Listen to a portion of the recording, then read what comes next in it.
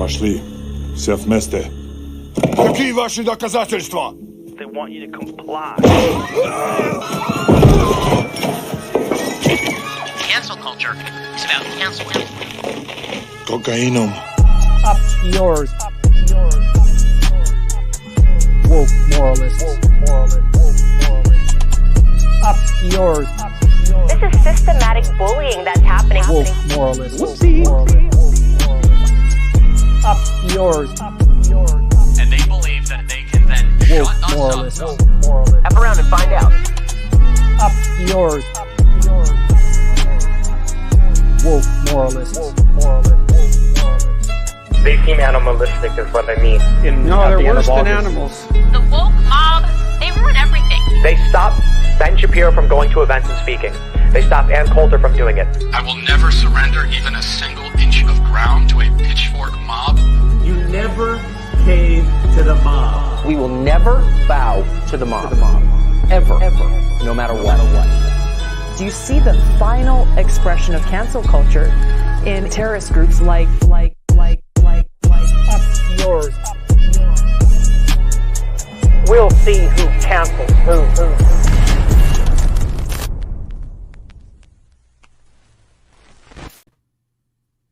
Hello. Hey everyone.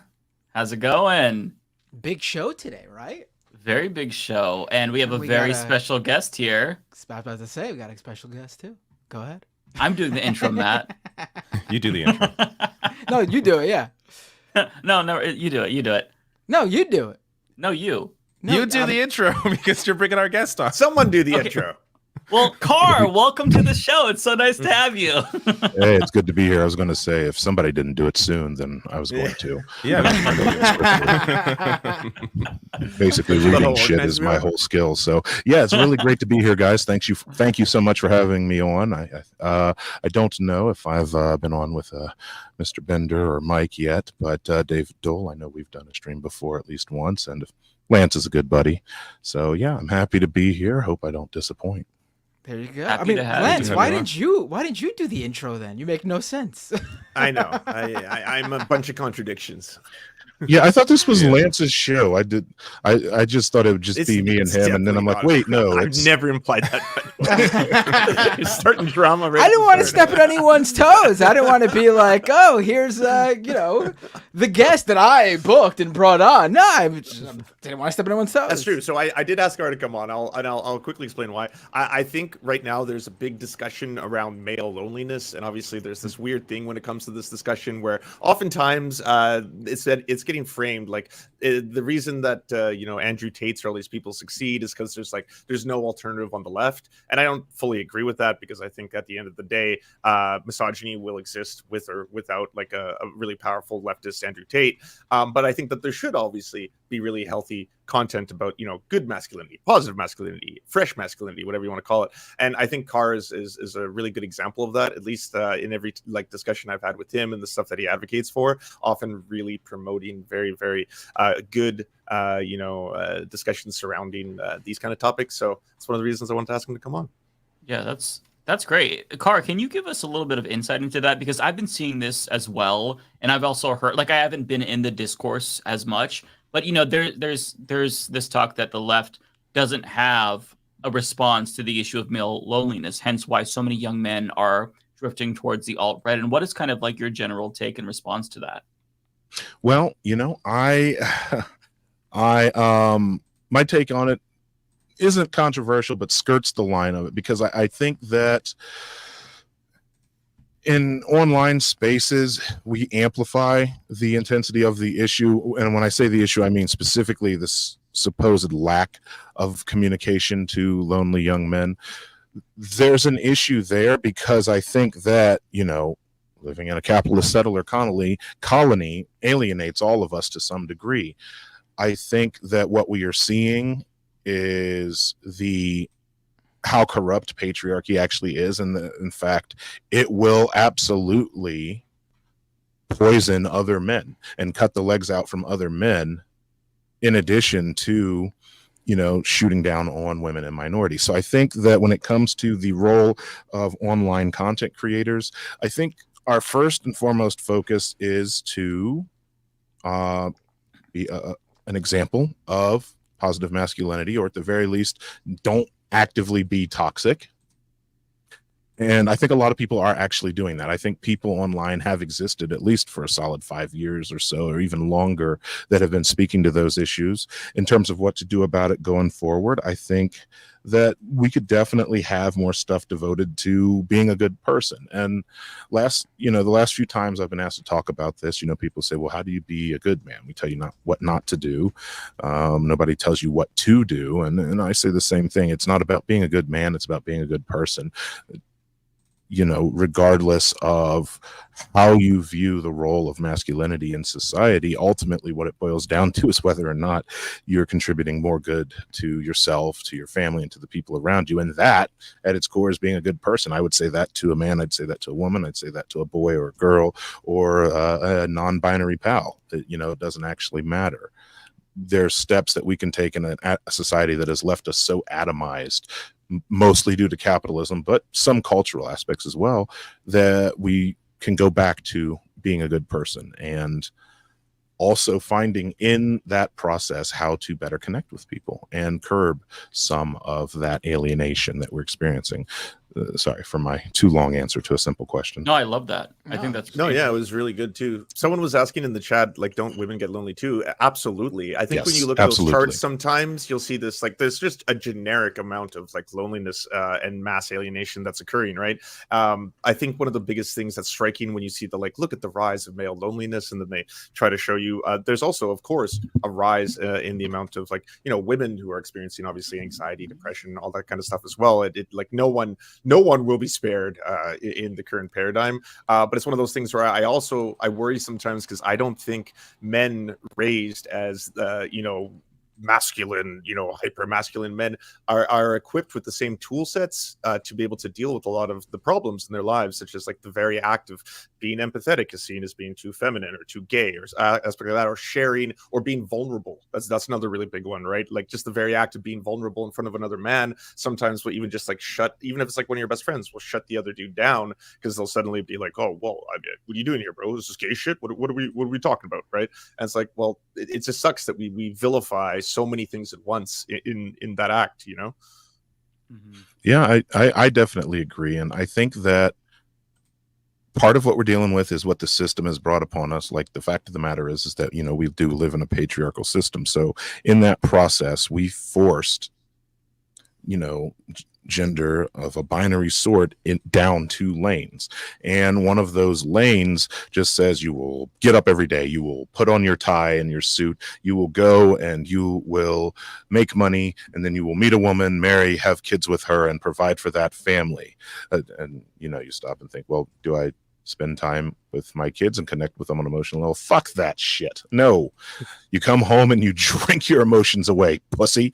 And so that is sort of where men were pushed. Women were pushed. You're going to be a caregiver. You're going to be a homemaker. In the process, what they were forced to do, and part of what they were taught to do, is have to connect with. They're expected to connect with their children. They're expected to console the children. They're expected to connect with other women, throughout the process of being a homemaker. We're going back a few hundred years, at least just in my country. And because they were forced into those roles, and now we're living in the society that we have now, one that I worry the biggest problem is our society atomizes people really hard. You have generation after generation of guy. You have young men now and their fathers suffering from the same thing, where they just didn't really learn how to connect with people at anything other than a surface level. You stop and talk to some of these guys. I'll use my father as an example. The majority of his friends are guys he worked with, and he doesn't really hang out with any of his friends. Now, he's in his 70s now, so he's certainly been to a number of their funerals, but that was the extent of his connection with people, and so that was the extent of his connection with me. And there was no room for emotional depth. You're a boy, be a man. Do what you have to do. Don't complain about it. Things like that. And so We realize that we can't maintain that. That's not sustainable. It's not healthy and it's not sustainable. So what are you left with? You're left with the same level of disenchantment that a lot of early 20-somethings get. Maybe they get out of high school. Maybe they make it through a few years of college. And you look out and it's just like, okay, this is it. Now what?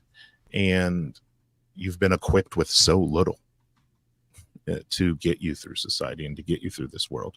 And I think that is an area that, we absolutely could speak to, but I really don't think that is a leftists do it worse than a right winger does it thing. I think that is more the fact that right wingers convinced them that this unfair system can benefit them if they just take the right steps, if they support the right people. Leftists point out to them that no, this system is broken and it's killing us, which is what it's doing. We don't have a positive prognosis of operating within the system. We tell them we really need to operate outside of or remove this system. And that is a much more difficult and complex message to communicate. And that's the same with all of the right wing's messaging. All of you guys here are far more experienced than I am countering right wing propaganda. And as well as I do that if you're explaining, you're losing, And that's the same thing talking to young men online. It's very easy to point to them at the spooky, scary feminists that are ruining everything and just point to this lofty, glowing city up on the hill of government-issued wives and subservient women and the Ferrari or the Lambo and the nice paycheck and the alpha male that does what he wants. Yeah, that's an easy thing to put in somebody's head because it's also the shit that's in our movies too and our video games. It's much harder to tell people, hey, human interaction is something you have to work at. There's some nuances to it that may not come naturally to you, but you'll find it gets easier over. I've already lost them at that point. So that's the struggle there, I think. Yeah, I could see why that message resonates because it's true. There's no guidebook. Like when you get out of college, there's no set path for yourself. You're kind of just left wondering, what do I do next? And that's where I think that some of these hucksters can kind of fill the void.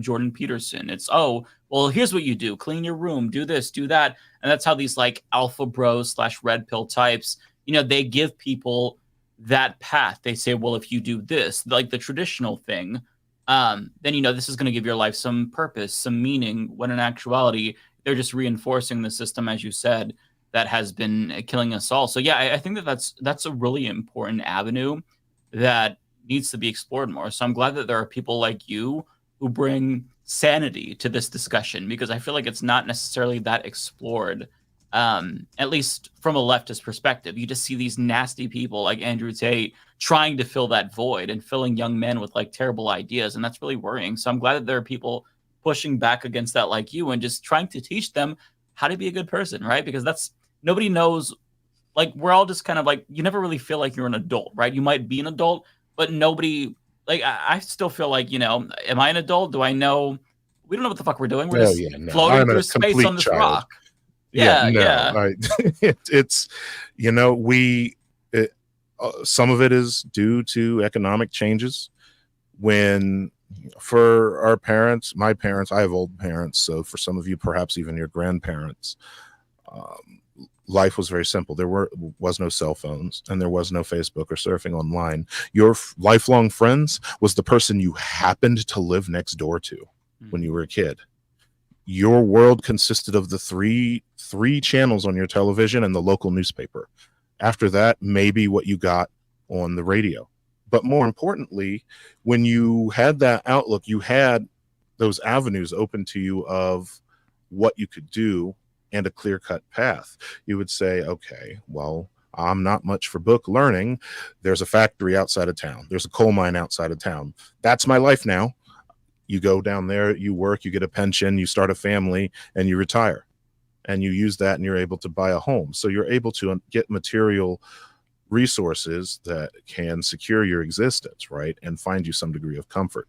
Or you say, you know what, I want more for myself. Okay, I go and I pay the $200 entry fee at the local public university because we used to subsidize these things in my country. And you actually get a degree in engineering or the soft sciences or anything like that. And you go and you get a highly skilled field. You become a doctor, you become an engineer, you become a lawyer, and you provide for your family. Same old thing though. now we don't have that clear-cut path.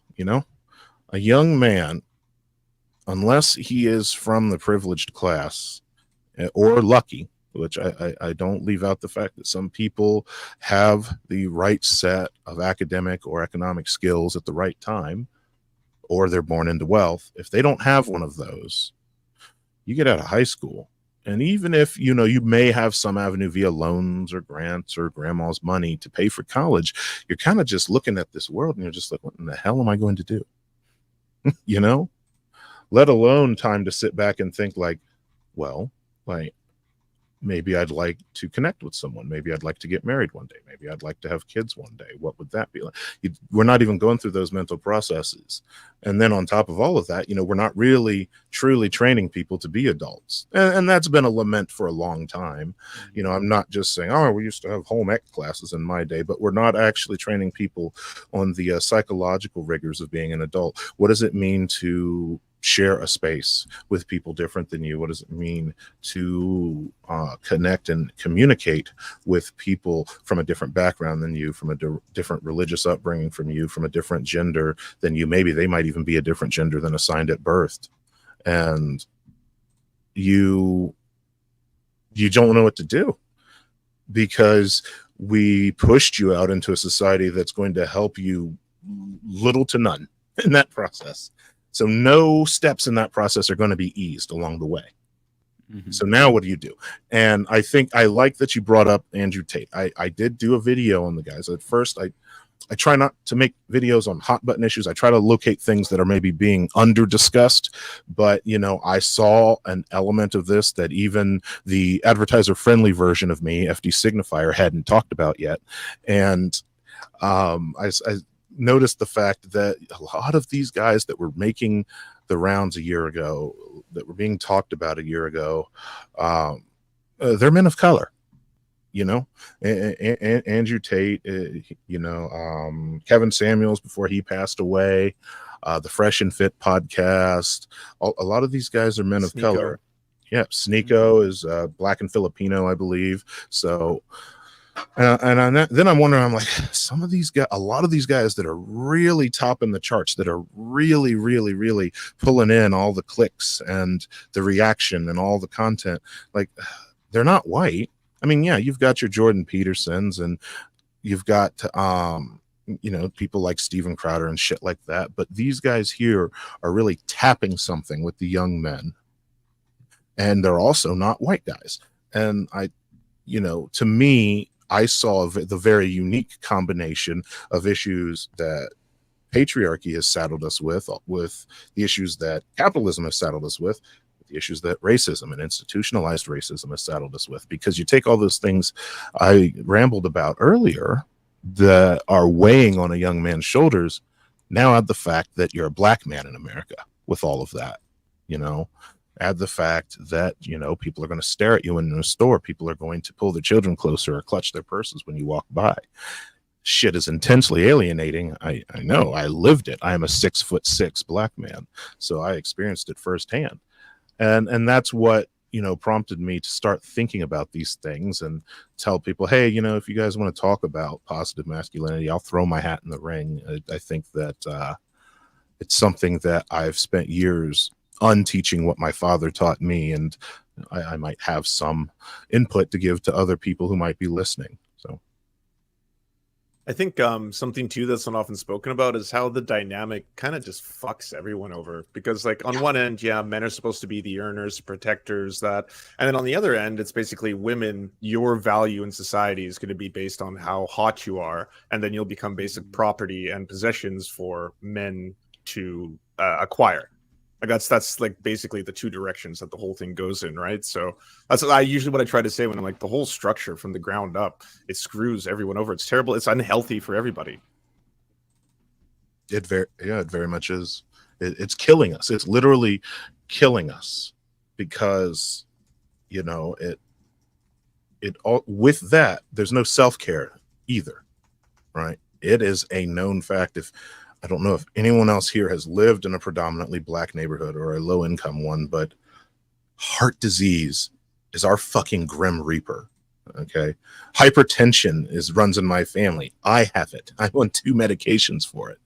The stress and not taking care of yourself and not eating right. And then if you start following guys like Fresh and Fit, now you're getting roided up and you're not these guys, for how healthy they claim to be, they really, really don't seem to put a lot of stock in going to the doctor, getting checkups, getting therapy. You know, they don't strike me as particularly healthy at all. I mean, I thought I saw on the news, and you guys probably watch Twitter a little closer than I do. Isn't Andrew Tate like ill, like pretty sick right now? I thought I had seen like the guys having organ failure and crap like that, being hospitalized. Yeah, it's not good for you. Stress isn't good for you. Right. Everyone is mentioning right now, by the way, the Donald Trump mugshot has just been released. If you want to put it on the screen. Breaking news here. Let me get it. Breaking. The funny mugshot. thing is, I posted it. I didn't want to interrupt though, because the conversation we were having was a bit more important than right. mugshot. I mean, listen, I'm here for the shit value. posting too. That's fine. I'm here for however long y'all want to be here. If that's shit posting or talking about real issues, I can do either. All right, We do I'll both. bring it up. Well, Here what's you go. funny Yes. is I can send it to you right now. Here you go. I got it. Bring it up. It doesn't look all that much different than the fake one, which is funny. It's So it's you're lesser telling me quality the because it's not taken AIs with a were on professional point? camera. Yeah. Wow, he looks mad. Mr. Grinch. Is this confirmed? It's Yeah, this is- confirmed. yes. Yes, This it's is on the real one. CNN. Wow. I saw this one going around took it. shortly There after. was a fake I, one. This yeah, there was a was, fake one. let me go back. That's That looks a great. lot like it. Yeah, Yeah, this is that like was the so fake similar. one. Wow. but you could tell Really not that- no mugshot camera is one's that high worse. quality. Yeah, It's no, just the not. quality is too good. No When I police first saw it, I stations was using a questioning camera it. that quality. Yeah, when I first saw this, I was questioning it, but all these people that I like that are like prominent and respectful were sharing. I'm like, I guess it's real, and then it turns out no, they just got it from someone Never else. believe just because you see other people posting. But You we're gotta talking look like into it. respectable terrible. like million follower accounts. It's like what the Yeah, hell? that doesn't mean nothing. Doesn't mean nothing. Yeah, it's Apparently worthless not. now. Anyone can buy a check mark. Yeah. This is great But though. This is better I'm not than sure I what hoped. to think of this. I mean, it's a mugshot. I think It's not much here. I think huge missed opportunity here for him not to smile. He Right. really should have smiled. You know, Yeah. this is like we've seen this Trump demeanor before. We've seen this Trump type of expression, this Trump picture before. This is not going to sell like hotcakes on T-shirts. Like, don't get me wrong, it'll sell, but it's not going to be anything special. If he had smiled, though, oh my God, that would have been like an iconic sort of mugshot photo that he could have raised so much money off of that It'd have photo. been the next I don't know why Che he didn't. Guevara picture. But my issue is I feel like we on this end of the spectrum just got robbed of an opportunity of him having the height marker and identification card. Yeah. Why did they cut him slack on that? Mhm. Well, he also I want to self-reported see his that. own weight. They didn't weigh him. He self-reported it. He said he weighs 215 pounds. So, Which Bullshit. is insane. It's Six- bullshit. 6'3", He also- 215. There's he no ruined way it. in hell. that's He like is that's 6'3", literally from but his last he weighs arraignment. way more than 215. that's literally like the 100%. stats for like Kurt Angle or some other really like fit pro wrestler. Like literally that's like the perfect pro wrestling height and weight. There's no way he's 6'3", 215 pounds. No, any picture of him, the guy looks like New York pizza dough. Like, come on. I remember the beginning of his presidency, and the whole point was they're like, hey, this job takes a lot out of you. You should work out and not sit and watch television and drink 12 Diet Pepsis a day. Yeah. So at his arraignment in April, former President Donald Trump told police he weighed 240 pounds and stands at 6 feet 2 inches, meaning that he gained an inch and lost like 30 pounds between the two arraignments. 25 pounds, sorry. Yeah. So with that working out. mugshot, one thing that jumped out at me, do you think he got makeup touched up before they took it?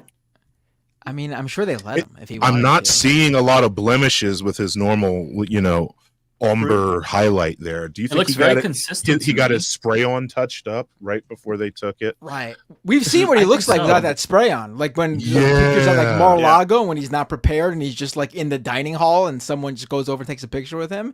He looks old. He looks like a grandpa. Yeah, I mean, he looks like his age. I remember. Yeah, I think he it looks was his age. Ash Coffin that said, "You know he's faking," because she's like, "I'm Scottish, and I know that we have corpse skin." So he's got to be spraying something on to hide his corpse skin, and like, yeah, you see him when that shit starts coming off, and yeah, no, I think they let him touch it up. You can see around his eye sockets that it's less there. If you compared that picture to the interview that he did with Tucker Carlson last night, it looks more clean. Like it looks like a fresher spray. So yeah, I think and his collar is starched. Like he didn't take the suit off while being booked, or even loosen the tie. Like I can imagine the conversation there in the booking room. His handlers probably saying, "No, give him 10 minutes to please, just his tie and his collar, and reapply some spray real quick around the edges, and give it a quick comb on the hair." No, it's interesting. This looks better than a lot of public pictures of him, which is interesting. Yeah. By the way, I did share a link to the screenshots of the co-conspirators. There's Sidney Powell, I believe Rudy Giuliani included in this, and that is also really wild to me. I love Jenna Ellis's smile there. Yeah. Look at her smile. See, some of them went all in, and I think she has the smile of someone that knows she's going to spill every fucking thing. Oh yeah. And this guy right here is terrible. He looks really disheveled and fucked up. Rudy Giuliani too. Someone said he. I think it was the guy from Eve 6, the Eve 6 account, said that guy looked like QAnon O'Brien. Conan O'Brien. Eve 6. Hey, you should poll your watchers to see how many people know what that is. I think that John Eastman also, he looks a little bit like he's out of his mind. I think that Giuliani looks extremely pissed off.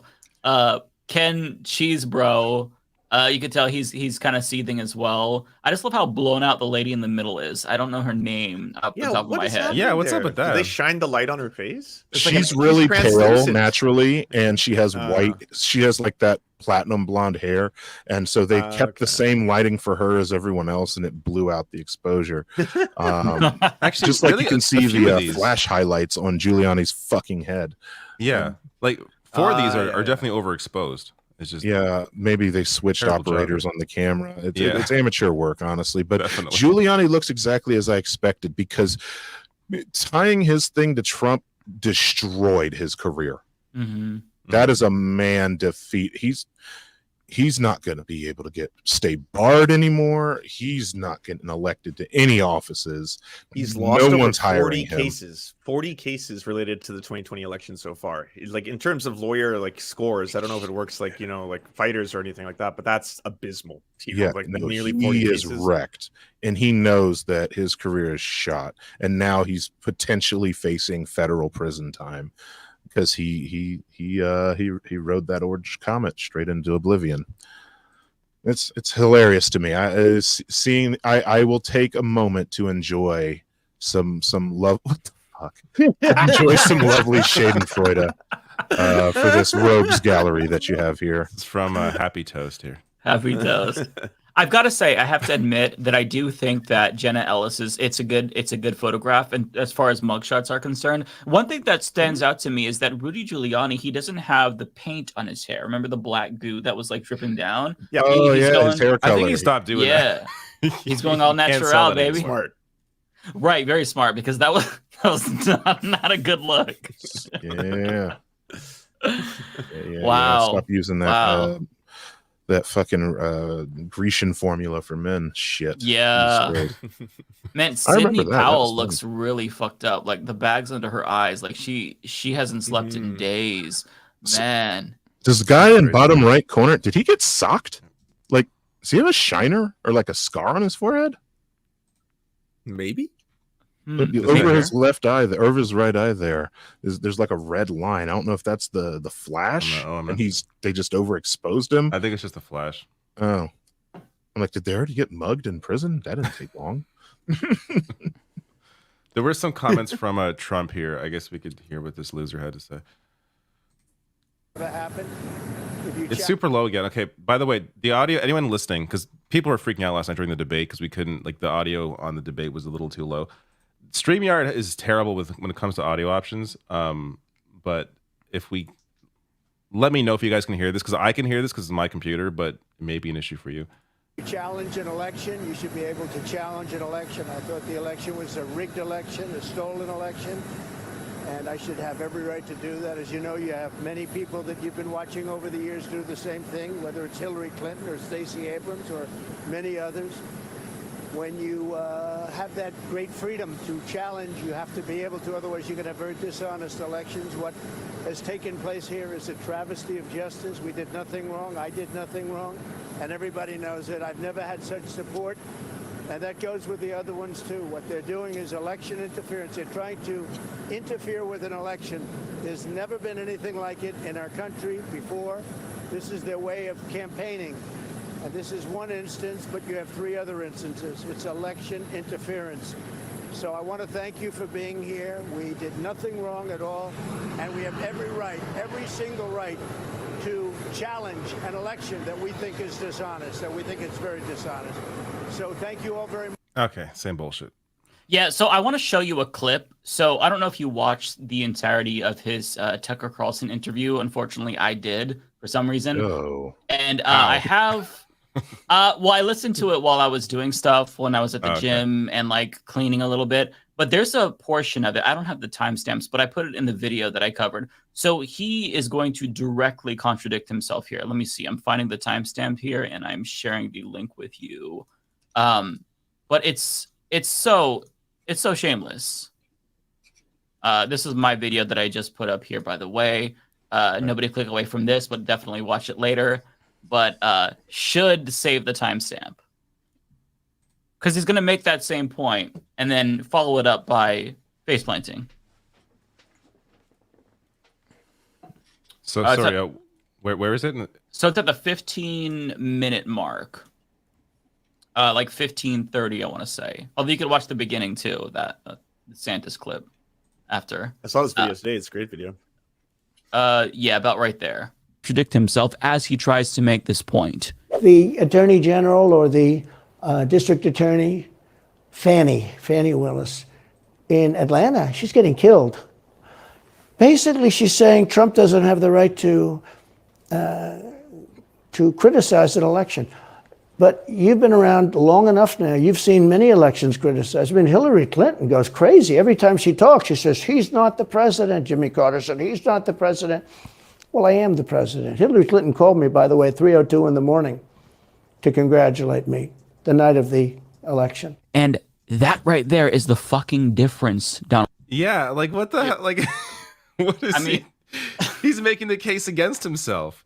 Yeah, I can't believe that he said that. And he just kept talking after that. Didn't even realize that he just completely contradicted himself. It's just, yeah. Didn't he kind of just give the game away a little bit? Right? Yeah. But he just keeps that's going. The whole thing. Just keep talking, and it's fine. Of course, Did you watch Tucker the whole didn't call thing, him on Mike? it. I watched the whole thing from start to finish. Yeah, me too. Yeah. Yeah. So did clip you here. like I wanna see at this one clip. point he's talking about Bill Barr, and basically he's like, yeah, Bill Barr's a liar. Tucker Carlson says Bill Barr's a liar because he didn't think that Jeffrey Epstein killed himself. And then Trump's like, yeah, Bill Barr's a liar. Then right after that he's like, Trump, what do you think? He's like, he didn't kill himself. Or yeah, he didn't kill himself. And then Trump says he killed himself. He directly contradicts what he's saying that Bill Barr lied about, like seconds right afterwards. Sorry, I have that clip next actually, because that's the okay, one here. Sorry. Oh god, I'm just a spoiler candidate. No, you and I we're Do you thinking think the Epstein same killed lens. himself sincerely? I don't know. I will say that, he was a fixture in Palm Beach. Yeah. I don't know what Barr said about it either. I have no idea what he said. What did he say? He killed himself, probably? He said he killed himself and that they were going to do this investigation. They never did the investigation. It's never been public. Well, and they hid it. And why are they doing that? And clearly Barr knew. But why would Bill Barr be covering up the death of Jeffrey Epstein? Bill Barr didn't do an investigation on the election fraud either, okay? He said he did, and he pretended he did, but he didn't. But he didn't do the job there. I don't know what he did with Epstein, but possibly he didn't. Do you think it's possible that Epstein was killed? Oh, sure, it's possible. I mean, I don't really believe. I think he probably committed suicide.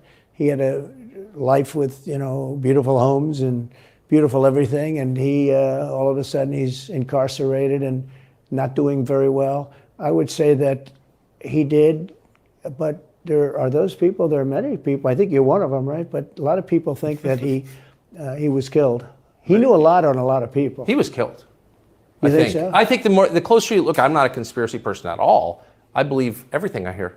But yeah, the closer you look into it, I mean, the Attorney General of the United States, your Attorney General clearly lied about the Epstein death. Yeah, and he was. Why? He was certainly. It wasn't well done. They had no cameras. They had no anything. Everybody was sleeping, and you know, a case could be made. Look, I'm not going to get involved in it, but I can tell you, a case could be made either way. Very interesting how Trump tried to. Weird line to say though there when he said you know, Jeffrey Epstein was a guy with a beautiful home, a beautiful everything. The guy convicted sex trafficking pedophile, right? Yeah. What are you talking about, buddy? What are you getting at there, weirdo? You can tell how uncomfortable Trump was and what just Wait, he knew this guy. He ran in his circles. They're on video, hanging out, dancing at a club. I mean, he knew this guy. Yeah, the worst part is I saw a meme online saying that think about this. Trump is indicted before any of the men on Epstein's list, and then Anonymous, the hacker group, they responded with the photograph of Trump's name on the client list, and that got like no attention, but the meme got like 5,000 likes.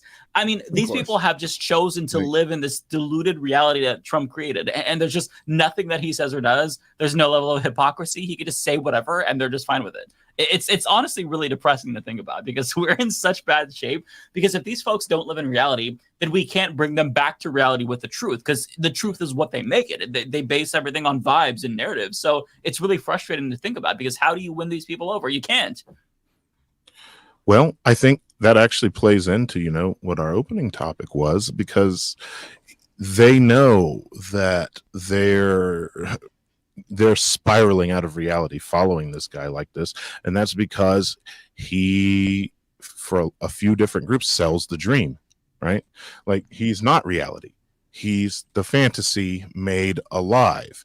He's an openly misogynistic, womanizing, and frankly sexually assaulting rich dude who does and says whatever he wants, and is as racist and ableist and sexist on national television as he wants to be, and barely denies shit or denies that he's shit, and people still pay him, and he still gets elected to the highest elected office in the country.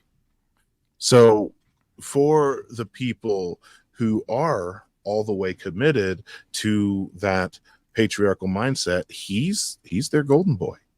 They know he's shit at politics. They've listened to us tell them till we're blue in the face that he's not even a good businessman.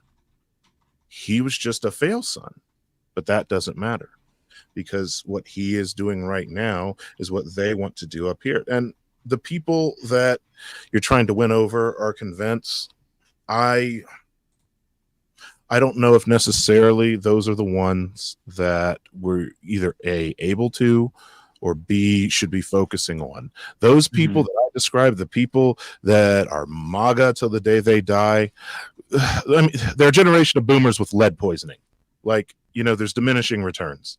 So right, their kids and their kids' kids, and soon their kids' kids' kids, are the ones who still have to live on this fucking planet. And those are the ones that we might have a chance of getting a hold of, because I would even say not necessarily their kids, because their kids were Gen X, and my one of my siblings is Gen X, and that they suck because they were able to reap the rewards of the system before it fucking collapsed. And so they still got that neo-lib strain in them.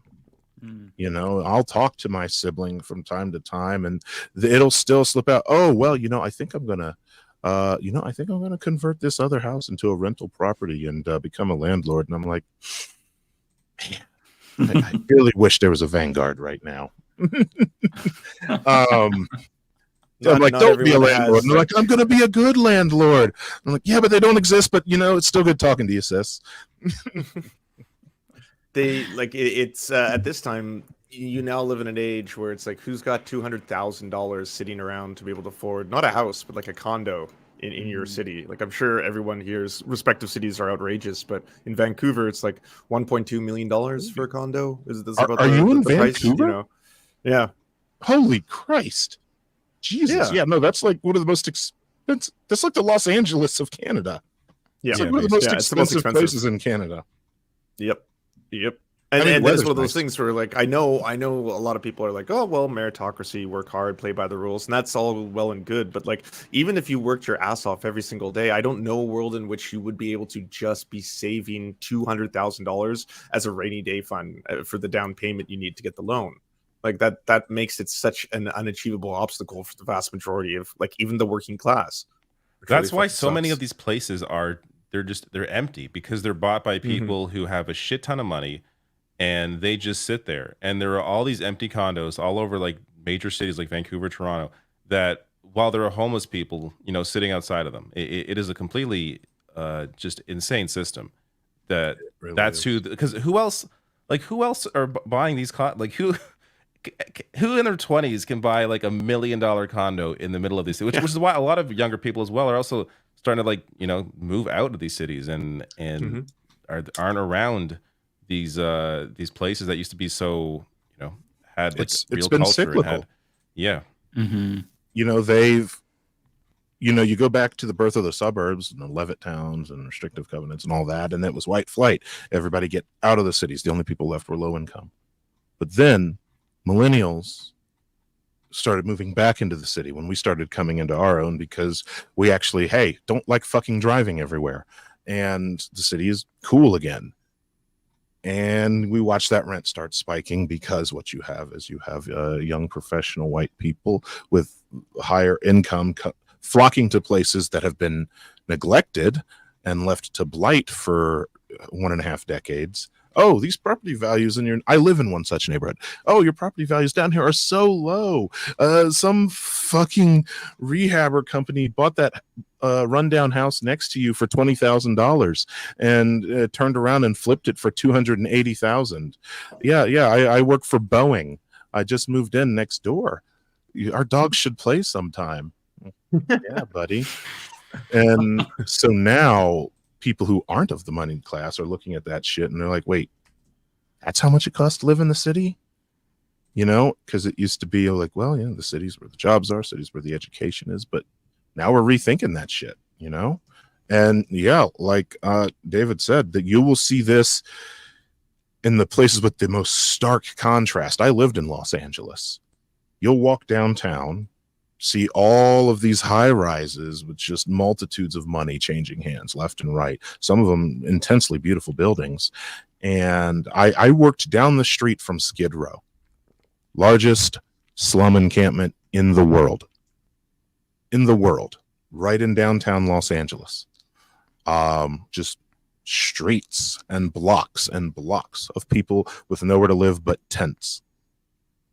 Just as you can look up from Skid Row, because it's actually in the old-fashioned district, and see $1 million condos. They can look up from their tent and see $1 million condos. Way off. Same thing with Vancouver, identical. Yeah. And it's that's the kind of system that we're putting young men into. So that's the kind of system that breeds atomization and alienation. You start talking about Trump, I need a drink. I didn't know we were talking. Yeah, it's depressing too, because when people see that, like when they see abject poverty and they see unhoused people on the streets, like it turns a lot of normies into reactionaries, because they don't know from a policy standpoint how to process that. So they just think, I don't want to see that, out of sight, out of mind. And that's what I think leads to these types of tough on crime, like support for criminalization of homelessness, rather than like addressing the root causes, you know. And it's frustrating because this is one of those really complicated issues where politically the left, like, it's hard to sell that. Like, how do you sell, you know, a housing first policy in a system where we're so brainwashed from capitalism that people can't even conceive of the decommodification of housing, let alone other industries that need to be decommodified, like healthcare and whatnot. So it's it's an uphill battle, and it's getting worse as we're rolling the ball up the hill. So it makes me feel really hopeless, because like it's just getting worse, and people are getting seemingly more reactionary over time and becoming less compassionate and empathetic. So that's why I think that like folks like you, Car, are especially necessary, because I feel like people just aren't empathetic anymore, especially in politics. Absolutely. And what I try to, sadly, I've come up around a lot of those people, because full disclosure, you know, I lived in the inner city. My parents moved to the suburbs for a portion of my childhood. I live back in the city now. And so I've seen both sides of it, right?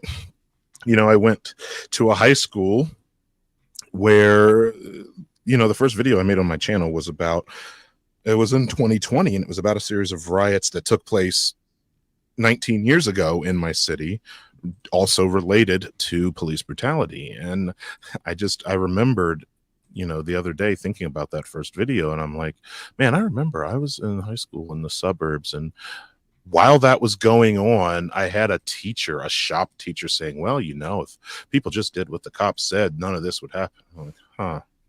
Yeah, that's good to hear in junior high. So yeah, I've seen it, and what I have found is that I acknowledge there's going to be a cultural wall that people have put up. They have been raised on the meritocracy myth. So I try to push past that a little bit and look at what it is that's making them have that gut response to move away from good reforms, and tell them and explain to them that what I want to do, the world I want to see, would actually improve those things. You know, I have a friend that I had to argue with for hours about safe injection sites. He's like, well, I don't want to pay tax dollars to encourage people to use. And I'm like, you understand places that implement safe injection sites see a reduction of illicit substance abuse. Like, because those sites isn't just a closet for them to stand in, it's a building with resources and people who are in the throes of substance addiction. Yes, and nurses, so they don't fucking die.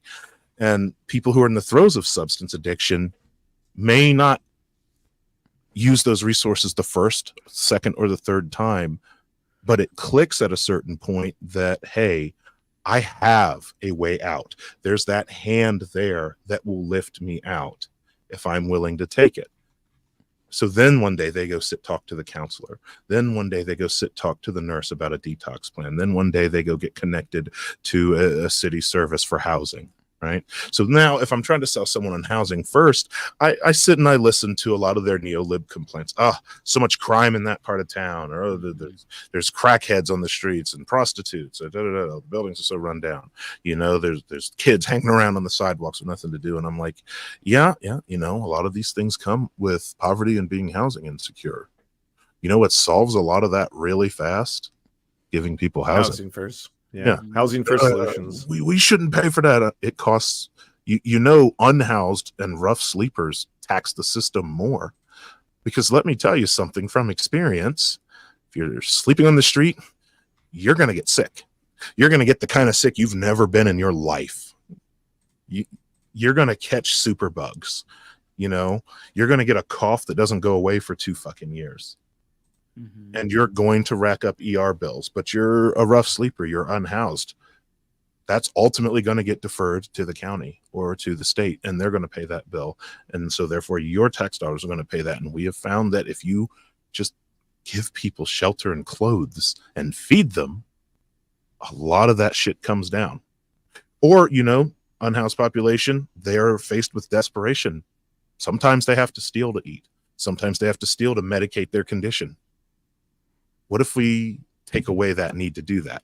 Pardon me. What if we take away that need to do that? Now you're not paying to put people in a drunk tank, to put them in a jail cell, to pay extra cops to patrol this or that neighborhood, right? These things do pay dividends. And I try to focus it on those things that are bothering that person so that they can see that in reality, the solutions they think work have been a lie. more cops will solve the problem, or letting people just die in the streets of exposure, because I live in a city that can drop below 0 in the winter and go above 90 degrees Fahrenheit in the summer. Letting people die of heat stroke and exposure is more taxing on the system. And you feel a little sick, because we're people who are progressive leaning, so you feel a little gross having to quantify it financially and give a financial reason why we should help people. But some people, that's the convincing they need.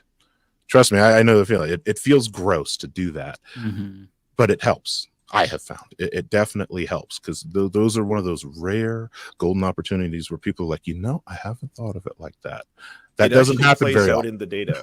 It plays out in the data. There's a town in Canada, in Alberta, called Red Deer, where they actually decided, hey, how about we actually house the homeless as an alternative to the amount of taxation that costs us in policing, in healthcare, and all that stuff. And it turned out to be a net savings, I think, of nearly $20,000 a person in the costs that were basically trickling down for the rest of society, just to do housing first. Or look at a lot of Scandinavian countries that usually prioritize a lot of that as through mass taxation. It does pay dividends. The data's there, the money is there, the books are there, and we've even seen a few examples on in the west coast of the United States, because I think there were select communities in California and Seattle.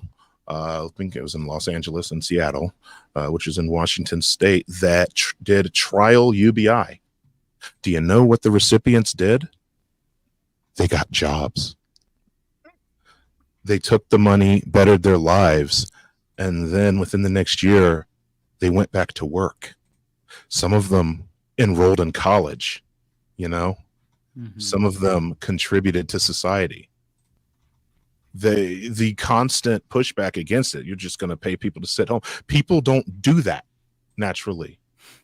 As a whole, having been there in that position, not receiving UBI, but having been in the position where I've had time to just sit around and do nothing because my job was shit, and when the lockdown started, my unemployment was higher than my salary, you'll run out of nothing to do. And you start thinking about what you actually want from this life. Maybe you always wanted to be a cook. Maybe you wanted to be a writer and you want some education in that. Maybe you wanted to start a YouTube channel. So the data is there, like Lance said, and if you can get them, the hardest part is pushing them past that mental block that the culture of meritocracy has put up here. If you can just get them to drop that for a second, tell them to just humor you for a moment, then you might be able to get them to see some of the other side of that.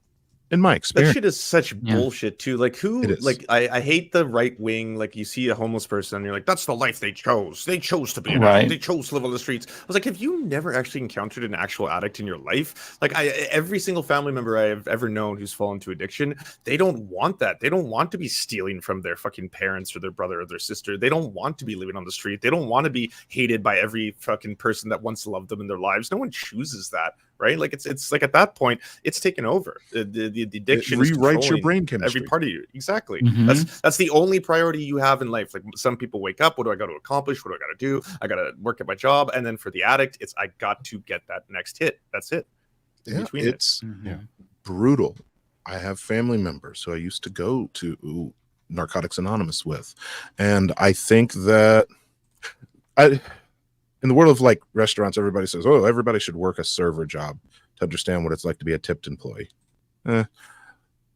Everyone should at some point talk to someone who's recovered from an addiction to an illicit substance, because you come to realize that it literally rewrites the code in your mind. It restructures the chemistry of your body to position that substance as a constant, as a necessity, physically. Like you come down from heroin, you become physically ill. Heroin withdrawals kills people, Alcohol too. Right. Alcohol, people who struggle with alcohol wake up and can't function because they're shaking too hard. I've seen that firsthand. They know that that bottle is their cure to shaking and allowing them to at least be somewhat of a normal human being. So they have to face that down every day or wake up and be in agony the entire time it's getting out of their system. Same with heroin, same with methamphetamines, opioids, like pills are atrocious for that. You will get migraines. You will have the worst fucking nightmares of your life. You will be irritable and depressed in ways you've never even thought possible. Interestingly enough, there's a hypersensitivity period coming down from heroin. So it's like if you own male genitalia, it becomes hypersensitive in a very painful way. That's just a weird side effect that I've heard about from a number of people. Yeah, these are horrible, horrible things. And that's why, you know, things like methadone clinics exist, Suboxone clinics exist, because, and even those safe use sites have nurses and counselors and nutritionists, because they're like, whoa, we have some analogs and alternatives. We need to make sure you live through this, because that shit can kill you. People die on the streets from running out of their supply or coming down from heroin. It's nasty stuff. And I think a lot of the people who look down on people with addiction haven't really grasped what that means. You know, they don't see that this is something that's physically altered your body permanently. Because that's the other thing, former addict will tell you. That urge is always there for the rest of your life. Forever. You just build enough coping mechanisms and chemically distance yourself enough from it that you can manage yourself around it. But it's always there. Every setback you ever get, a breakup, a death in the family or a close friend, a financial setback, that urge is there to just take that pain away. And it's not pretty. It's not pretty. And that is a huge issue. I can't speak for Canada, although I know there's a lot of meth in Canada. I don't know what else they struggle with up there, but the North America. Oh, we're the center of the opioid crisis up here in downtown. Oh, has it moved north? Oh, yeah. The downtown east side is one of the worst concentrations for extreme poverty. It's like Skid Row, and it's had the exact same problems, the same things. And I think, you know, David could probably attest to Toronto as well. There's 10 cities popping up there all the time, and then the only solution usually is let's tear it all down. Send the cops to throw their shit away. Yep. Oh yeah, raid 100%. them with guns. Yeah, that's it. And that's the solution. Not give them a place to live. No. And we have the safe injection sites, just not, you know, enough of them. And now we're getting to a point where you're having the Conservative Party and leadership here, Polyev, discuss how these are actually these clinics are the reason why people are addicted. So, like, for a long time here, there has been, you know, an understanding that these clinics are helping people. But now, you know, the culture. I don't want to blame Americans, but a lot of what is discussed in American culture does rise to the top. So a lot of those same arguments are being used now by our conservatives against these clinics that have been helping people for years. And you're seeing this, you know, this revitalized push against them that we haven't seen before. Yeah. Matt was talking to somebody last night after our debate stream who's also from Portland. And I got to listen to a little bit after I had left while I was at the gym. And what he said was he was basically denouncing Portland because in the last election cycle in Oregon, we voted to decriminalize all drugs. And that's been the subject of a lot of demonization because people don't really understand what that means in actuality. Like it's kind of a half step, right? Because we've just decriminalized drugs. We haven't ensured that people get the healthcare that they need. But all that means is that we're not treating it like a crime. Right, which is part of the problem. Like we see unhoused people, we treat them as criminals. We see drug addicts, we don't treat that as if it's a healthcare crisis when it is. And yeah, that's the problem. It's so easy to just go to that quick thing of, hey, we've always sent the police, so why aren't they sending the police to do this? So like with regard to Oregon, since we have decriminalized drugs, I've heard a lot of people just like in my own social circles, they're like, oh, well, yeah, so many people, they've moved here to do drugs. And it struck me because that person who called in said the same thing. When it's like, you don't, first and foremost, if there are more people moving to Oregon, is like, how do you know that they're moving here to do drugs specifically? You don't know that anything can be attributed to this policy yet because it just went into effect. But the mere notion that we're not treating drug addiction as a crime when that's how we've always, been doing it, it's caused a lot of cognitive dissonance. And I think that to like get away from that mindset, you almost need like a paradigm shift. But rather than going in that direction, to refocusing what it means to be addicted to drugs and how that's not a crime, that's a healthcare crisis. Like we're going in the opposite direction, and so it's very frustrating. It very much is. And really, for the people present, I heard Toronto and Vancouver, don't let Americanization infect your cities. I watch it all the time, and it's gonna kill y'all. Like we've lived this bullshit since inception. You all were born of some different principles. If you try to be like America, first of all, I don't know if you can even survive our diets. Like they're really, really bad, let alone our politics. I hear about that there's actual sitting members of parliament in the UK that want to do away with the NHS, like, and go to a private model. Yeah, I heard that exists, and I'm like, y'all have something great. Don't do what we're doing. I need a medication so my brain works right, and it's $290 for a month's supply. Don't do that. That's after my insurance. Don't be like us. No. Don't import our bullshit. It's poisonous. It's bad for you.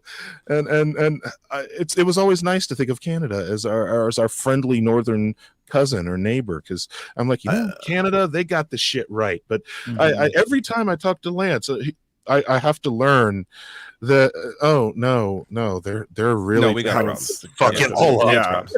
Canada's not the land of I don't want to Willy say Wonka chocolate factory where everyone's just skipping around. I don't want to make it seem like up trees. I mean, there is that. I'm not going to deny that there is a dancing. I guess if you lick one of the maple trees up there, I guess it'll be the equivalent.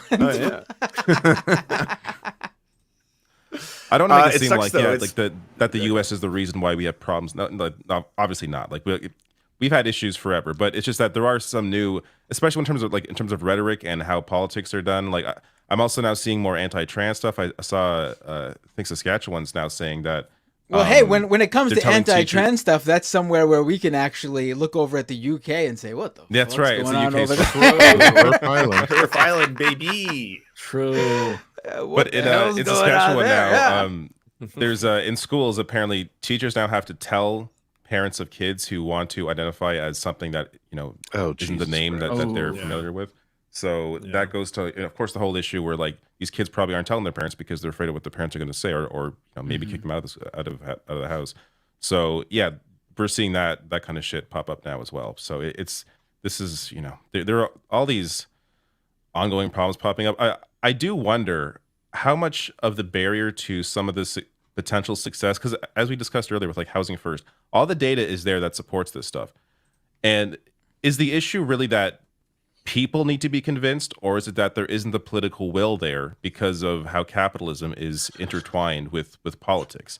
Because you see, like the right wing will often say, well, we can't do what these Democrat cities are doing, places like New York and LA, because look how terrible they are. Look at all the homelessness. Massachusetts.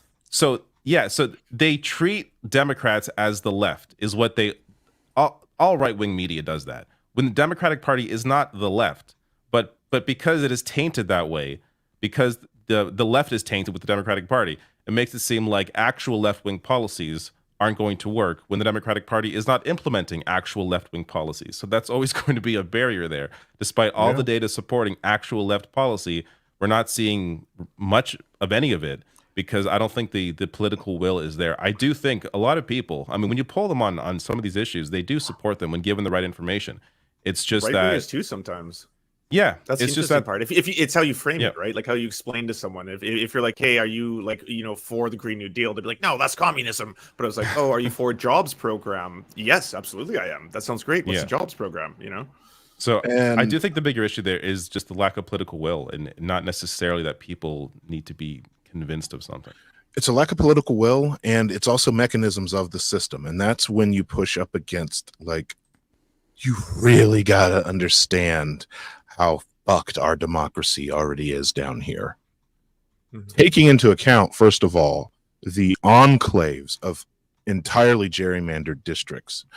You know, you all follow our politics because we spread our bullshit around the world out of a fucking cannon. So everybody knows what happens here. We talk about our shit way too loud. You're number one. Yeah, we're number one. So perfect. You know who Mitch McConnell is. In what world does that man keep winning elections? In a world where he lives in a perfectly gerrymandered district, solely and first of all, it's in Kentucky, which is 20 minutes south of me.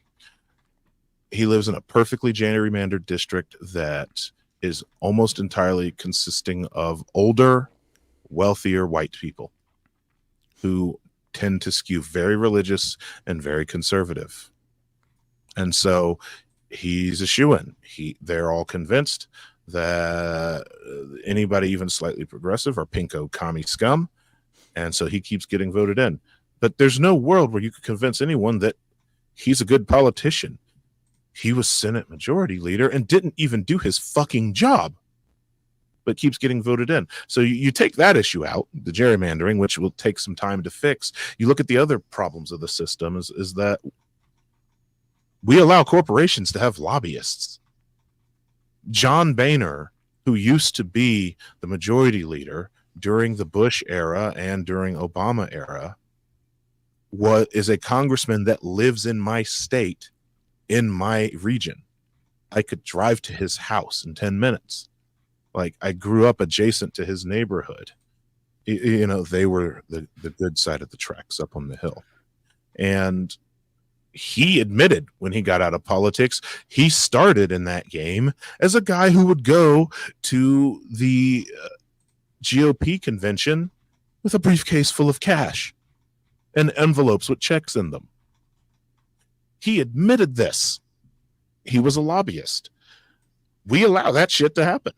And so what's going to happen is, like you said, the Democrats aren't actually pushing progressive or leftist policies. They're barely pushing progressive policies. And they are, being a major political party, beholden to donors more so than anything else. And they are not going to do anything that alienates those donors. Those donors might be putting their weight behind a progressive candidate, but they're still corporations at the end of the day. And actual leftist policies carried out by some leftist mafia are going to be pretty anti-corporate, you know? So we have that to deal with. We have lobbyists, we have Democrat donors. And, you know, you think about any of these issues, you know, universal health care, universal basic income, housing first policies at a federal level, all of these things. We talk about the U.S. being a democracy, but I've never seen a ballot vote on that at the federal, state, county, city, or local level. Nobody's just straight up put on a ballot for me, do you want universal basic income? No, that hasn't happened. Do you want universal housing for all people? No, that hasn't been. Do you want universal health care? No. We have a series of mechanisms that have been put in place, and the system has been gamed to make it extremely difficult, a hard-fought uphill battle to get any of those things to a position where it could actually pass and be utilized. That's why, you know, as lovely anarchists, I'm at the point now where if people really ask me what to do, they're like, well, should I be canvassing? Should I get petitions? And I'm like, have you considered getting your friends together and starting a collective? Just like, even if you're just two people, just start cooking meals and giving them to people, or secure some squatters in a house, because like, you're going to need to work outside the system at this point. That's why we talk about dual power structures. Like, the whole point is to build some of these systems outside of what the government can give us. For anarchists, you all might not be anarchists, but that is what sort of drove my motivation behind a lot of these things, is because I don't know the relative ages of everyone here, but I know that I skew older than most that do this thing, this YouTube thing. And I'm just like, I have seen this system fail and fail and fail since the 80s. And looking at the current trends, even as, you know, the great orange Duke is getting mugshotted, you probably have people in the tens of millions ready for him to be on the ballot to vote for him again. And so that's a failed system right there. It can be disheartening because you don't know what to do. That's why when people say, what do? I tell them, I said, start local. Is all you can do. Look around the community. Like, if you want to collectivize and organize, go next door and talk to your neighbor. That's the first person you got. Talk to your best friend. If you're a skateboarder, talk to your skateboarding buddies. Or, you know, if you play video games, talk to your local gamer buddies. If you have a group you hang out with at the coffee shop, a walking group, a dog walking group, a gardening group, those are the first people. Come up with something you can do to better and strengthen the community that you have, and build out from there, because that is where you will see the dividends. That is where you'll see the benefits. I tell people, local, you see the most improvement reflected immediately. It's easy to think about big national policies and tell people to think about these big national policies and try to sell people on them, but sometimes it also helps to just tell them, hey, are there hungry people in your neighborhood? I mean, like within a few blocks of where you live. Figure out a way to feed them. Are there people who are rough sleeping in your neighborhood?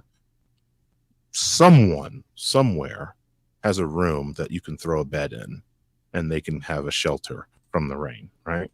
Like, work it out, network it. Get to meet this person who maybe is struggling with shelter and connect them with someone who has the space. It starts small, but that's how communes, that's how collectives, that's how movements are built. You know, that's how fascistic movements are built too. That both sides do that shit. At one point, the Proud Boys was 5 dudes.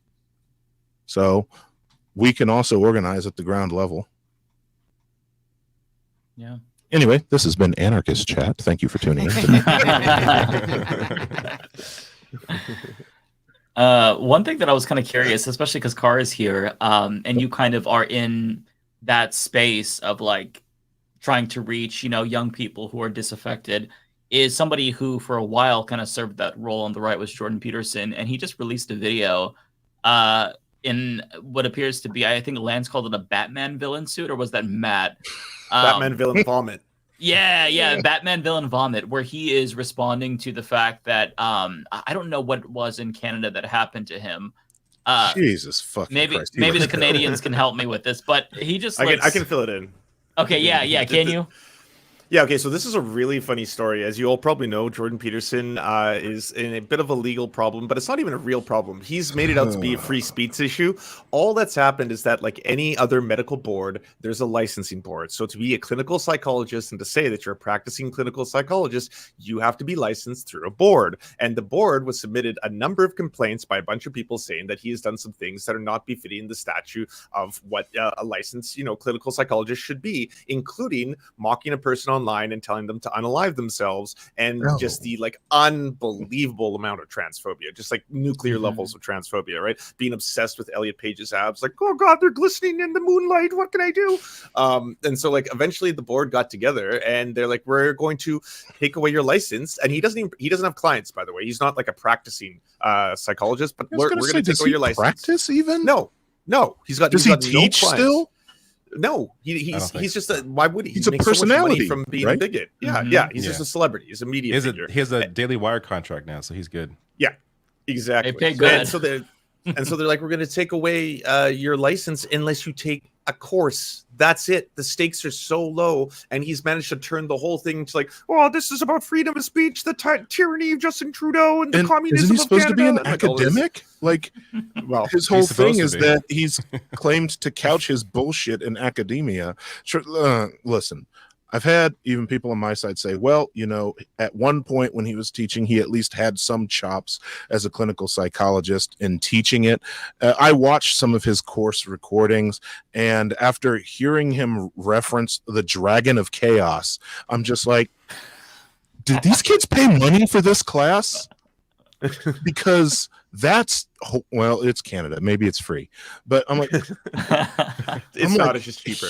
Here, that course was 4 digits minimum.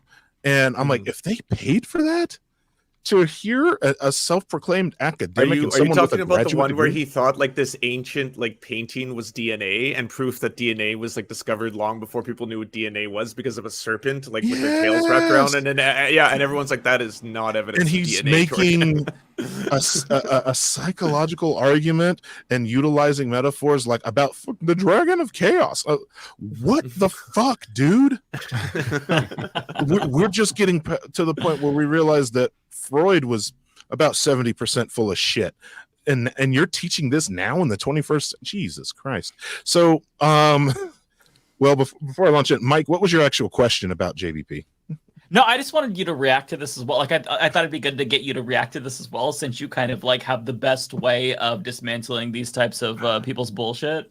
Okay, well, so I will say I'm not playing 38 minutes. So are we going to play a clip? Yes, or? and can I add one last thing? He made this after they ruled that he in fact was not in violation of the Constitution or his freedom of expression. So that this is basically he's just lost the court case, and he made this video as a response. Oh, it's just a reaction to it. Oh, okay, so yeah. He is very. Let's just see, like, I don't know, Just 20 the first seconds, couple. see what he does. Yeah, just a little bit of it. Despite my proclivity to feel guilt, which is quite substantive, and despite my temperamental unwillingness to engage in conflict, not only do I not see what I did wrong, I think what I've done on the public communication front is my responsibility as a clinician to tell the truth about what I see. So we'll make it public. Oh God, I can't. This You is look so so dramatic. Awesome. Give me a break. Okay. Give me Okay. a break. So, to my response to the gentleman that talks like a senior high school student's final exam essay, because they spent a whole year in the encyclopedia learning the big $100 words. Proclivity. I feel like he uses that one a lot too. I feel like I've heard him say that specific word numerous times. He's He the only one. always overcomplicates every sentence. Like, you know what I mean? You know what it is? He's speaking he's using ABA guidelines for writing with spoken word. That's what he's doing. And he is using a 3.8 paragraph structure for a written script. Okay, so what we have here is the idiot's idea of a smart guy. And in his case, first of all, his stupid fucking suit is it's his logo, by the way. It's the Maps of Meaning logo as a suit. Is it that's really? What it is. Yeah, that's what it is. It is clearly him having leaned so hard into the fact that he is a content creator. He is not an academic. He is not clinical anything. He is first and foremost, because no academic What are you saying? or clinical psychologist releases a YouTube video dressed like the fucking Reese's Pieces color scheme. And is this his signature on his fucking jacket lapel? Yeah, it looks like it is. Oh no, he signed his own totally name. is. That says Peterson. Yeah. Wow. So here's the thing. So cringe. In our defense, or in our favor, he's going so extreme and cartoonish that I don't know if his audience of impressionable people will be as big or as receptive anymore, because this is clown shoes shit. Yeah. Oh yeah. But moreover, this is something to his diehards, his true believers, as many things he's done in the past. He's the one academic that's coming in hard with the anti-academia stance. And it's like, how do you ride the prestige of being a trained psychologist, but nowadays rail against what anything the field has to say about what you're actually doing? You know, he is a grifter, and grifters are very good at filtering and self-selecting their audience, right? Me and you, and I say you as the collected trust here, we're not meant to receive this message. It's going to filter us out pretty much immediately. See also cult recruitment. There was I don't like to reference other content creators, but I watch too much YouTube. So Knowing Better did a video on cults, and they covered Nexium and that fucking douche that was running that shit. And he made a great point saying, no, not everybody will fall for this. It is custom tailored to hook in a very specific group of people. So that is what leaves you with the choice. I would make the argument that the group of people he's targeting with this kind of shit is small and largely inconsequential. I can say that partially because I have a friend who's fallen into it. And I started to get a little upset. Yeah, I started to get a little upset because we're both metalheads and spent many years geeking out over the same music, you know, driven by our neurodivergent obsession with finding all kinds of new heavy metal music. And he's now posting blog posts about how actually the catalog of the band Tool ties in closely with the teachings of Jordan Peterson. And I'm like, oh no, Maynard James Keenan would hate both of you, just letting you know. And did they think the Machine was the good guy? Like, oh no, why are they raging? Stop raging. Yeah, you know, well, I do one better than that a lot of people forgot about. The fact that Ted Cruz, Texas dude, do you know he's a Nine Inch Nails fan? What? Weird. He's Yes. also Canadian. He also plays psychopath. that Diablo mobile game that has a lot of microtransactions. He So I saw gamers shitting on How him. do you know that? Did he advertise that? I saw it on Reddit. Yeah, he tweeted about it. Diablo Eternal? Oh, God. Yeah, Or Diablo yeah. Immortal? That's the word, Yeah, I think it was the word. Immortals, right? Yeah, yeah. He Immortal, talked yeah. about how addicted he was to it. I'm like, that the Just one where admit that the you're developers addicted were to insulting the microtransactions. audience, saying, "Don't you have a phone?" Yeah. He also yeah. thought a shark was on the highway in LA during the Yeah. rainstorm. So apparently he's a big Trent Reznor fan. This happened some years ago. And That's I thought wild. it was a huge missed opportunity because apparently he reached out to Trent Reznor, Nine Inch Nails, asking for some special seats to the show in Dallas that he was playing. And Trent told him off and said, fuck no.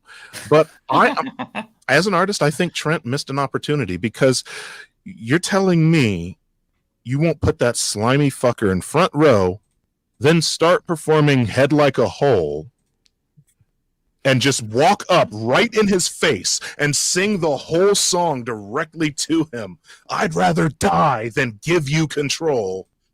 You know, He that's still a missed wouldn't get it. opportunity. He still Yeah. wouldn't get it. Even Tell if me, it's oh, he's beating him in the singing to face, me. he won't get How it. nice of him to sing to Ted me. Cruz would be like, he's singing about the woke. Well, Yeah. no, he's not, because one of the verses is, got money, I'd do anything for you, not concerned about the sick among the pure. Yes, you're right. Some people, even when beaten in the face by the point, don't quite get it. But yeah, the decision we have, you know, when we look at something like Jordan Peterson here, we look at the audience he's clearly targeting and we ask ourselves, do we take that energy to try and pull them from his tractor beam, from his claws? Or do we improve the world around him and his audience? And do we reach the people that would dare to question what it is he's saying? And I think the bigger audience is the people questioning him. Yes, he's a successful content creator, but not that successful. I mean, he's dwarfed by the likes of Ben Shapiro and that fucking tool, Dave Rubin, you know, Candace Owens. Those are people I consider far more dangerous. Anyone in Charlie Kirk's orbit. Jordan Peterson isn't really even liked that much by other conservatives because he's kind of an asshole. And I always thought early on, because when I first heard about him and he first hit the scene and his 12 Rules for Life book came out, a lot of YouTubers did deep dives into him and showcased, I guess he was on a Canadian TV show talking about manly stuff. I think We're in Hell did one about it because We're in Hell went to school with his daughter and did a whole deep dive on that weird ass fucking family. And yeah, he went on a chat show similar to like our, you know, Oprah's, and I don't even know what daytime chat shows are anymore because they're all retired now. But he went on something like that, wearing a fedora and holding an evening jacket. Okay, I know the word you're talking about. Yeah, talking about yeah, manly shit, smoking. Yeah, on camera, and I'm just like, so clearly this guy just wants to be a performer. I thought that was established 15 years ago. You know, why we maybe don't need to give him the time of day, because Yeah, he's a shit debater. If I'm not mistaken, the few times he's gone on like big public panels, he's had his lunch ate by, like, you lost to Zizek, didn't he? Yeah, you did. Mm-hmm. I Well, was, I mean, I it's was all- there it's all- for that. I watched that live in person. It was great. You were there? Yeah, that was in Toronto. know that. Deep lore. Oh wow. Yeah.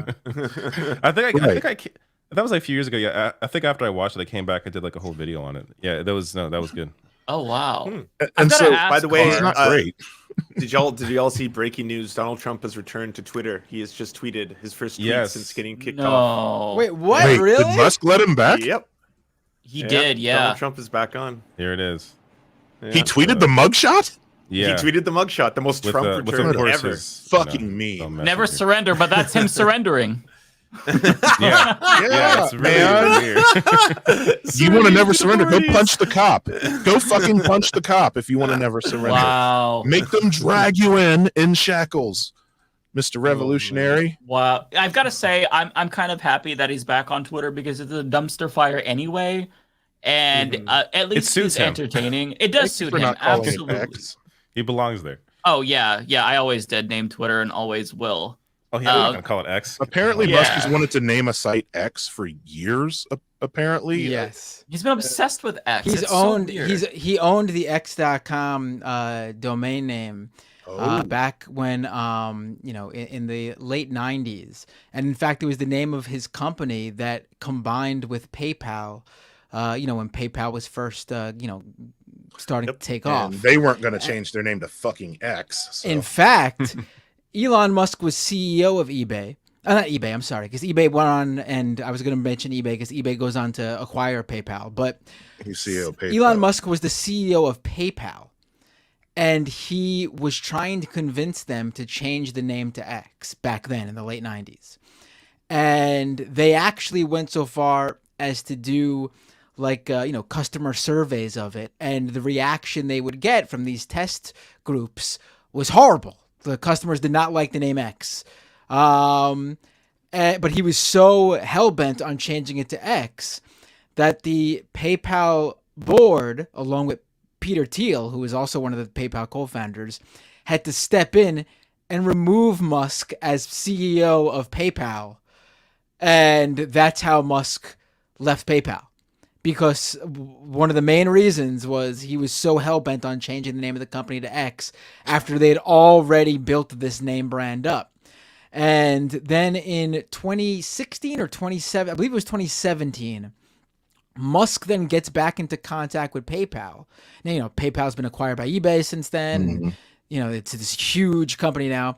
And he says, I would like to acquire the X.com domain name because PayPal still owned it from when Musk's company X merged with PayPal, and they sold it back to him. And he's been wanting to do something with it, and now here he is. His level of pettiness as a businessman has impressed me. I'm not impressed with his so-called accomplishments, but how much of a man baby he actually is. Oh yeah. Never fails to astound me. And I remember the day I stopped reading one of my favorite web comics because of their glowing fucking dick sucking of Elon Musk and the Tesla company. And then I later learned Tesla already existed too, and he kind of just stepped in there. Right. And so he had a bit more to do with, Tesla was really early he came in, but absolutely he did not start Tesla. He sort of pigeonholed his way in as a co-founder. The actual co-founders of Tesla have had legal fights with him over whether he could call himself that. But he came in early enough to actually have some sort of say to make the company his, unlike, people going around acting like all these new Twitter features weren't already in the works for the years before Musk came along and bought the company a couple of months ago. But he didn't start Tesla either. Oh my goodness. Dorsey must be laughing his ass off so hard right now. Oh, that Dorsey's he conned. been Dorsey's been providing cover for Musk, though. Dorsey's been Of course he is. Yeah. Oh, he's going to play the game, but he knows when he goes to bed at night, he sold that fucking money pit of a site to somebody for almost more money than he had liquidly available. And that, to me, that's a troll move. Like, I don't know how he pulled that off, but because like you learn after the fact that they bought it, and then you learn, you're like, oh wait, well, Twitter's a big thing, he's going to make lots of money. Wait, Twitter doesn't make any money? Hasn't for like a decade. There was I think in like 2021 was like the last time they actually like turned a profit, but outside of that, yeah, it's but I mean, it went from what it was to just being run decidedly into the ground because of the fact that no advertisers want to touch the platform now. Ah, jump scare. Jesus Christ. Yeah. And for that matter, I recall that some of Musk's decisions were bad for shareholders of Tesla. Like, he hasn't made all good business decisions for Tesla or SpaceX or Boring Company, which I swear is a tax write-off at this point. Which, silver lining to Boring Company, Vegas saw through his bullshit with their contract for his Hyperloop. And if he can't deliver the lofty space age bullshit that he claimed he could with the Hyperloop, he's in for them for billions, and they know he can't do it. So they're just riding it. Didn't he go on to admit that the whole Hyperloop thing was just a way to ensure that public transit wasn't going to be like funded? That was his whole. Yeah, he tried to stop public transit in California, but he didn't end up going for it. That's why he started. He tripped over his dick though when he went to Vegas because they saw his bullshit, and their contract with him said he had to hard deliver on some of these promises, or like down to numbers, as in like passengers per hour. And if he didn't, he owed them money. And they're like, okay. I just imagine, the city manager be like, no, wait, check this shit out. This is gonna be fun. Binder, can you explain? Apparently, the FEC has a filing that Trump's not allowed to post on any social media 6 hours between posting on Truth Social, which he just directly violated right now because he's 34 minutes out from posting on Truth for his last post. So what does that? Do you know what that means? I think it's the specific post that he puts on Truth Social. I don't know how it's gonna work if it's something else. Did he post the same thing on Truth Social? He posted the exact same post on Truth 34 minutes between now and now on Twitter. I don't know. Maybe they'll give him a pass for this specific crime one. I mean, it's a once in a it's not the usual. Who knows though? He's been indicted 4 times, 91 charges. I don't like this is I feel like he doesn't care. You know what I mean? What's another what's another violation? The long list. Yeah. That's funny. That's an example of a man you don't want to be, because, even though he plays at being a fucking alpha male, he's bad at it. He's bad at even being the fucking myth of an alpha male. Like, he's beta as fuck. And sound like Josh Hawley. He wrote a book on being an alpha male when, he screams beta to me. Josh Hawley wrote a book? He wrote on masculinity, basically. Yeah. There's a photograph of him kissing his wife, and he looks like genuinely grossed out. Like he's such a fucking freak. Women are gay, weird. Ew, yeah. I just look at the fact that fucking Musk fumbles the bag with every woman he finds. Dude's dating a pop star who herself is a little problematic, I'm told. I don't know anything about her. And crimes? Not anymore. I mean, that was ages ago. But yeah, the point is, like, he fails every relationship he's in, and he twice divorced. Yeah, Dennis Prager, I think, is 3 times divorced. Yeah, I was gonna say it's gonna be more. No, Dennis Prager. Just Dennis a lot Prager? of the Christian fundamentalists who always talk about family is the most important thing and family units are important. Steven Crowder, Prager's been divorced 3 times. Crowder's getting divorced now. Like, they all talk about family values. Times. None of them, Trump. None of them value their family. Cheating while his wife was sick. Yeah. Or pregnant, right, or something like that. Oh well, his first wife was terminally ill. Oh, and no, he's cheated on every wife he's had with the future wife, and in this case, the first wife was terminally ill and died. Well, it was a known fact that he was cheating on her. So is that the one whose grave he refuses to like cut the grass of, and people believe shows signs of being peed on? Yeah. Oh wow, classy. Yeah. It's funny to me that a lot of these older guys that clearly so hard want to present like this model masculinity are so terrible, even at the masculinity that they claim to represent, let alone actually being a good person or a good human male, you know? I think a lot of it has to do with insecurity. When you get lots of people whose entire ethos is just about like, I'm an alpha, I'm the masculine man, I'm the number one. Like none of them are vulnerable. None of them are open to ever admitting fault. You can't, you know, you always have to be, I'm always right, strong man, always correct kind of shit. And you end up like just appearing as, like you just said, the most beta cuck of all time in all of snowfakery. Yeah. And it was funny. I can't watch Crowder without laughing my ass off because he tries so hard to be uber masculine, and I'm just like, didn't your fucking chest cave in, dude? Like he had a you could say it was gender affirming care if part of it was like he wanted cosmetically not to have a sunken chest, right? Like if that's the reason why you did it, that's gender affirming care. And he also had health issues due to all the fucking cigars he fucking smokes. To try and be a manly dude. I got throat nodes, and I'm like, you can't even smoke cigars without having to fucking go into the ER for it. I want to go on this show just to ask him to hand me that gun to see if it's loaded. I'm American. I have actual guns. I want to see if that shit's loaded. It's probably I don't believe it is. A little water gun. Like, and then ask him, dude, you're on a soundstage. Like, is Antifa going to kick down the door of Louder with Louder, and you're going to have to fight them off? Got to be armed 24/7. It's his projection. Like he's so insecure that he has to dress up as the person that he wants to be because he knows he's not that person. Yeah. But what's funny is you can tell voices a Bob's Burgers character in a debate. Like, seriously?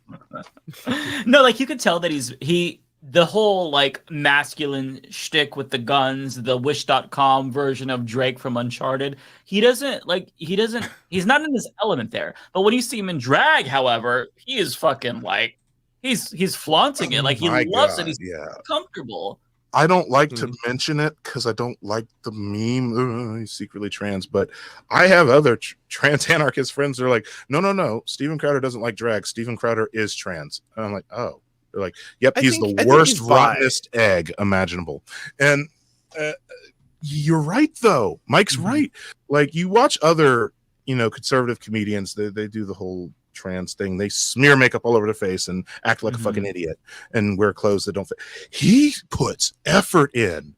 Someone put effort into that makeup. Pageantry. Yeah. I watched the fucking Planet Fitness video where he goes dressed as a dragon. I'm like, you coordinated that outfit, man. Like, you put some effort into that. This is working. I don't know why. Yeah, and you clearly had somebody professional do your makeup if you didn't do it yourself. And like, dude, do you can come out. Like, if you renounce all the bigoted shit you've said and come out, I've seen how short the memory is. No, Lance, I've seen how short the memory fucking is on the internet. All right, I have people telling me to stop shitting on Hunter Avalon. Okay, I've seen the short memory on the fucking internet. If he renounced the bigoted shit and came out with his transition, I'm like, they'll accept you. Some people will. There's an edgy segment of the internet, and they'll be like, you know what? He's changed. Let's hear what he has to say. I've seen it happen so many. He would have to renounce all the shit he's like. He's got to do some real like soul searching. That's not restorative justice. There's so much you got to do. I specifically hate the entire premise of those sketches is that like I'm an asshole and look at people respond to me being an asshole and like, oh, look how triggered they are. You're all so triggered. I shit myself, and you're all fucking annoyed by it. In the 90s, and he's a less profitable and less skilled Sacha Baron Cohen, like just several tiers down. That's what he would like to be. Yeah, I don't even like Sacha Baron Cohen that much, but he at least pulls it off. Whereas Crowder is just a failed comedian. And it always upset me that he goes on Rogan, who, for his faults, did spend 2 decades as a stand-up and knows the craft. And all I was hoping is that Rogan would just eviscerate his complete and utter lack of comedy chops, because at least Rogan knows the craft of being. I love stand-up comedy. It's one of my favorite hobbies. At one point, I've watched every special on Netflix. I love stand-up comedy. Yes. And what's the best one? Right now, well, fuck. See, it's hard to say that because every time I like somebody, some shit comes out about them. Because men in stand-up comedy are bad. So I'm going to suggest a woman to not have to say Chris D'Elia or oh God, or Dave Chappelle or Louis C.K. So I don't have to mention those guys. Ilse Schlesinger's லேtest one is good. She's done a number of really great ones. Yeah. Well, say that again. I'm sorry. Ilse Schlesinger. That is not a name that Americans pronounce well, but her last name is Schlesinger. Okay, I've never heard of her. She's very good. Her best one is War Paint. That one's a few years older, but every one she releases is fucking amazing. And so I definitely recommend you check it out. And obviously, Bill Burr's a master. So you can't. And he's very funny. He markets being an asshole. And does it without being bigoted. So he has yet to release. He has been in the past. I like he's got like a 20-minute transphobic routine that he did in the past. But like any, I think, good comedian, he's learned. Like people have pointed out to him, like you were just way off base on that. And then he's kind of like he's taking advice rather than being like this is cancel culture. Being like, oh well, maybe okay, fine. Parts of it I was wrong about. Yeah, and it's an art form I actually used to dabble in. There was a time where I went to open mics and tried my hand at stand-up. It started because a friend of mine. I hear it's so hard. It is and it isn't. A friend of mine is now a paid comic in Vegas. He hosts events in Vegas and he goes on the road regularly. And I started out as a writing partner for him, going to all these open mics to see him try out the jokes we wrote together. And so I sometimes I would hop behind the mic and try some shit that I thought up in my notebook. And it was a lot of fun. And it's very validating if people actually laugh at your jokes. I got out of it just because we had split up and lived in different parts of the country, and I just wasn't hitting anymore since I didn't have that half. But it's very hard in that it's actually hard to hold down a stage and make people laugh with shit that you came up with. But I would argue that if you want to really harden your self-esteem and resolve, you should absolutely do it if you can mentally manage. It's going to fucking detonate your self-esteem because you're going to go up there and say shit you think is funny and people are just going to stone face you. Or worse, tell you that you're not fucking funny and shit on you relentlessly. But on those rare occasions, you have a night where it just clicks and you just hit. And you now are controlling that crowd. You're working that crowd. And that is one of the most beautiful feelings out there. So it is hard. It's extremely hard. It's not an easy thing to do because what a comedian does at their core is takes their problems and makes fun of them. That's why so many of them kill themselves. But like if you can do that, if you can try going up in front of a stage, and I don't know if any of you've ever done that, like live stage work. Lance, you've done some stage work, haven't you? Yeah. And I've never done like comedy circuits though, because it's one of those things where like in a different life, I think I would have loved going through the whole like you gotta bomb, right? You gotta bomb for years, you're going to bomb for years before you learn how to crowd control proper. And I found like even people who are like they're funny in a different medium, it's really hard to transfer that to stand up. Ben Stiller is a perfect example. Okay. Is he like really bad at stand-up? Yes. I watch too much media, but if you can find it, somewhere. The HBO used to have a series that they released one every year called Comedy Talk, and they would take like 3 or 4 huge name comedians, like, and just have them sit and chat about the craft. Because at one point in time, HBO and Showtime were the biggest hosts of comedy specials. We're talking back before streaming services. And he was on one with, if I'm remembering right, he was on one with Louis C.K., Chris Rock. There was another person who I'm forgetting. But he talked about the fact that, you know, when he hit show business, and he comes from a family show business, initially, like the rest of his New York comedy comrades, he tried his hand at open mics, he tried his hand at comedy, and he just said, I couldn't make it work. I wanted to go write. I wanted to go make TV and movies. And so that's what he went and did. Some of the other people on the show were people he had worked with around that same time in New York. You know, people like a lot of the guys who we remember from 90s television were all from that same club or same culture. It was Seinfeld, actually, the fourth person. Now I remember. They were all from that same culture of New York City stand-up parlors, you know, hitting up open mics and going to comedy clubs. And that's where we got Conan O'Brien. That's where we got Jay Leno. That's where we got Jerry Seinfeld, all those people, right? And yeah, Ben Stiller, he admitted can't do stand-up. He tried it a bunch. Fair. I mean, Jamie Foxx, he did stand-up for a while. He was in school as a piano major. Music was his big thing. And he did stand up as a dare one night. That video, which the video exists. Yes, someone in my chat, sorry to reference my chat. It was Ricky Gervais, not Jerry Seinfeld. It was Ricky Gervais the other person. But Jamie Foxx did an open mic as a dare, as a gag, reading jokes off of a piece of notebook paper, and got noticed for how well he worked a crowd. Wow. And then after that, talent. he used that to go to more open mics, and then he was brought on in the sketch comedy and Living Color and showcased how good he was on the screen. And that turned into an acting career. And nobody really knows that he was a musician. That was his first focus. He later went back into music. Yeah. And he is also still an actor now, a big budget actor. You know, he's in, you know, big AAA movies now. But he did that on a dare, and he would tell you he wasn't very good at it. You know, didn't he do a really good Trump impression, or is that a different comedian? I think it was Jamie Foxx, right? I think it was Jamie Foxx does amazing Oh, yeah. impressions. It's an amazing. Yeah, it's really good. Yeah, I think David Doel did a video on it, which is why I think I did a video on that. Yeah, it was, like, it was the best. He does I've incredible ever seen. impressions. Yeah, just because he did that from his sketch comedy days. When he joined up with the Wayans, they had the show in Living Color, and he great show. Brought us Jim Carrey.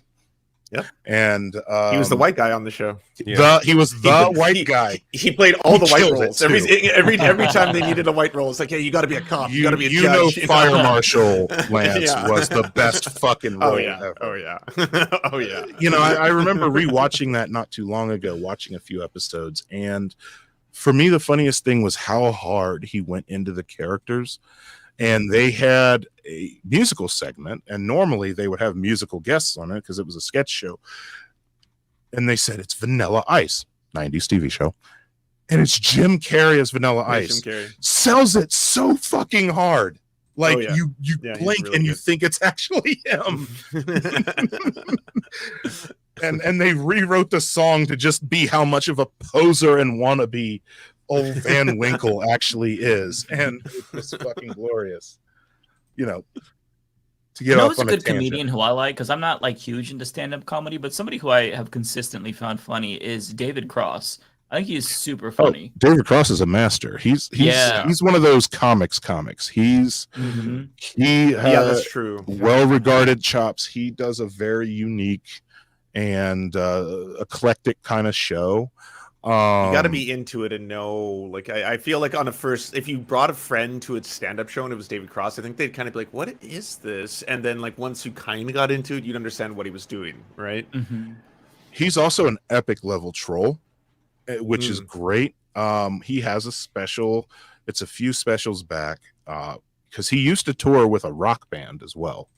And so he played at like concert halls, and the band would open, and then he would perform as the headliner. And that's cool. Actually, in this special, they showed a lot. And it being David Cross, it has to be overdone to hell and back. So it is interspersed with like a dramatic shot, like character film about David working at some office 9-to-5 cubicle, and his boss finding his stand-up comedy tour poster and asking about his past life as a comedian. But it shows a lot of behind the scenes stuff, and he's a huge fucking troll, and it's in the most beautiful way. Like, they go to some place to perform, the bar owners, he tells the bar owner, hey, you know, the concert floor has all these tables and high tops in it. Like, you know, normally our crowd's kind of a rock and roll crowd. You know, they like to stand and jump and hoot and holler. Can we move the tables? And they're like, no, part of our business model is people being able to order food and wings and eat it at their table. And these guys, they were so insistent on not moving the tables. And he does a whole fucking segment in his special. He's like, make sure you order your fucking buffalo wings from the bar, you guys, and sit down at the table. And he just goes in on the venue itself. And so naturally, in the green room afterwards, he's got an angry fucking small town ass owner, like motorcycle bar owner, yelling at him to get the hell out. And so he proceeds to take 30 minutes to put a record and a poster into a backpack, just moving as slow as humanly possible. And I'm like, that is peak trolling that I aspire to. It's glorious. Not to brag, but David Cross follows me on Twitter. So what? That's David, amazing. no, fucking owning it. I love that.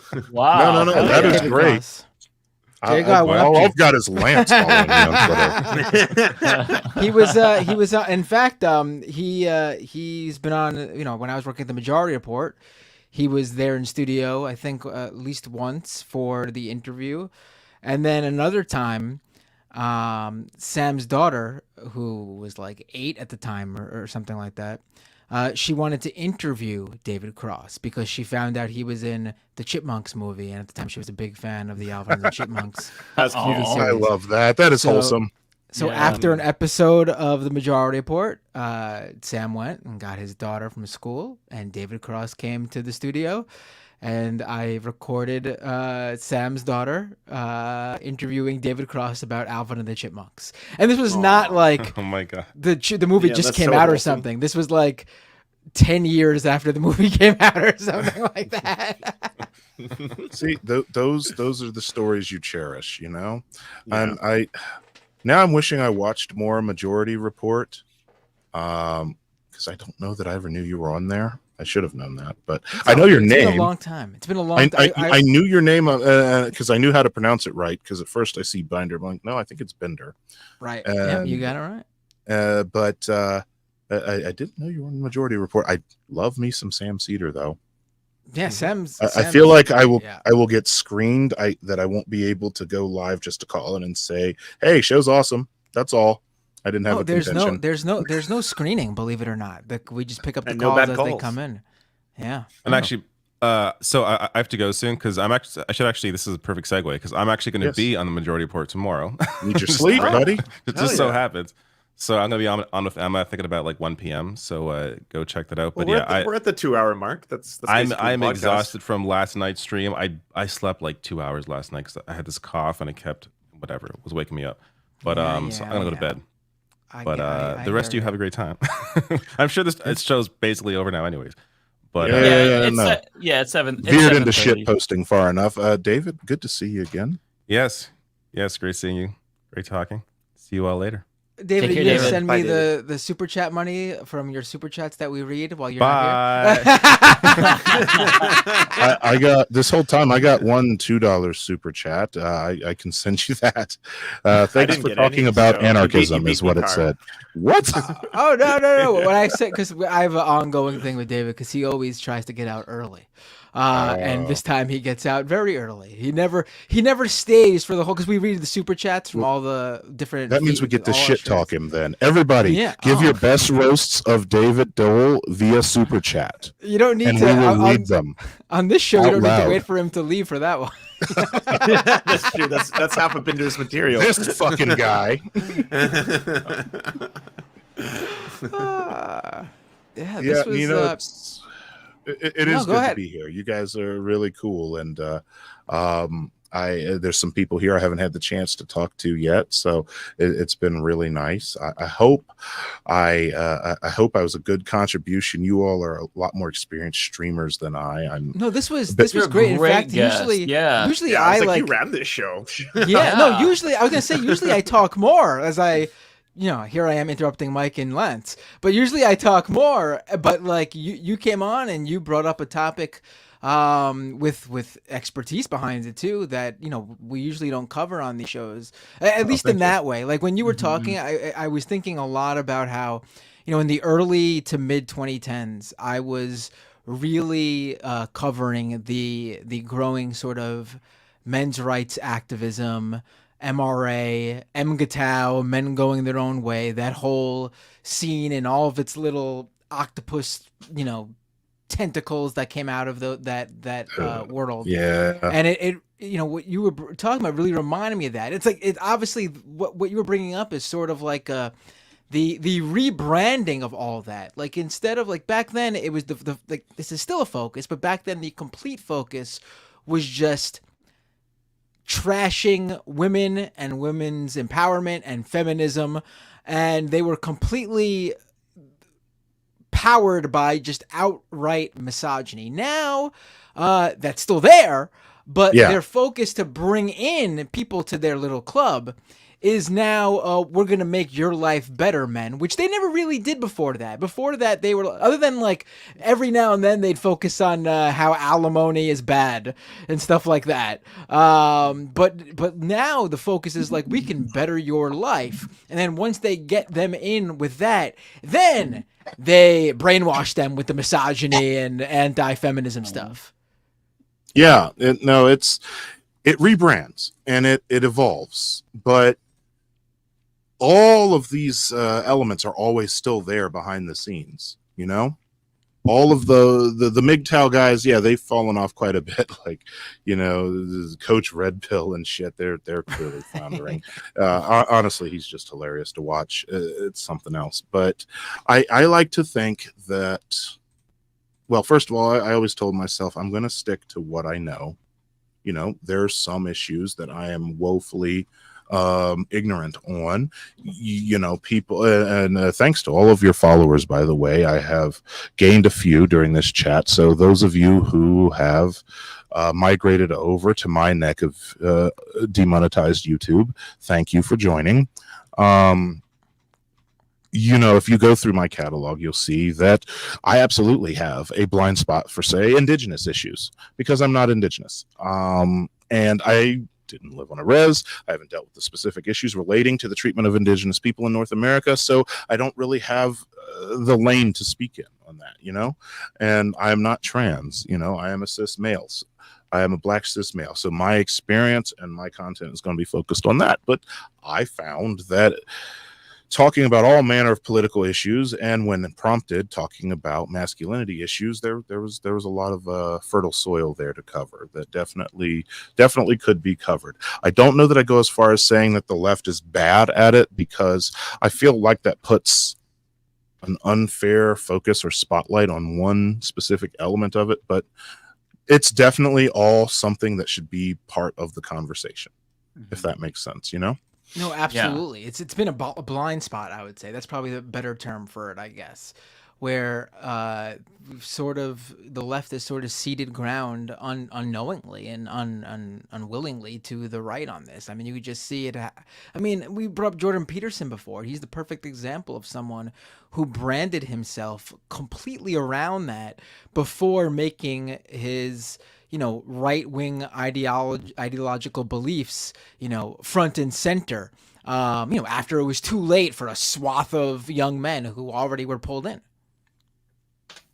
Yeah. And while I will say that I'm curious to see how Clown Shoes his shit is going to go, because now he's wearing supervillain costumes at this point. And oh, thank you. I've just gotten like 2 super chats from Matt Bender fans. So thank you, Matt Bender fans. Appreciate I got a pity y'all. super chat too. Thanks, Matt Bender fans. I guess I need to go on the majority report. That's where the followers are. Yeah, I'm really curious good to super see. chat asking for your channel, Car, saying where's your channel? Where can we find it? I just shared a link on actually. YouTube. Yeah, I just shared a link that got posted to all of our channels who are streaming. So go subscribe to Car, and yeah, make sure that you like. I'm seeing so much comments of people saying that they think you're just an amazing guest, and like what you said was so valuable, and I totally agree. Appreciate it. I'm glad that my neurodivergent capacity to talk too much has paid off in some way and contributed to the panel here. You're in the most eloquent of ways, by the way. Yeah, amazing. Yeah. Well, like I said, the thing I try to give people who are watching me something to take away, because at the end of the day, I'm a parent, and I work full time. I'm living the typical American guy life. I do own a home. Holy shit, is that yen? No, Tokyo. What is the Tokyo currency? Crazy. Oh, it looks like a lot more than it actually Japanese is. yen. I can tell you that right now. Yeah, it's you like 500 yen is actually like 50 cents or something like that. It's all right. It's all divided by right. 100. The fact that someone from Tokyo is tuning in is good enough. I mean, definitely some discussions about masculinity there, but I would say the takeaway is look at your life. If you are a family man, look at how, knowing what you know from us fine leftist folks about the world, and we talk about it a lot, capitalism, patriarchy, all that shit. Look at your life and how you interact with your family, and maybe try to contribute a little bit better to it. If you're not a family man, if you're a single male, the takeaway I want you to take is it may be hard, it may be difficult, it might involve you stepping just a bit outside your comfort zone, but via either a hobby or a shared interest, just don't focus on romantic partners, just focus on making some friends and making a strong connection with some people around you, because even that in and of itself will be intensely rewarding. And from there, you wouldn't believe how you can spawn a social web in a very positive manner. And that I am saying from experience. It is wonderful that none of you knew me in my early 20s, because I was an intensely bitter and lonely and violent person. And you can come back from that. There's a place to come back from that. Absolutely is. And that's saying that as a cis straight passing male. And I think that that's something people should take with them, and even if it's not my channel, I don't have any videos say this is a men's issue. I made one video about the manosphere, but just looking at the stuff that I talk about, which, I've talked a great deal about police brutality. I've been on a long hiatus, so I'm trying to get back into the swing of things. But, the last few videos I did were a little more breadtube-esque. I talked about how you should boycott international sporting events if they come to your city. A couple of you live in big Canadian cities, so World Cup, Olympics, you should go picket that shit. You don't want that shit in your city. And I've talked about a book that pissed me off for 30 minutes because Christopher McCandless was a fucking tool, and Into the Wild is a shitty book. But yeah, ultimately at the end of the day, all of the things I'm advocating are also about you being a good contributor to society. And I think that if you do that, then you'll also be a positive male. You'll be showcasing that positive masculinity to those around you, and people will notice that. And fellas, ladies notice that. True. Ladies notice that. Listen, ladies notice your positivity. Please take that from me. This is the one part of this that I will direct towards your sexual loneliness. Ladies notice positivity. and they notice confidence, and they notice empathy. And they notice that because most of us suck at it. So it stands out. So that's really all that I had, though. I'm happy to shoot the shit with you guys, though.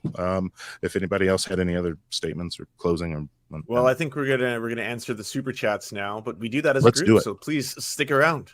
I'm questions are sticking usually pretty around. interesting. Yeah, and I saw Mike got some hate super chats too, so those will be fun too. I did. Yeah. Oh. Yeah. Oh, I love that. I love when they give me money. I wanted. They're mad at me. Someone got troll really people, but mad. Mike has such a Well, great beard, though. It was over I think it was Mike. over your comment, Car. I think it was over the Gen X slander, and then they were like, "How dare you slander Gen X?" And then I was like, "You shouldn't take it personally. That's like taking like nationalism personally. Like someone's like, oh, I hate the government of the U.S. That's not me saying I hate you. Like I love Americans.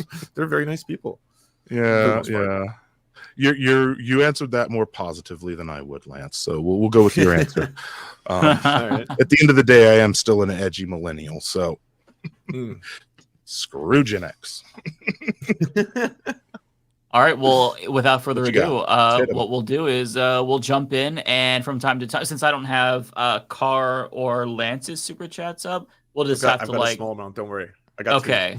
I got little Okay, baby well- ones. We could do them all at once. I have no idea how to even share those. I have a bunch. Just Car, do what I do. Just read it out. I just read them out. Well, you guys go first. Whoever's podcast this is, they go first, and then I'll jump in. Oh, it's collective. It's all of ours. That's the cool Yes. thing about it. We all stream at the same time, but we all meet. Haha, you hear that? Also- Now I am a collective owner of Leftist Mafia. You can't get rid of me. You have to Just vote one me out episode. now. Also, fair warning: this can go long sometimes, so feel free to leave it anytime you'd like.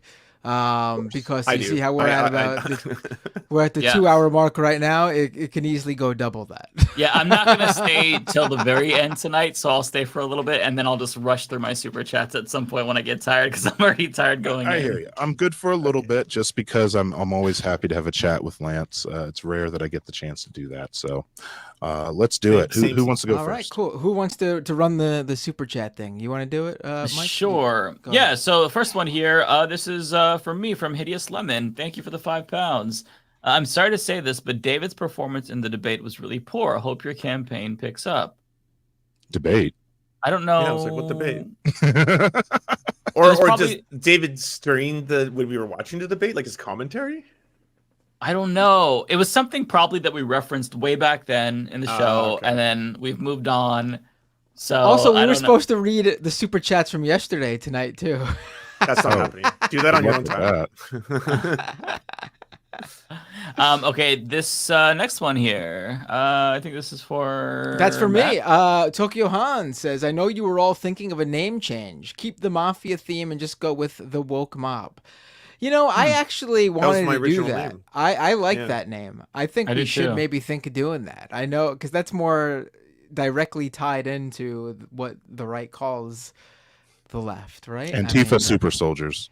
That's another one we could easily Yeah. brainstorm on. Yeah. Yeah. The woke Yeah. Antifa super soldier mob. Okay, I think this is you, Matt.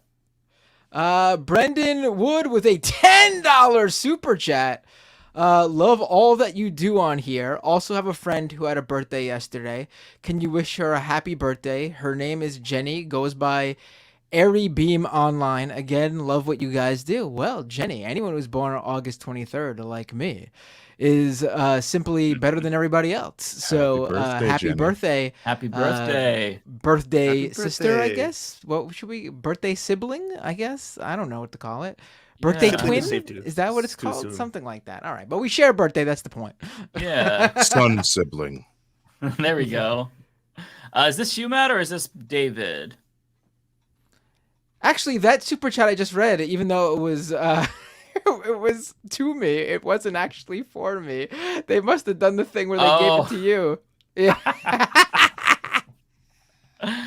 This one's not for me. This one's probably for David, I guess. Okay, well, we'll read it real quick. Thanks. This is from 10 Lawn Gnomes, $10. Thank you so much.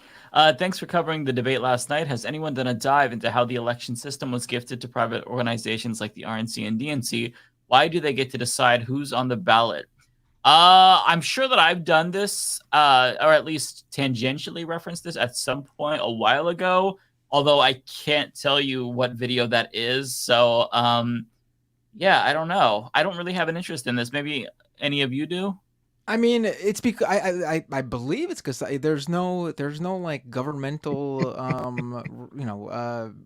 primary party election requirements. Like these are all private organizations, the parties, and they decide how they want to decide on a candidate. And this is just how the issue is that we just have two main parties in this country. Because, frankly, the system could be where all the parties run their primaries how they want, because, again, the parties are private organizations. And that's how we all get these multiple candidates. But we don't have that. We just have two parties. And this is how they choose to run their primary elections and pick a candidate. Mm-hmm. Yeah, and and the reason there's only going to be two is pretty much an inescapable result of electoral college and our current system. So you're only going to have two, but I mean, maybe this is motivation. You and 5 of your buddies can start a political party. It's a private organization, so any old jackoff can start a political party. I mean, yeah, winning office costs a lot of money in marketing and campaigning, but stranger things have happened. So, maybe there's motivation there for you to do it. At least at the local level, you have, more of a chance. Whereas, at the national level, it's next to impossible. Local elections have sometimes there's less than 20% turnout. That's true, yeah. There are third parties that just basically like pick a candidate. Like they don't run even a primary election. Yeah. Okay, so this one is from me from Temple of the Gods, $2 Australian. Thank you so much. Ole, not Rachel's name is in, I think you mean Rebecca's name is in the description. So what I do each show is I copy and paste the description and all the links from an old video. So I probably just picked a really old one with Ole instead of like the later ones. So good job. I'll fix that. I fix it all the next day and I add the timestamp. So false I'm aware advertising. Of it. Everyone thought Ole was going to be on tonight. Good job, buddy. So I'm sorry to disappoint. Some of your guys' regulars are in my chat now and telling me that apparently it's a running gag to scam each other out of super chats. So everybody come give Carr your super chats. Carr is the head of Leftist Mafia now. I will evenly redistribute the means to my other hosts here. I will totally do that. But yeah, send your super chats to me. Like one of the gags is that like they'll ask a question to someone but send the other person the super chat. So yeah, they it's just happened to me where it was hey Matt, you share a birthday with my friend, can you wish them a happy birthday? And they gave that super chat to somebody else. Love it. All right, Katie Sheffy. This one is for me. Katie Sheffy, thank you so much. Thank you all for making me smile. You're good dudes. I appreciate that, Katie. So do we want to take a second and let Carr and Lance read a couple? Carr, take it away. Yeah. Go ahead. Yeah, all right. I don't have that many, so let's just go down the list. I'm gonna read name and then message, or dollar amount, then message. Okay, Grinning Guys, for $2. Thanks for your talk about anarchism. We need it. Yes, we do. Someone has to be the fucking violent, edgy shitlord of the group, and I usually will happily jump on that grenade. I got to keep communists on their toes. T Calico 499, no message. Thank you for your contribution. November DeMarc here from the Humanist Report. You were the best guest I've seen. Oh, thank you. Yeah, I know. I hope it didn't take this long for the show to get melanated a little bit, but now that it is, yes, it is the best show ever. Thank you. Derek R, $2. Great to see you on the Leftist Mafia. And Derek R, great to see you in my chat. Wanda MV, $1.99. Thank you. Nicholas Bridges, $5. Amazing guest for Leftist Mafia. Hope we get to see you on another Thursday. Oh, you most certainly will. That is a given. Of course. Tokyo Hans for the 500 yuan. Please enjoy some more money. from Bender Chat. Thank you, Matt Bender, for your chat's money. And thank you. You're welcome. Lo and behold, $10. Thank you for the contribution. Karen Nier, $4.99. Thank you for the contribution. Brandy Russum, $10. Whew. Making me tingly. Such a refreshing voice and POV in solidarity sent from the Humanist Report. Interestingly enough, Brandy Russum, if you subscribe to my OnlyFans, I will read anything you send me in this voice. Anything at all. Anyway, Narrative Dude, 1999. That was a joke. I don't have an OnlyFans, but I should. I wonder if people would pay me to do that. Let's see here. Sorry, lost my place. Right. Narrative Dude, 1999. God damn, guys. Brilliant work tonight. I'll enjoy catching up on your work. Keep speaking the truth for us. There are some of us that share your experiences and need to hear your story. Thank you. Thomas Jerome Newton, CLP 2200. What's CLP, gang? I'm stupid. Do you know what that currency is? I don't know off the top of my head. Yeah, I don't know. CLP. Thomas Jerome Newton, CLP 2200. Reach out to FD Signifier. I have and do. He's a friend. We've chatted a couple times on occasion, and people have mistaken me for him. But he actually gets ad revenue. Duke of Bread, $4.99. Good man. Thank you for what you do. Keep it up. I most certainly will. So Ren, $5. More love from Bender's chat. Great seeing you on. It was great being on. So Ren. Oh, CLP was the Chilean peso. Hey, Chilean pesos. Yeah. Oh, damn. Y'all are international. I just have different flavors of American Midwest usually. Mang Tang, because there's 3 G's at the end. Millennials kick ass. Gen X, meh. Beautiful words and much appreciated, Car. Very happy to know you now. Thanks for the incredible words. Thanks, my guy. Tokyo Hans, 1,000 yuan. Happy belated birthday, Matt. Why, thank you, Tokyo, and I guess thank you to you too, Car, for reading that super chat, wishing me a happy birthday. Mila Rasan, $2. Car, please equalize the sound. I can't boost them anymore. I do not know why they're so low. Derek, hold on. Okay, here we go. Derek R, $2. Ask Matt how it feels to not get this super chat. Ooh. Hey, if it's going to a guest and not one of my co-hosts, I support it. Sharpie Diesel, $10. Here's some dollars for Matt, but you can just keep it for yourself. You know, I will totally give him the money. Your first super chat ever, Sharpie Diesel. Thank you for giving it to me and not Matt Bender. Dusty Partition, $1. Thank you for the contribution. 0PE, thank you for introducing me to a fellow black anarchist. Respect. So let's see here. Venetia David, €5. Are we sending Matt's money to you today, Car? Thank you for your insights today. Yes, send all of Matt's money. Then go to Matt's house and find his account numbers and send me his actual money as well. Okay, it's not crime. Do you need my social security and mother's maiden name as well? Yes. Fruit Bats. Oh, longtime regular and patron. Fruit Bats, $2. Thank you. Would your OnlyFans be you reading theory, scantily clad? Look, if the money's there, I'm not saying no. So that's all for the super chats that I have on my end, gang. All right, Lance. Yeah, mine are super short too. I'll get through them all right away. My dogs are goth. Thank you so much for the $10, Lance. This is for your hilarious Jordan Peterson impression. Oh yeah, so bloody good. hell. Thank you, Derek R. Thank you for the $2. It's very good. You should continue to work on it and explore your options as a Jordan Peterson impersonator. Derek R, thank you for the $2. Here's a super chat for the silly Canadian guy. I appreciate the pity chat. Kate Hartley with the incredibly generous $20. Much love from Burnaby. What's Car's channel? We'll put it again, the links in the chats, as it might be a little bit check the link. And if you're just listening, Car_YZ or YZ for you filthy Canucks. Car_YZ. On YouTube. Just dropped it in all of our chats again. So wherever you're watching, you should get it. I think. On YouTube, not Twitch. I don't fucks with Twitch anymore. Building an audience on Twitch, I'd rather just beat myself in the head with a hammer. So YouTube Live, you can find me there. That's where my scripted videos are. I'm normally an essayist. I'm part-time streamer.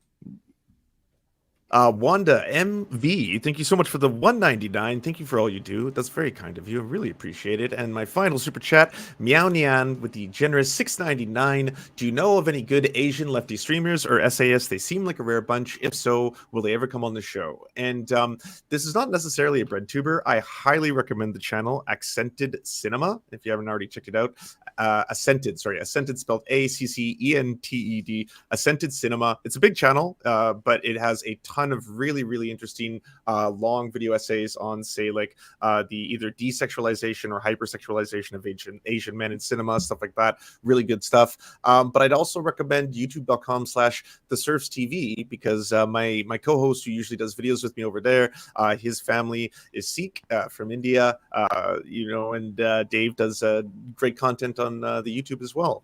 To go check it out. Oh, and I just got one more. So Ren with the $5. Thank you so much with the message. Lance rules. I do. I appreciate that. Thank you. Lance rules.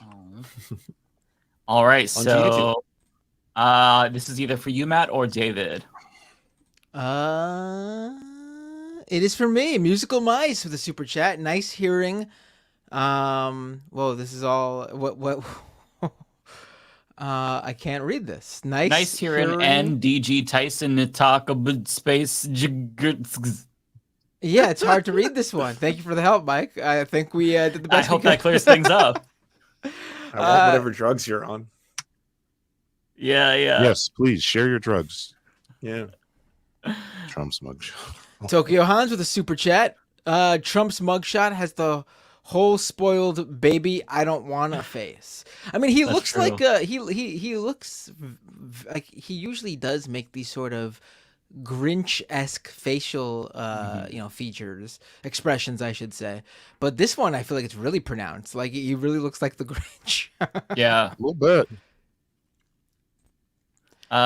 This for you? I mean, No, we it's all have not. to answer it, of course, but this is for David. Sean DeStefano, $4.99. What are your guys' favorite Pop-Tart flavors? Mine is s'mores or wild berry. I'm going to That's say a good s'mores, one. though. Mine's the chocolate one. Good choice. And it's funny because There- I don't like chocolate usually. I'm not a big chocolate fan. I don't like chocolate candy, but the chocolate Pop-Tart just hits right. It's good. Yeah. There is I think it's kind of a limited flavor. There is a cookie dough one. That one pretty is tasty. good. I just tried that one a couple months ago. You're right. I don't even normally eat the things, but if I see them on the shelf in the stores, I'm getting at least 3 cases.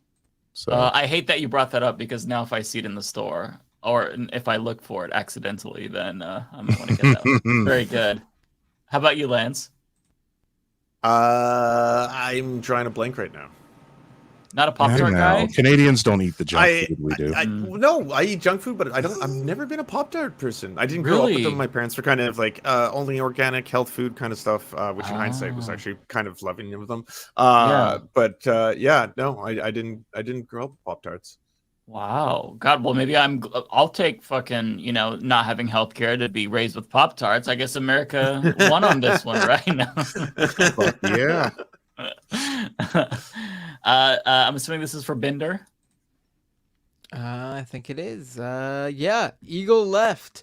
Hey Binder, this is Osama. A reminder to schedule our meeting for the week after next, and to read DMs on X, Skype, email, Discord. I am so behind on my messages. Usama, I will get back to you. I promise. We'll set something up to get you on to talk Can't believe about you get the super chat. Yes, and by the way, You're the since worst, they're on Binder. this, Riverboat Jack has been trying to get a hold of you. I did give her your email address Oh, right, as well. okay, I But got- please make sure that you don't forget. It's Publicly, not even I'm reminding him I wanna make again, it so I clear. did my part. You're absolved. I want to make Yeah, it clear. yeah. I'm not You're served. ignoring these. If you see my inboxes, it's little because I was away for the beginning of this month, and I'm just behind, and I haven't caught up, and it's just like I received so much. I'm not saying I'm like super popular either. There's just like there's the good stuff intertwined with like tons and tons of spam and garbage. I feel you. Which, by the way, speaking of Riverboat Jack, since I invoked her name, we've got to bring her on sometime. She'd be a great guest too. Yes, agreed. Okay, this one is from me, from Eagle Left, $5 Canadian. Thank you so much. Thanks, Mike, for your show. I want to discuss a serious topic. I would love to talk about the Baloch genocide with any of you. Assalamu alaikum. Yeah, I don't know actually a lot about this. This is taking place in Pakistan. I believe. I don't know enough about this, so I would have to educate myself about this particular issue. I typically don't like to talk about international issues on my show just because I choose to stay in my lane, just because it's really difficult to like get all of those details. But if we can have somebody that you would recommend on the show to talk about this, I'd love to have them on to talk about it on Leftist Mafia. So yeah, thank you for that.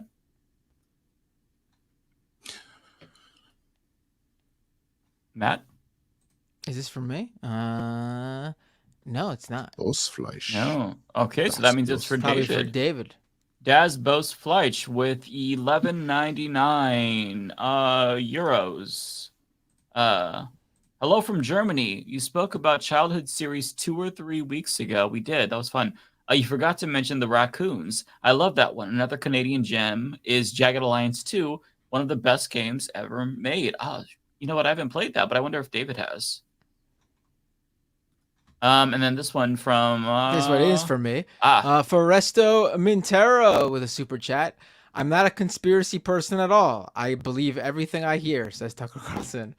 Right, yeah, it's pretty funny. He couldn't even say that with a straight face. Yeah, I'm not a conspiracy theorist as he's going on about Epstein gonna kill himself.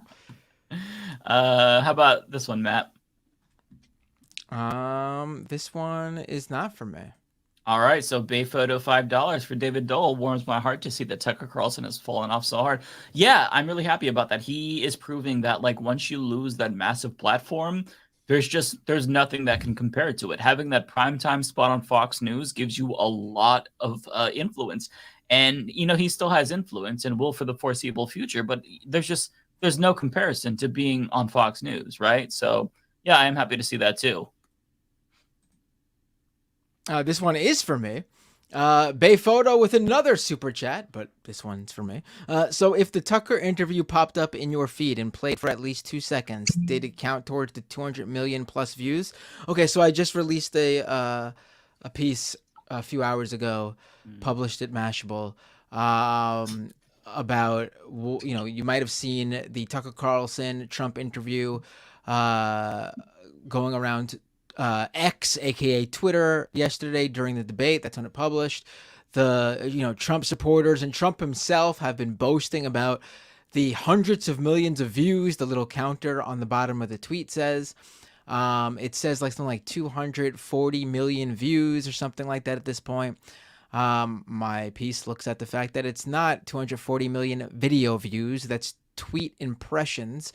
I have an old version of Twitter for Android on one of my devices here, which still displays the video views metric, which Elon Musk had removed from Twitter. I mean, the user who posts the content can still see in their private analytics how many video views they actually get.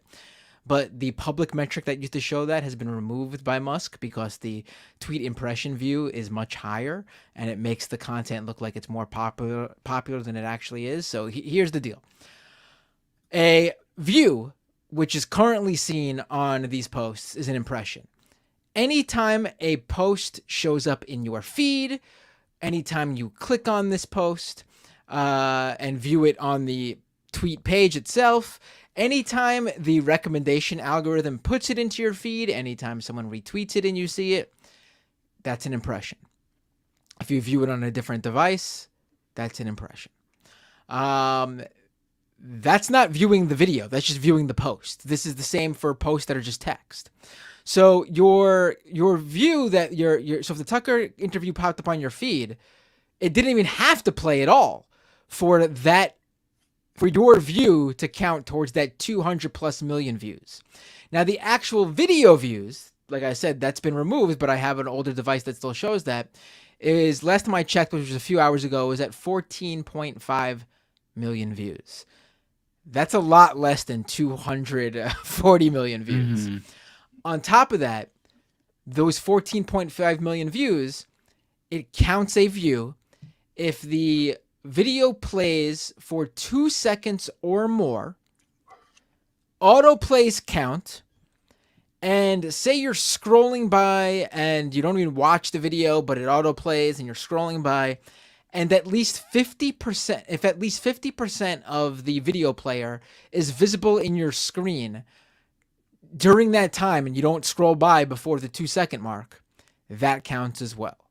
So we don't really know how many people actually watched, as in like purposely viewed a significant portion of the video and actually viewed the content. But what we do know is that that tweet video view is 17 times less than the impression view, and that's just for people who play the video, autoplays included, for 2 seconds or more. So yeah, it's a ridiculous metric. Yeah. Okay, so this one is for me from Narrative Dude, 1999. Thank you so much for the generous super chat. Gen X boomers, as a general rule, are awful. I'm Gen X, and the people I went to school with are miserable humans and unable to see the horrors that our generation has created. Thanks, and keep calling out the hypocrisy.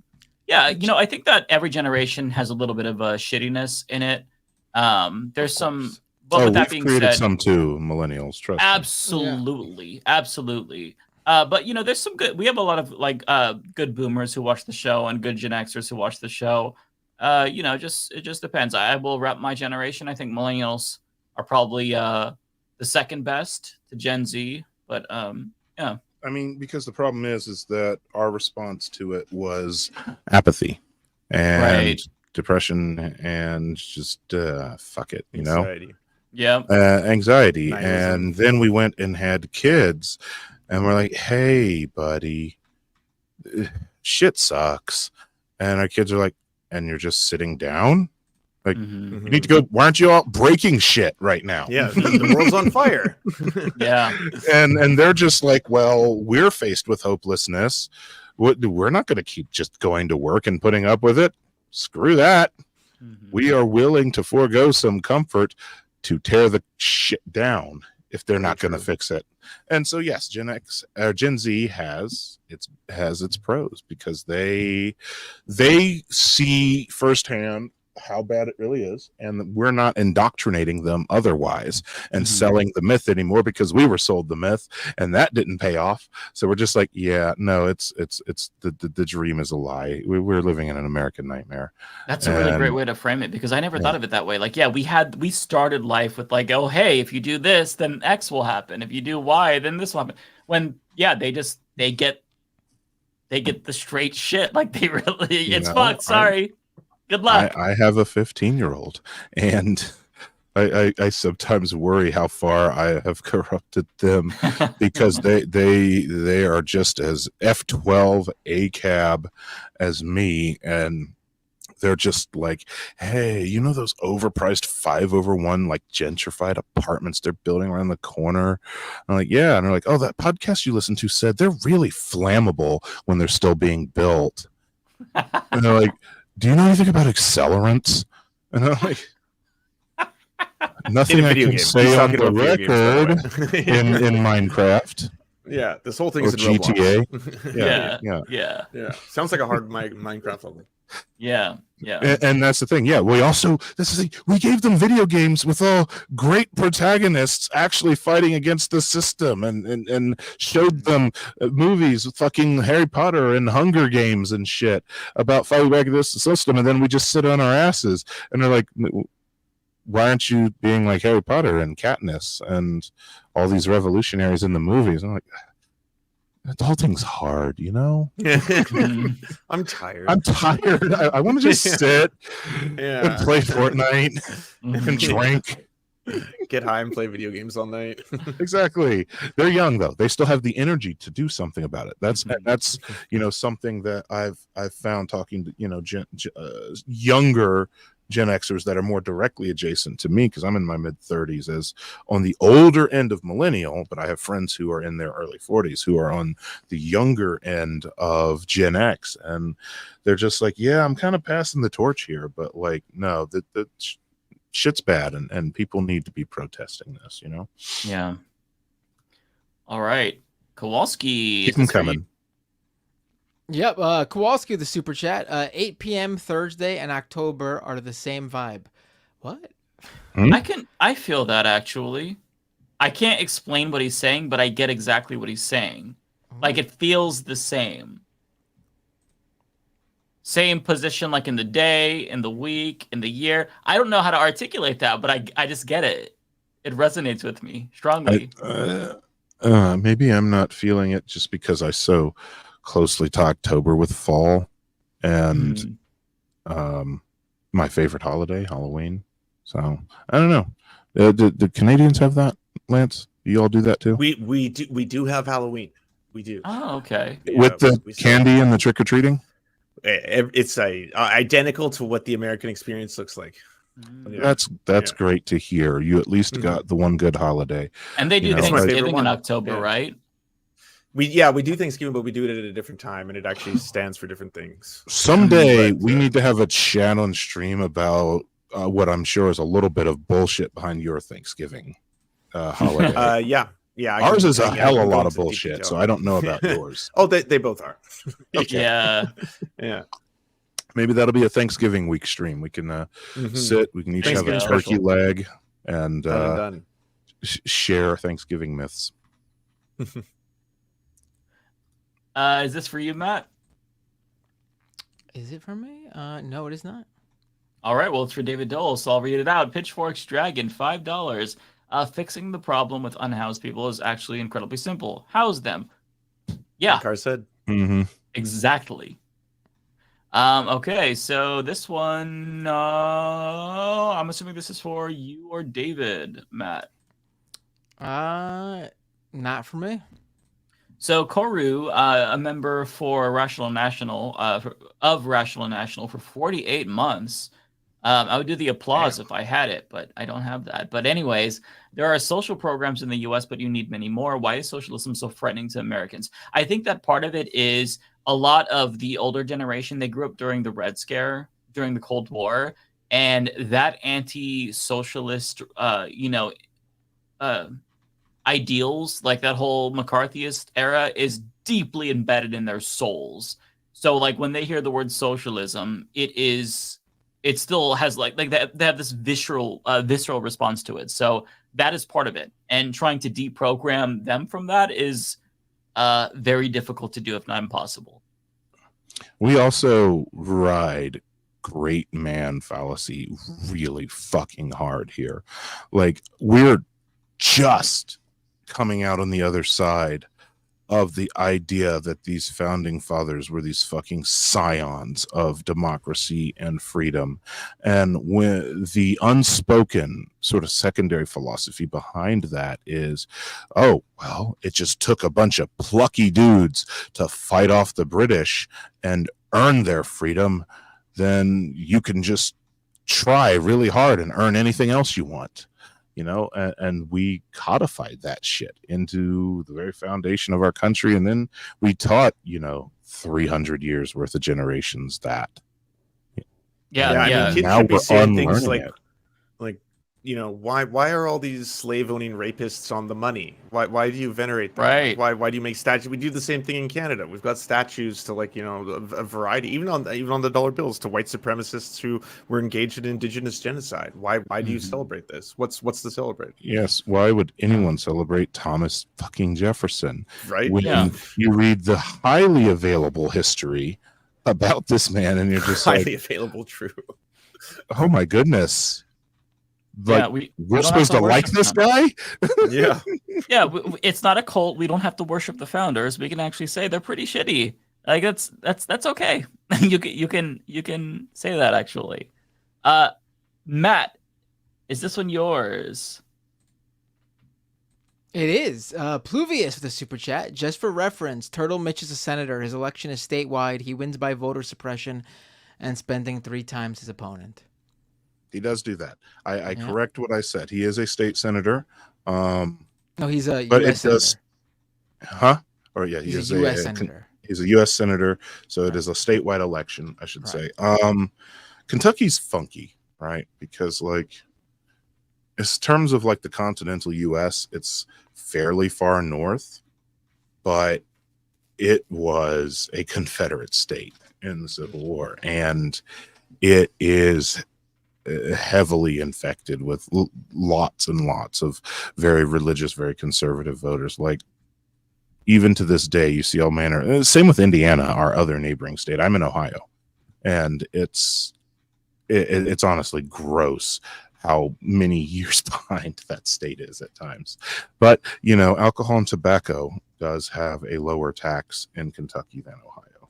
So good place to buy your hooch.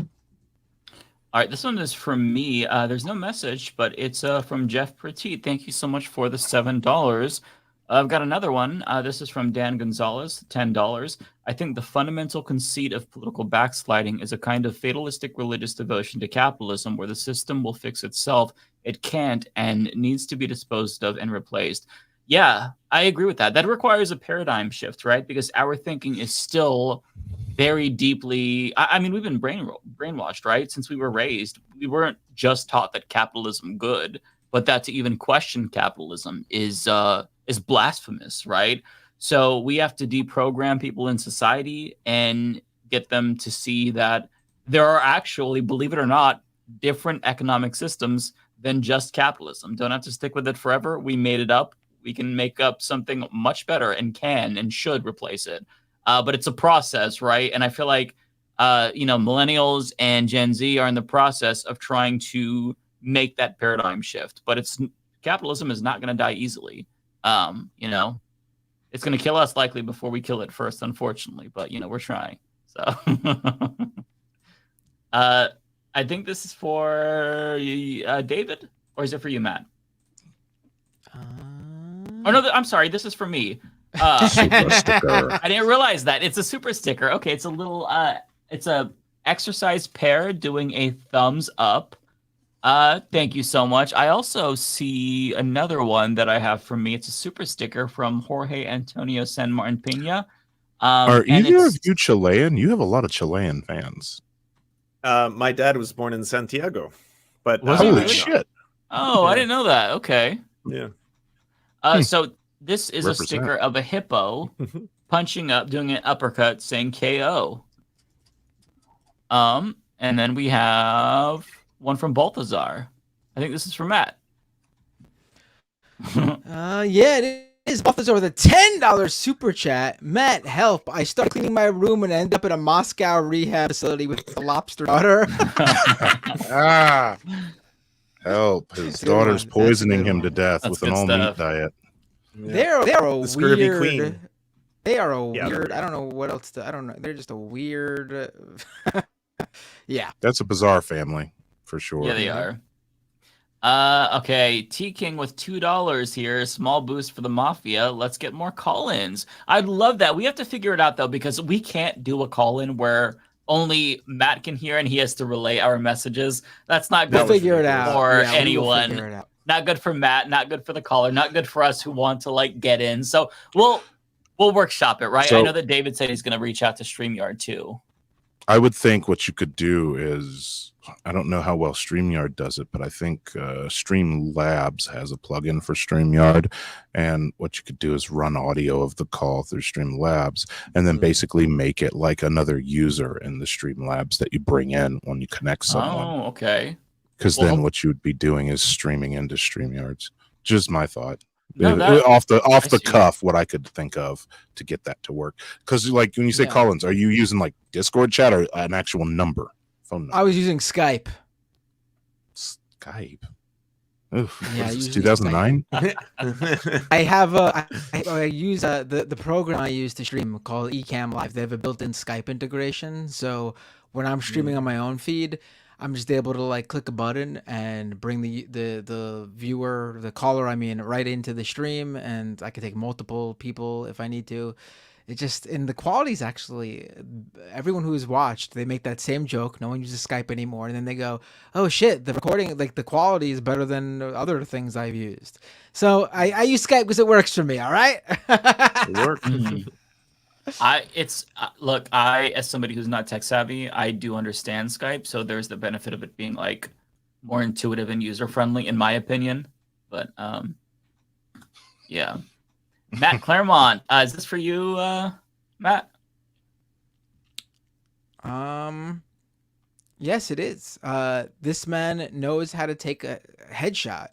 This could be a promo for The Apprentice, says Matt Claremont with a super chat. Talking about Trump's mugshot, I guess, right? Yeah, it's a great picture. It is I think this one is for you, Matt. It is not. Oh, okay. But I'll Well, read it if you then- want. Sure. I'll Yeah, read it because feel I'll take free. yeah. Rachel Atwood with a super chat for David Doel, I'm guessing. Would you consider Jeffyans on as a guest? I don't know, David. Would you? David, you're not here to answer. Where you at, man? Yeah, the name doesn't. The name sounds familiar, but this person's face is not coming into my brain right now.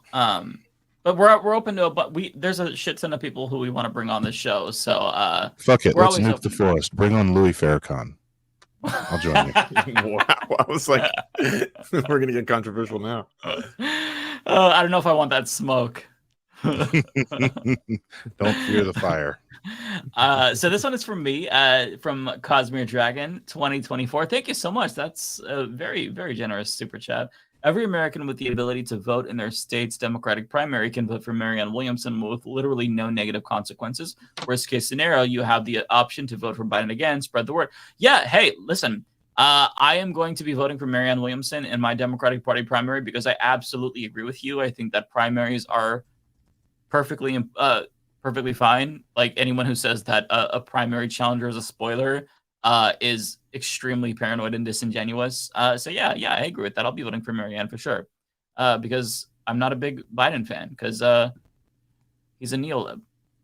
Is he running again? I thought he was done. Did he say he's going to run again? Yeah, it's official. He is. He's running again. Yeah. I was hoping that wouldn't happen, but it's happening. So he's going to win again. God damn it. Okay, so Matt, either this is for you or for David. Do you want to read it? I'll read it. Narrator with a super chat. Is it for me though? Let me just make sure to. Yes, it is. With a $10 super chat. I'll get excited because it is for me. As leftists, we have to be in favor of reformation and rehabilitation for anyone when it's real. Not saying a simple apology is enough or that we should be rooting for anyone in particular. I'm assuming, this this super chat from Narrator came shortly after the Donald Trump mugshot came out. So I'm assuming this is referencing. I'm joking.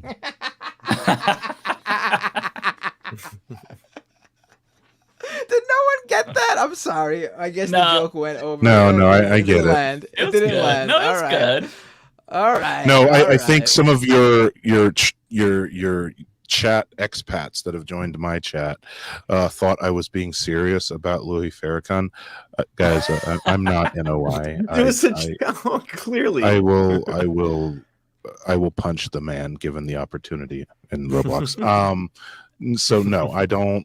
No, that was a gag. I'm sorry, but that is the same kind of gag that we do on the show all the time. Really, are you gonna give Car shit for that? We say that dumb shit like that all the time. Come on. No, they're not giving me shit. Just a couple people like, oh wow, that would be a really rough string. Guys, I'm not gonna do that.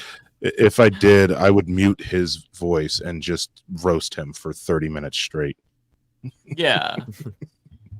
This one is for me from Chelsea Seashore, $20. My goodness, thank you so much. That is so kind. Petition to make Carr the next Leftist Mafia capo. Listen, if you call together a board vote, you get 2/3. It's a whole thing. But if we do that, you can make me a made man. And the first step to that, Chelsea, is redirecting that $20 over here. You learn fast. Right. And I have a couple more that are out of order, but they're related to Carr. So let me get to those really quick. So this person here says, November DeMarc with $5. Where can I find Carr on YouTube? So let me make sure I still have the link. I'm going to post it one more time so people can find it. This is a link to Carr's channel. Go over there and subscribe right now. This is going to be blasted on all of our channels. Thank you. There's 1,100 people watching. I feel like we can, if you all subscribed, if you're not already, you can get Carr to 10K tonight. So let's do it. Oh shit, I'm gonna have to do that push goal. Do it. Damn. Do it. All yes. right. And also one more from me here. Or actually, no, there's two more from me about Carr, actually. So Hideous Lemon with £2 says Car is honestly the Leftist Mafia goat guest. Really, they really love you, Car. Lots and lots of really good feedback here. Meng Tang sent in $20. Thank you so much, Meng Tang. That's incredibly kind. And also, nice to see you again. Meng Tang showed up to my monthly Zoom call last time, so I got to meet her, and she was awesome. Please clip the Car chat on addiction. My sis is in recovery, meth and black. We've been losing loved ones since kindergarten. Dad was in NA. Incredibly important, and I'd love to share your voices with my normie loved ones. I'll try to remember to do that. I'm gonna I usually clip out things the following day for the second channel. I'll try to remember to clip that out in particular, because I agree that could be really helpful. I think so too. What I would quickly say to that, because I actually lost my sister to addiction, is that take it one day at a time, and just tell them you love them, because it's probably true and really important, and everyone loves to hear it. Don't give up on them. Yeah, the person you know and love is down there still. They're in there, and that person probably wants your help. They're fighting through a chemical barrier. So don't give up on them. Do what you can. Obviously, operate for your safety and theirs. But keep pushing, because people can be pulled out of it. They really, really can. Agreed. They really, really can. Okay, so before we get back in order, do any of you want to read your chats, Lance or Carr, if you have any additional I've gotten more. Okay, yeah. You guys chat. I joke, but you guys are go. very, very generous audience. So just want to be clear. It seems like a lot, most of the super chats in your chat specifically are saying they're from my audience. I want to say mine are just a little bit more. I have some too. Okay. Amazing. So, and this person here, because listen, you made a super chat, so now I'm really calling you out. Anyway, their name is in a Cyrillic script, so I didn't know what it was. So I said, you tell me how to say your name. And they said, it's Namong. And I said, Namong, your comment that Pop-Tarts are bad, not good. Pop-Tarts are great. If you don't have them where you are, get them shipped from one of the lovely people here in chat. Pop-Tarts rule. Thank you for the $2, Namong. Appreciate you. Your first ever super chat. All right. Oh, y'all are making me work for these names. Tunbosun Oyenuga. Car, can you give this to Matt? Seem to misplace this. $1.99. Thank you.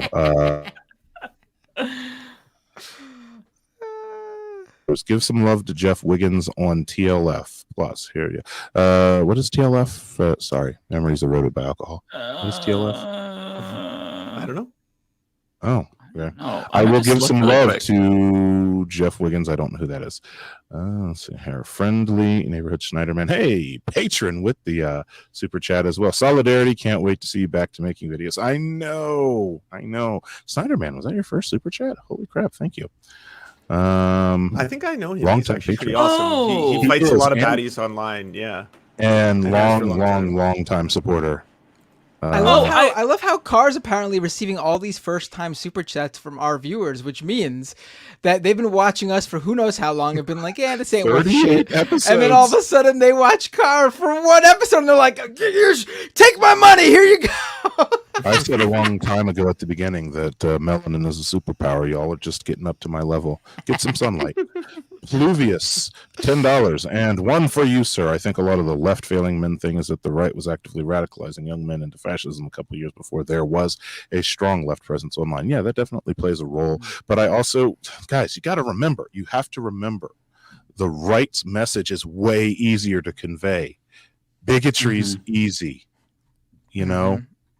You don't even really need a message to convey. Even you could just get mad at someone, blame someone for all your problems. Angry and saying you need to make the system work for you within the system is an easy message. Like, and this is not some masterful understanding that I'm flexing. Many YouTubers have pointed this out.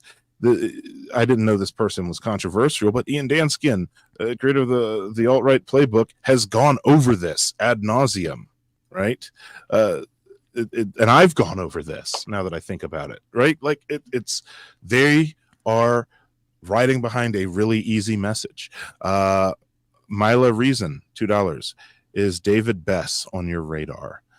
No, I don't know who that is, but I'm happy for recommendations. So link some shit in the doobly-doo in the chat for me. Scroll. There's a few more that are literally coming in while I'm reading. Because they're just really wanting to stick it to Matt's chat. $10 from Andrew S. Shout out to Car from Matt's chat. Thank you. You found you actually did send that chat to the right place. Thank you, Andrew. Thomas Ford, $5. Nice to see someone from Ohio in the commentary sphere. Love from Kent in the Northeast. Ooh, Kent. 4 down in Kent, Ohio. Crazy. $2 from the Matt Mercy from the Blue Sky Monster of the Week. Much love. If you've got any pull over there, tell them to approve my application. That'd be cool. Chelsea Secord. The last name has a hard C. Thank you. Thank you for the $20, Chelsea Secord. Not hard C. Let's see. Silly Boo, $10. Hi, this is my first live stream with the Leftist Mafia. I am from Dave's audience. Yeah, fuck Dave. All my homies hate Dave. Thank you, Silly Boo, for sticking around with me. I guess that means I'm your homie, because no one hates him more than me. No, Venetia David. We love Dave. Dave's a valued fellow content creator and is very, very good and professional at what he does. Venetia David, £5. He's got to be doing something right. He's got the biggest audience of all of us. Look, here's the thing, right? He's unfairly got too many talents. First of all, he's very, very good public speaker. Secondly, he's got killer production values. Thirdly, why does he get to be handsome and have those first two things? Not even fair. Like, you don't get to have those first two things and be good looking. Fucking Dave. Venetia David for the £5. We really need to stop teasing Matt and giving away his super chats. It was his birthday yesterday. Thank you for celebrating Matt's birthday with me, Venetia. Happy birthday again. Thank you. I appreciate it. Cutthroat Juggalo, $5. Love you guys. Love you too, man. Verna Rochelle, $5. The Rational National. Who is that among you? Who's the Rational National? Is that Mike? That's David Doel. That's me. No, you should have went along with it. God damn it, Matt. Oh, I'm sorry. For a second, I thought you forgot who you were. Actually, the Rational National sent me. Hope to see you again, Car. I hope to see you and all of the Rational Nationals followers again. Check out my scripted videos. They're far better than whatever the hell this is that I'm doing. So, thank you guys. And thank you. Holy shit, is that Lost Sue in chat? What's up, Indigenous brethren? How are you? Anyway, go ahead, guys. You guys know Lost Sue? He's great. Yeah, he's fantastic. I recommend him every chance I get. Derek Garwood, I don't know who Lost not Sue is. pity. Who's Lost Sue? He's a Twitch streamer, Indigenous, spelt Lost SIOUX, twitch.tv/Lost SIOUX if you want to go. I'll have to check him out. Indigenous streamer and activist. Yeah, I'll check him out too. Very level-headed, very, very smart, and very kind too. Very kind guy. Knows his shit, top to bottom. Love talking to him.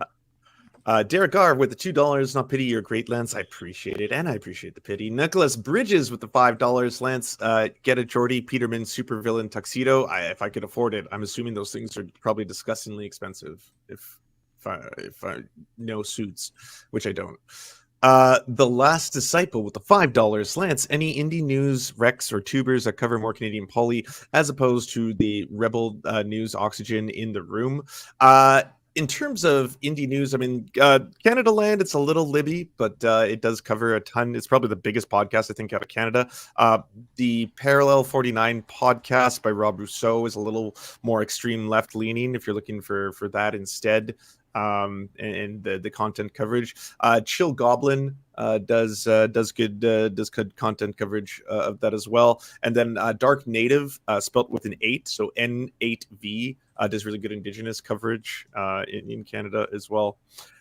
The Matt Mercy with the $5 from Mike. Texas is more winnable than Ohio or Florida with the economically left candidate. I prefer. Sorry, it's cutting off. Probably could have boosted Abbott if bet on my stork didn't cock block me. And Mike, I don't know if that means anything to you. That was... Yeah. Who sent it in? The Matt Mercy. The Matt Mercy. Oh, okay. Yeah, I think that in terms of like what's more in play, I honestly do think that Texas has a bigger chance of going blue than Florida at this point. It's just a matter of like when that's going to happen and how much voter suppression is going to keep people off the ballots. So yeah, we'll have to wait and see, but I think it is coming. Cutthroat Juggalo with $5. Love you guys. Thanks, Cutthroat, for donating in everyone's chat. That's very, very generous of you.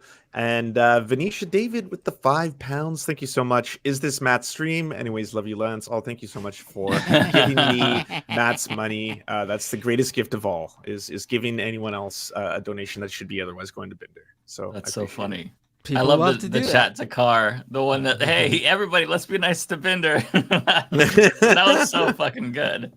That's great, you guys. But and realistically, though, if there happened to be, do you think does David like leave this running on his stream? Yeah. So okay, Yeah, it's on his Rational stream right now. National folks, you know, Daddy's asleep, so send it this way and to the assembled trust as well. And Prairie Fire, thank doesn't you for the need it $2. I appreciate that.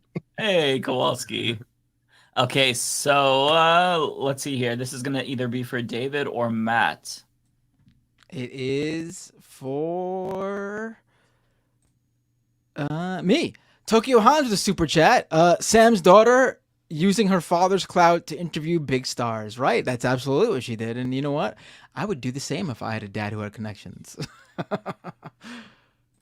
And then we've got two of these. And by the way, when I say connections and clout, we're talking about in the Sam Cedar vein of letting his daughter interview David Cross for her own private, non-existent show. Actually, she didn't have a show; she just wanted to interview. That's actually really cute, though. We got two of these messages. They're blank, but the message is in their name. ACAB includes Tone Police. I totally agree. That's good. Okay, and then we have another one here, either going to be for you or David, Matt, so feel free to read it. It is for me. Oh, look at that. Also, I want to shout out Tokyo Hans gave out 5 gift memberships to my channel at youtube.com/Tokyo Hans. I don't even know how to say this. Deleopardixel's Wondrous Musings with a $10 super chat. Speaking about indigenous issues, is there an update about Hawaii governor threatening and stating a ban on predatory land purchases of disaster areas impacted by the wildfire? I have not even... No, I'm not sure. Yeah, I don't know. I know that he did, or he said that they went too far when it came to giving indigenous Hawaiians water rights back. Like, that's not the phrasing. I'm paraphrasing it, of course, but it's very, very fucked up right now currently. Yeah, I don't know with regard to this particular issue, though, personally. It wouldn't surprise me, though. He's a terrible, terrible governor. I'm assuming this is from Matt. Is it? DSG Goodbar with a $5 super chat. Hey, Matt, hope your B-Day was good. Sadly lost 2 wrestlers recently, Terry Funk yesterday, and earlier it was reported that Bray Wyatt died at age 36. Rest in peace. Yeah, I just saw this. I was just... Are you a wrestling fan? Yeah. Oh, you didn't hear? I just broke. I missed Triple that. H broke the news a few hours ago on Twitter. Like, he I never have personally time to tweeted. check news anymore. Yeah. Jesus Christ. Bray Wyatt, who literally just earlier this year, Undertaker did a angle with Bray Wyatt, literally passing the torch to him as like the next generation of like the horror wrestler character. Passed away.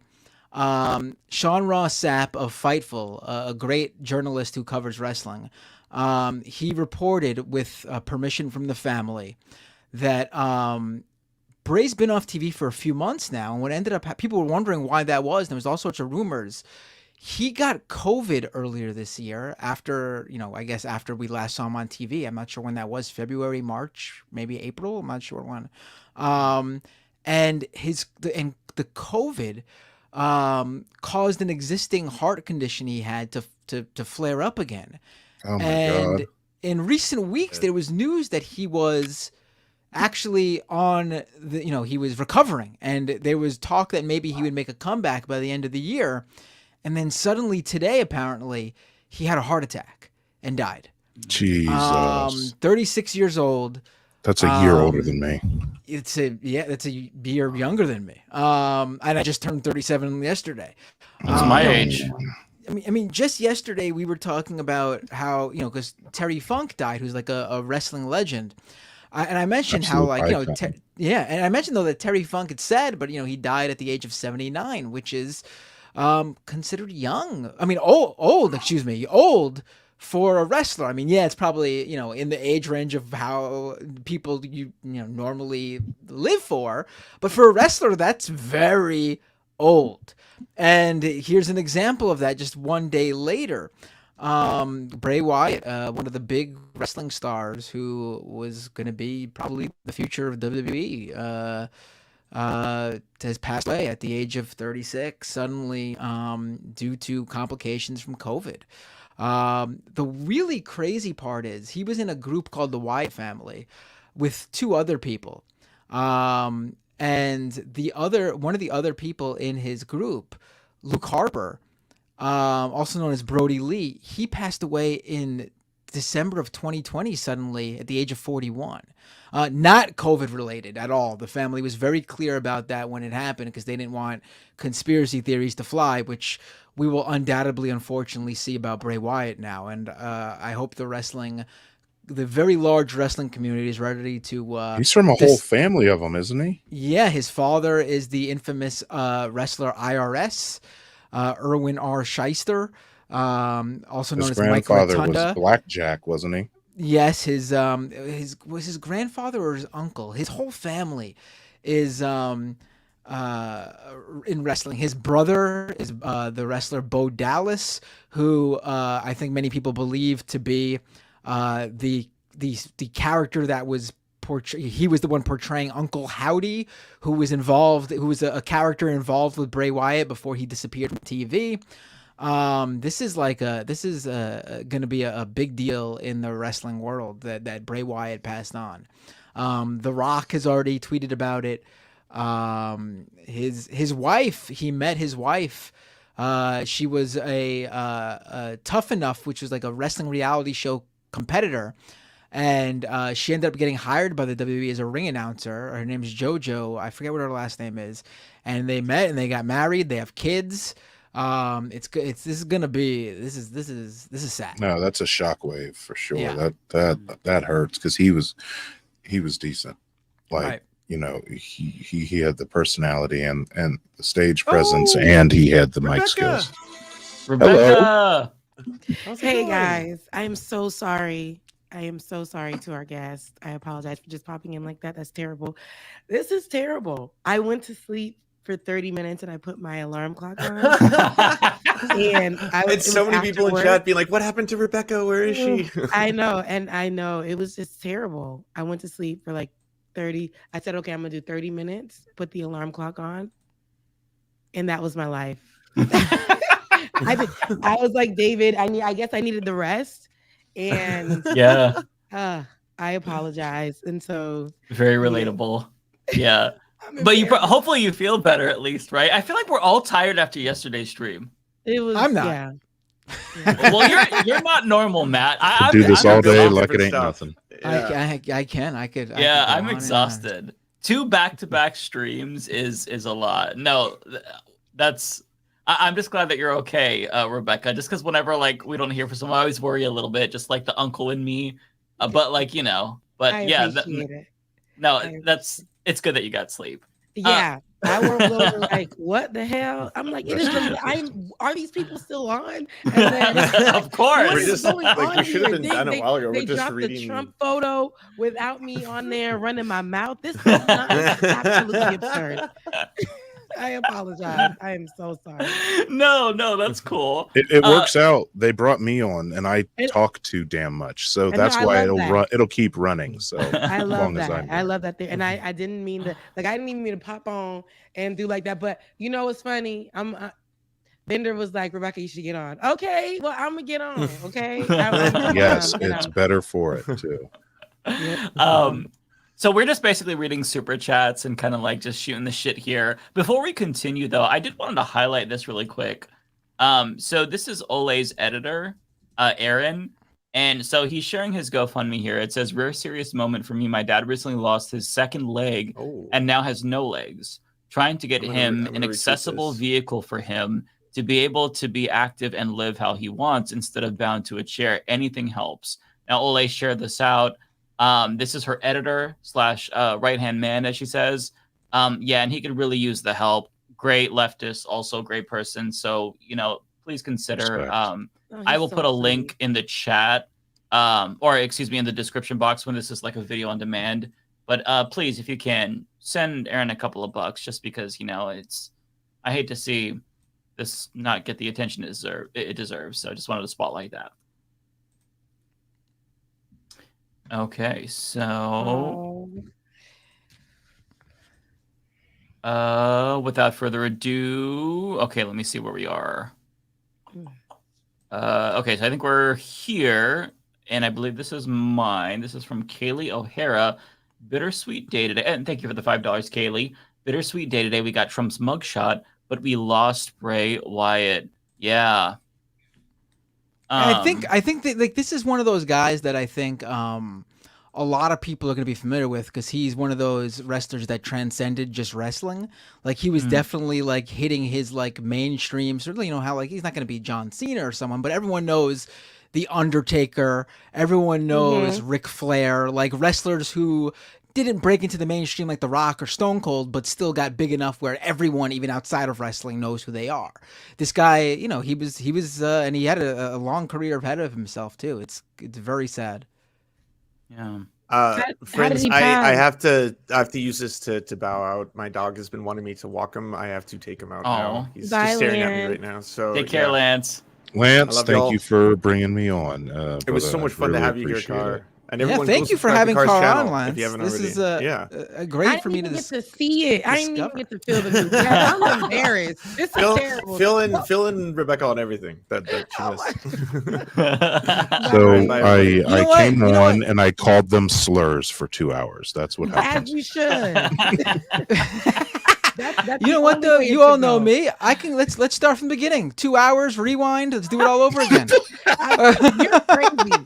Just like David said, you are not human. He's not human. This is ridiculous. Like how? Yeah. Okay. I mentioned this earlier, but I jumped off like fairly late last night when Matt was still talking to the caller. And then later on, I checked to see if he was still online, and Matt was still talking to the same caller. I'm like, oh my god!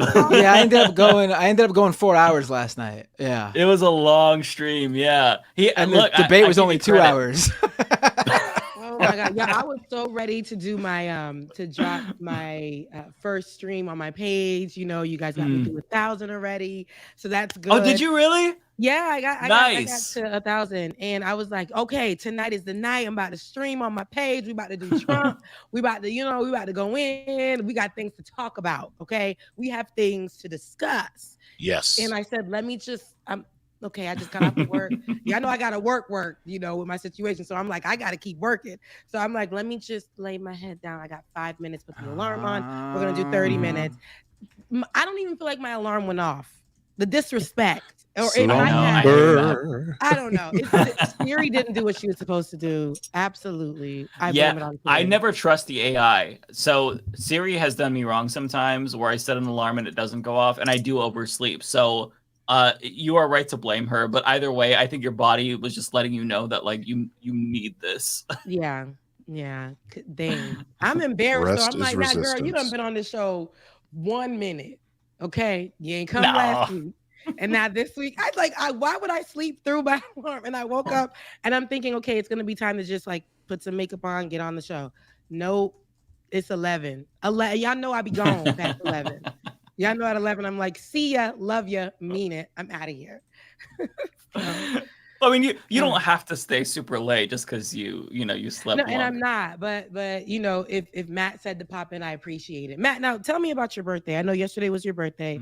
I like to say that when it's like somebody's birthday in the middle of the week, especially, it's your birthday week. Like it's your week. Yeah, it's your holiday. So that's how we're gonna do it up, because I didn't take off yesterday because it's a Wednesday. I don't want to. That's not worth a day off, you know. So the kids woke me up in the morning. My 4-year-old and 8-year-old. They got me a birthday card. The family sent the texts and some Venmos from the siblings and the parents and the aunts. I worked, did my regular job and then did the debate stream.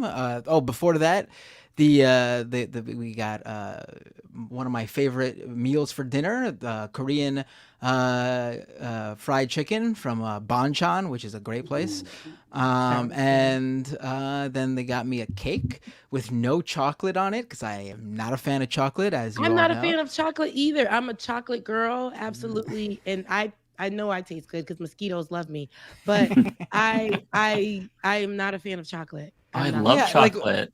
Like I like specific types of chocolate. Like I'm not a fan of chocolate ice cream, but I do like Rocky Road ice cream because the addition of the marshmallows and the peanuts, I guess, balance it out.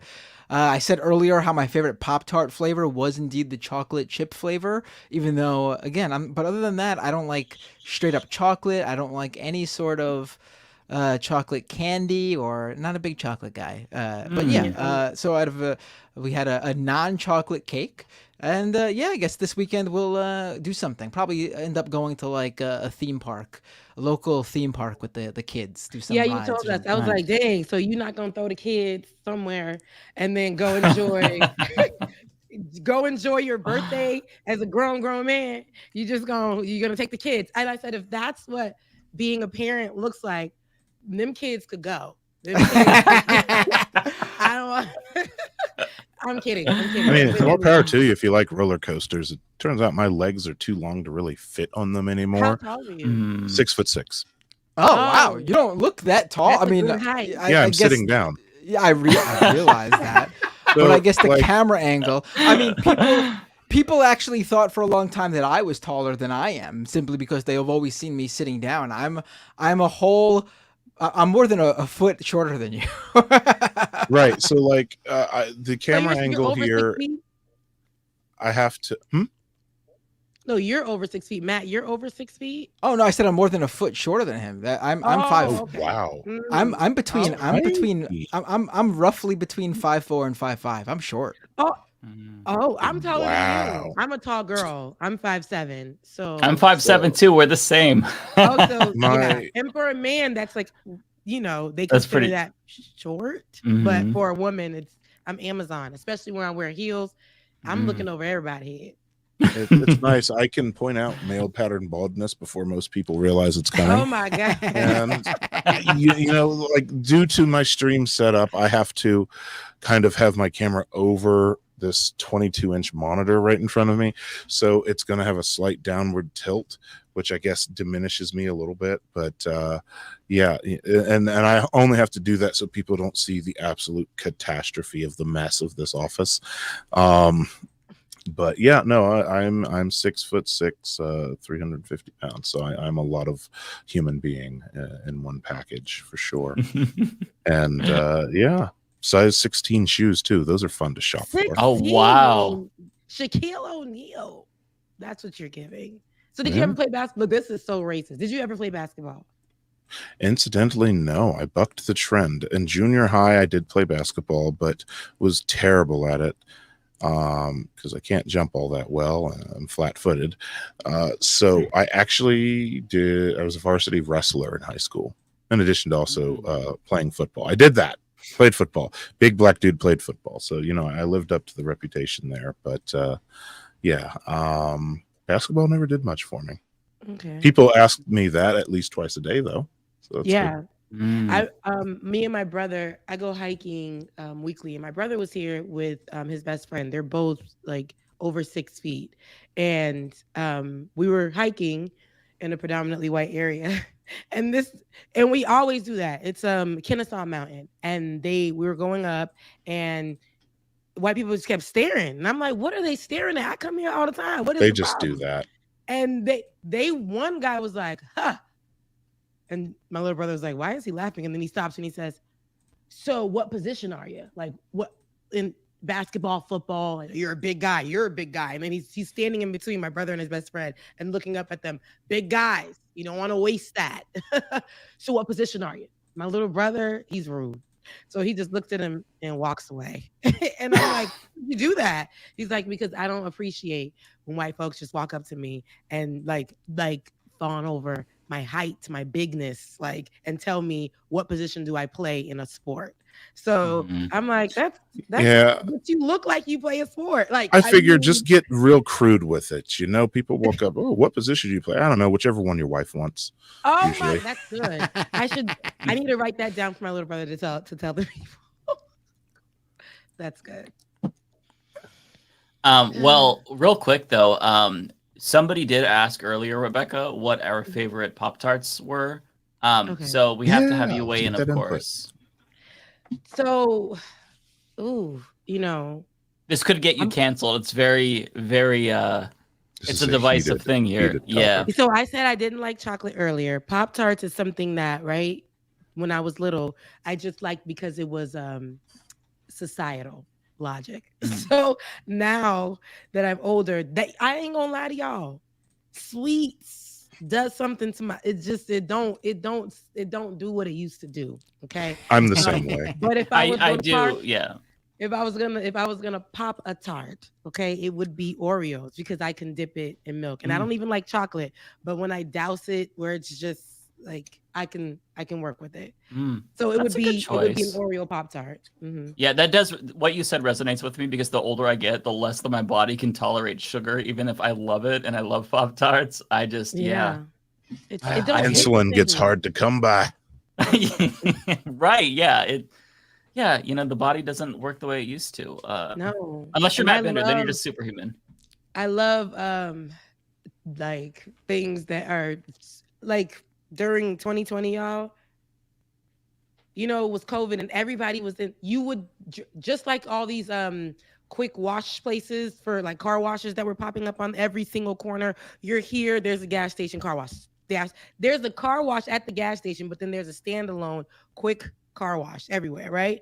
The same thing was happening with the and that was just coming out in 2020 and here where I stay. And then the same thing was happening with crab leg spots, like the juicy crab, the crusty crab, the crab. What part of the Whoever country crab. are you in? It was Georgia, so Atlanta and outside of Atlanta and outside of Atlanta, so Metro Atlanta as well. It was just crab legs everywhere, and I thought, let me go try it. You know, I went to one place called the Juicy Crab in Atlanta, and y'all, I lived there. But what it was doing to me, what it was making my body feel like when I had to get up and go run, I was slow. The salt was killing me, and then I went to go get my checkup. My doctor was like, girl, what are you eating now? What's changing your diet? And I was like, girl, I'm eating crab legs every day. Every day. And they were doing like a sale. Crab legs are so expensive, but they were like, come on down to the Juicy Crab. You have 2 king crab legs for like $5. Questionable in Georgia, because ain't no beach right here. But I was going to get it. Okay. I was going to eat it. And I had to stop because the salt in that food, it was killing me. It was like I was slow, I was tired. It was not good for me. It's too much iodine. Yeah, There's a lot of naturally occurring iodine there, and it will just mess you up. Yeah, real it bad. wasn't good for me. Like, I wouldn't know that. I was just like, this is so good. And there's a difference from the Juicy Crab in Atlanta and the Juicy Crab in Kennesaw. In Kennesaw, they lower the salt, like they make it a little more bland. And I'm like, where is the salt? I need the salt. Give me the salt. And I would go down to Atlanta and then I would see everybody in this big old cafeteria. It's like a cafeteria, y'all. They're just eating and they're slinging like the have y'all seen, what is it? They Clone Tyrone or whatever it is on Netflix. Oh no, I want to see it though. So there's a part where they got all the black folks like eating chicken, and it's like a whole thing. That's how I felt with the crab legs. It was like we were all eating crab legs. Like a year before, we weren't really eating crab legs like that. It was like, okay, we'll eat crab legs every now and again, unless you live like in the Caribbean or, by the water. But we just started literally out of nowhere eating crab legs, and it was messing with my my health. So yeah. Gosh, girl. It's just I feel like as soon as you hit like 25, then your body is just like you can't do what you used to. Your knees is cracking. Your arms. Yeah, no, you feel that come up. It's real fast. It's just like, hey, remember when you used to like drink all night, get 2 hours of sleep, go work 10 hours, come home, eat a can of tuna and some bologna in your fridge, and then do it all again because you just felt invincible and you just shook off everything. What happened if now you just felt every bone in your body? And you sneeze too hard and now you're sore. Ooh. Like recently for me, because like, I played college football, and so I'm decently strong and I'm really big. And so I was at just a casual pool get together with my family and some friends, and I'm just relaxing in the pool, wanting my arthritis that I have at the age of 35 to not hurt so much. And thank you, football. And my family's like, oh, let's dunk dad. And I'm like, let's not. And obviously no one person can do that. Just 2 weeks. So then they get the harebrained idea for all three of them to come at me at once, mom and the two kids, to try and dunk me. And I did win, even having to body slam my son, 21-year-old son, in the water. And then for the next 2 weeks, I'm just like, the hell did I do to my shoulder? And that's what happens. You make a mistake, you fuck around, you find out with your body after 25. And I'm used to being outside, and like, right, I had this whole plan right before the pandemic. I had concerts to go to. I had I said, I'm doing it. I had outfits. My body was at its best. I literally just got boobs because I turned 30. It was a whole thing. And I was like, okay, this is going to be great. And then the pandemic came, y'all. It was terrible. I just turned 30 and the food wasn't hitting like it should. I was sleeping later. The way that I became an alcoholic, I was depressed. I had got depression at the time too. But the way that I was drinking, my best friend and me, I would put her, just to feel like I had somebody, I would put her on FaceTime. And then I'd be like, girl, take a wine glass. Girl, it's so crazy. What we became like, did you guys drink as much during the beginning of the pandemic? We cleaned our liquor cabinet out within the first like month or so. I was just so distraught. Yeah. Well, and part of it was that like I lost my dad and then COVID hit a week later. So it was like a bunch of things. But yeah, we cleaned our liquor cabinet out. Yeah. It was terrible. Matt, did you drink? I don't drink at all. That is such a wow. I'm jealous. Impressive. I'm at a place where now I'm able to, I had to work on, it wasn't like I was like, no, you know what? I'm not going to lie. My name is Rebecca. And in 2020, I was an alcoholic. And no, seriously, I drank and it took me a while to stop. I had to do the fasting, like the 21 days, and I had to do multiple because anything because of depression, and I have anxiety really bad. And because of that, anything, it was just triggering. I was so lonely. I went through a terrible breakup and I couldn't get to my family. It was really, really bad. I just moved to the middle of nowhere and it was just terrible. And so it was, I drank so much, but now I'm able to control that. But before it was like, you see a drink, you better drink it. Go to the store. Everybody was at the liquor stores was making mad money. Oh yes. And it's funny because prior to that, I was always a social drinker. I like to party, and it was just like, okay, fuck, you're just sitting at home with nothing to do. Wake up every day, feed the dogs, just sit in my backyard with all my dogs, and just like for the longest time, I was strictly like a vodka guy. And then I'm just like, you know what? I live right here next to it. What's this bourbon thing all about? And I'm like, hey, over some ice? This is all right. Wow. And so it'll be like 11 a.m., feed the dogs, let them outside, sitting there, you know, that new sun coming up. And I'm just like, yeah, this is the life. Day drinking is, look, the pretense has been dropped. Post COVID lockdowns, day drinking is on the table. Smoking a cigar every day is on the table. Okay. Like, not on your day off, not getting dressed is on the table. Yeah. Right. Like, I had never in my life walked into my backyard in just my boxers. COVID lockdown. Oh, hell yeah. I'm out there at my flat top grill cooking eggs and bacon for breakfast. I'm just like, well, you know, I don't live in your life. I mean, what else can you do during the pandemic? Like, it was so miserable. I did that and started a YouTube channel. Yeah. And I got back on my show. Like, COVID got me back to doing my show. I was only out for less than a year. I said, I am leaving politics. I'm tired of it. People are crazy. This space is whack. I ain't doing it no more. I can't. And I was like, this was my first corporate job that I worked in. And I went in there, and I like to dress up. I like to put it on. Okay. And so when I walked in there, they were like, you don't have to dress like that. And I was offended immediately. I said, no, I can't do this job anymore. I'm out of here. I can't do it, but I needed the job. So, but I was like literally going to quit, because I'm like, I'm out of here. The pandemic came. And then it taught me that this whole time we were able to work from home. And the way that the corporate jobs, I started a whole like revolution at the job. See, that's why I'm not meant for the offices.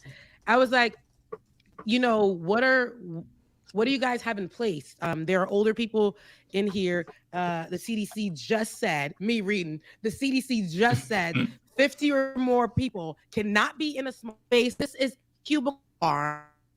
We do with Miss Ethel over there, who is concerned about her health, because the CDC also said if a person is above a certain age, they should be home. How about this pregnant woman over here? What are we doing with her? What do you guys have in place?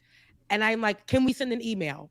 They sent out an email, and they were like, can we not alert and alarm the office with false information? I got up and I said to the office, I said, this is not false information.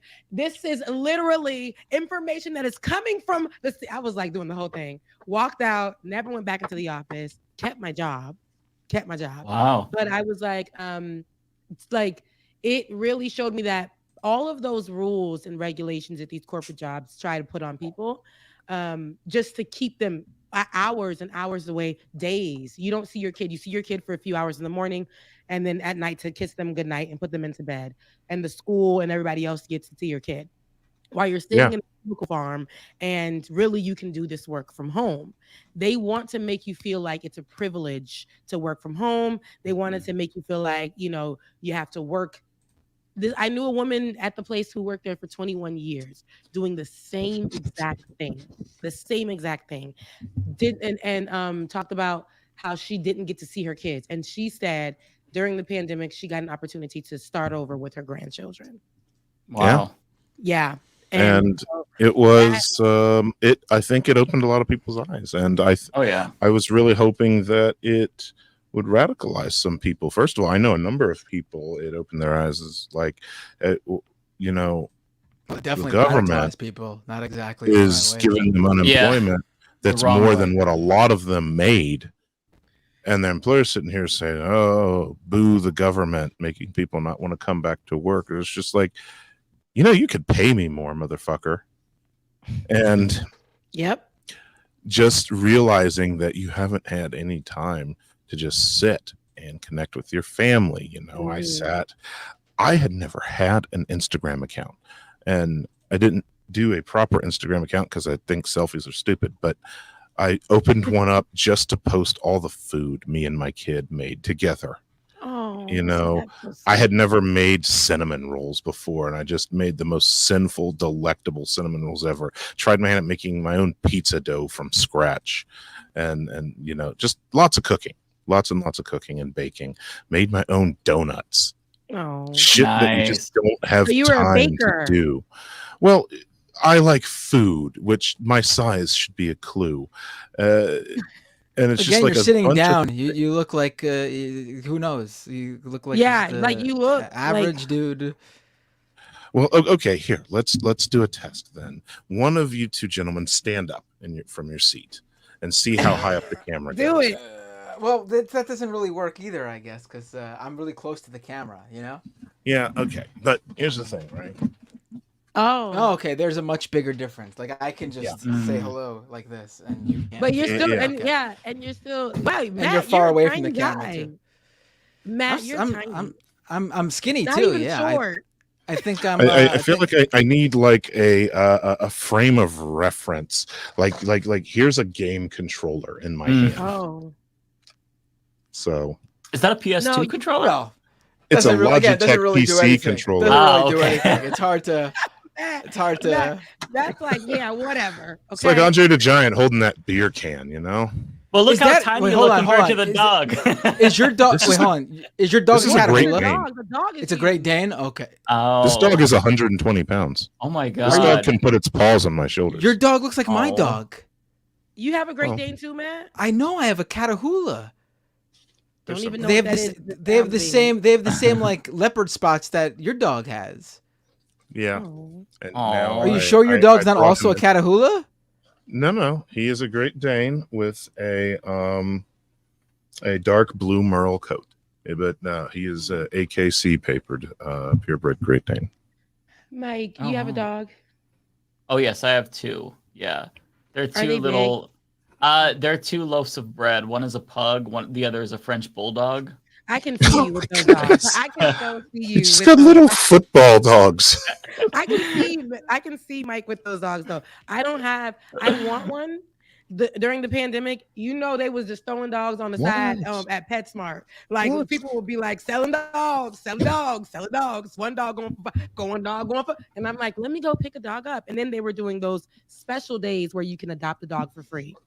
And I was like, okay, let me go in. And then I would look at them. So cute. This is my dog, and you can see why I think your dog looks like my dog. If you can, hold on. Let me see if I can. Is your dog a baby? Yeah, he is. He's 8 months old. Well, they have some similar features, facial features, but what you got to understand is that like different coat colors are things that can be like shared from different breeds. Like for instance, my neighbors have a purebred pit that also is a dark blue merle, like a dark blue merle color, and they actually look very similar, like their family members, despite the fact that he's 3 times her size. Mm-hmm. The pug is mostly. I see. The pug is mostly there's- decorative. Here, take it, Jesus. Dogs are, I feel like they're babies forever. And Oh, yeah. This one so is. I looked at the dog in the cage and I was like, man, I would love for you to come home with me. Don't connect because I'm gonna leave you here. But Wow. I just wanted to take it, but I'm like, I wasn't in the right mental space too. I was like, I have Them to take care of intrusive it. thoughts be strong. I gotta walk it. I gotta feed it every day. And I gotta who's gonna watch the dog when I go out of town or whatever? And dogs can be expensive, right? Oh, And yeah. so yeah. Especially if you have like medical emergencies, like my dog. Extremely expensive. He likes to eat everything, and so like he swallowed a He'll throw squeaker up. from a toy, and that was a $2,000 vet bill. They had to surgically remove the squeaker from his Oh my gut. goodness. Which dog was Yeah. this? This was my pug, Poopy. He's the one who I always have on the camera in the streams. Pugs He are no just good. turned 10. Pugs Well- are trouble. Well, Every the reason pug I've why known has been trouble. Yeah, well, the reason why I Mike? got a pug was because in our apartment they didn't allow dogs, but Pugs are Pugs very, are a dog, like, Mike. You can Pugs are a sneak them dog. in easier because they're not I as know like, what you're active. saying. What did you shove him in a backpack? No, listen. When you can sneak a dog in, I know what you're saying, Mike. Because my neighbors, Yep. I know they ain't paying that. But they got tiny dogs in there that be barking, and I'm like, I know they ain't paying that bill. I know they ain't caught this dog ain't extra.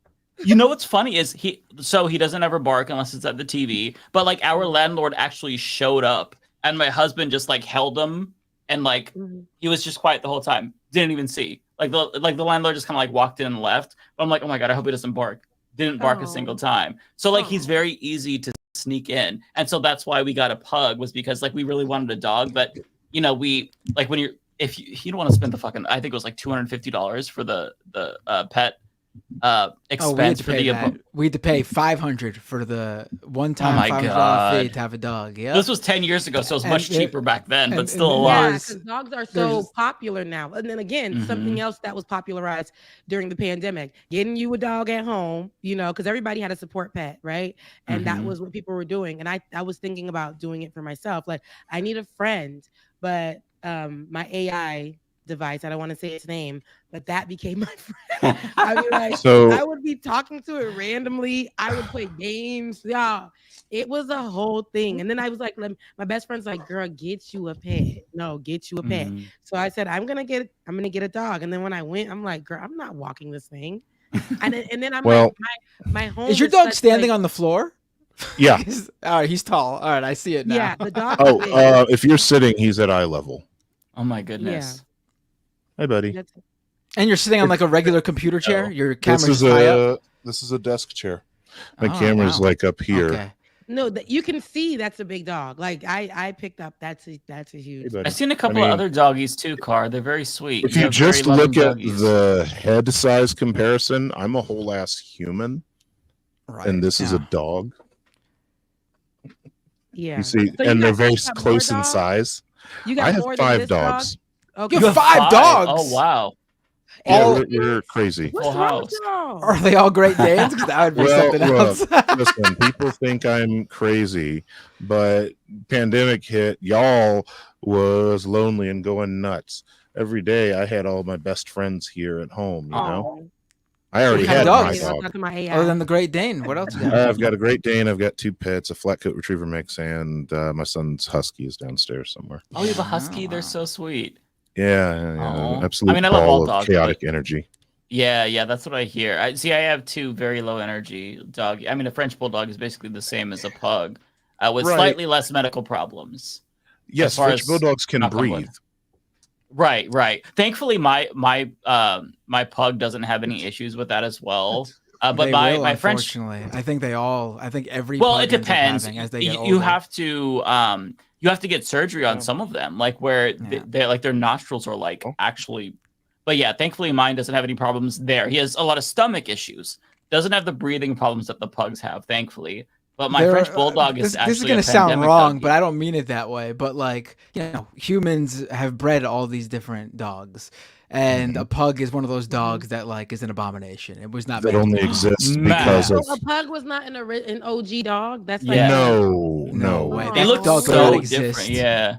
In the wild, it would be. It does not. It could would not so what does continue it look like to survive in the wild? without human intervention. It doesn't. So what you got to understand is, you go back far enough, you had a wild variety of different wolves, which is what we started with, and depending on the continent. You had some canines that were differently shaped than others. And while we domesticated them, they also, without realizing it, started domesticating themselves. You look at a wolf versus a dog, you'll notice their eyes started moving to the front of their face and got larger, making them more cute and attractive to us. And in addition to that, they started getting traits that made them more valuable to us. For instance, while these beloved humorous giants, like this boy desperately wanting my attention, were originally hunting dogs. Great Dane is short for Great Dane Hound. You can see by his ears, he's in fact a hound. They were hunting dogs. These were used by nobles to hunt larger prey through brush, because they can stand above it and see when it darts around. And so we kind of saw a trait in a dog and used selective breeding manually to make more of that trait and amplify that trait.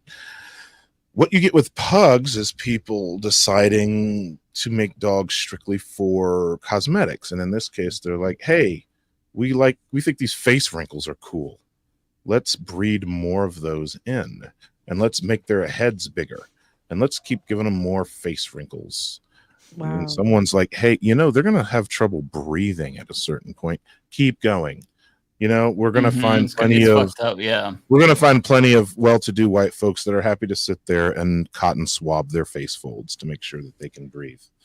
And a lot of small dogs were bred as like hot water bottles. I'm looking at the original pug now. I'm like, dang, that don't look nothing. Well, that's the thing. We fucked them up through inbreeding. Same with Chihuahuas. English bulldogs are destroyed completely. That's another breed that would not live without human intervention. Like their litters would probably just die shortly after being delivered, if they could even be delivered. And that's not to say, listen, there's many great pug owners, French bulldog owners, and Boston Terrier owners out there. My main reason for not getting the small ones is because I'm enormous. What would I be doing walking around with a purse dog? Like, hello, this is Mittens. Also, they act like this is my Yorkie poo. They act like human children. So if you already have human children, you don't need dogs to act like human children.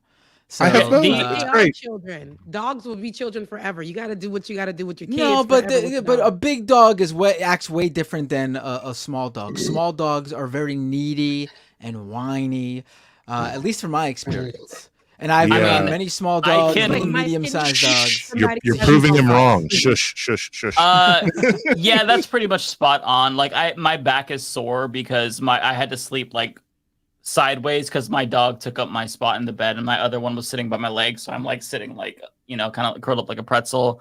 They have to be by your side. They're couch potatoes with you, but they're sweet. I would die for them.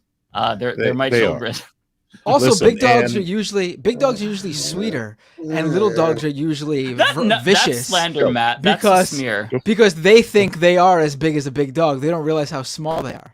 That's true about Chihuahuas. So my mom had a Chihuahua. My mom and dad had like a couple of Chihuahuas, and those fuckers are so goddamn mean. Like they have literally attacked like people who came to my mom's house, and like. You can hold, like, my mom had a little Chihuahua named Spike. He was like this big his whole life. And you would hold him and then put him down. And then he'd start barking at you, like, viciously, like he wants to kill you. Yeah, because pugs the are not that way, Chihuahuas, as we currently know them, were bred to sit on your lap and keep you warm. That's literally what they were bred for. Previously, they were varmint hunters. And the thing is that first of all, big dogs can be whiny if you've ever owned a Great Dane. Intensely talkative breed. And incidentally, despite their size, which normally would size them out of being a good home or even apartment dog, but they're so docile. They're chill, mannered that you get it outside, it'll run around and play. Take it inside, couch potato. And it will just flop down, usually on your bed like it owns it, and just lay around all day. So if was he like that even as a puppy? Yeah, I mean, he'd get the zoomies, but at the same time, if you just sit around all day, he'll just sit around all day. So you just sit around all day, Car? It comes in phases. Sometimes I'm very active and I drag my family out to do really active things like camping, music festivals, going to amusement parks or the dog park. But sometimes, listen, there's a new Zelda game out, so you gotta beat it as soon as you can. So, or you don't discover Minecraft till your 30s, and you gotta get that Ender Dragon. So, sometimes the Fortnite season's almost up. So yeah, that's tomorrow, by the way. You know that, right? That's what you gotta. Will be grinding tomorrow all day as much as I can to get to that level 100 for that Optimus Prime skin. Yeah, Oh, you got to that's get cool. that whole battle pass So what unlocked. drops tomorrow? Look, because I don't know. I just know that the guys I date know this. And like The You could be Fortnite like, hey, season did you get that ends Optimus tomorrow. Prime skin? what is this? What is So it? What is in so Fortnite, there's a battle pass that you can buy every season. That as you progress and level up, you get the Unlock ability characters. to unlock skins. Yeah.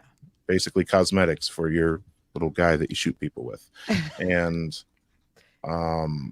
basically the season and all your progress, you have till tomorrow to complete that and get all of them. so if you don't do it tomorrow, you can't get the skin. It starts all over with a new season after tomorrow. So With you like didn't all even- new so- skins, yeah.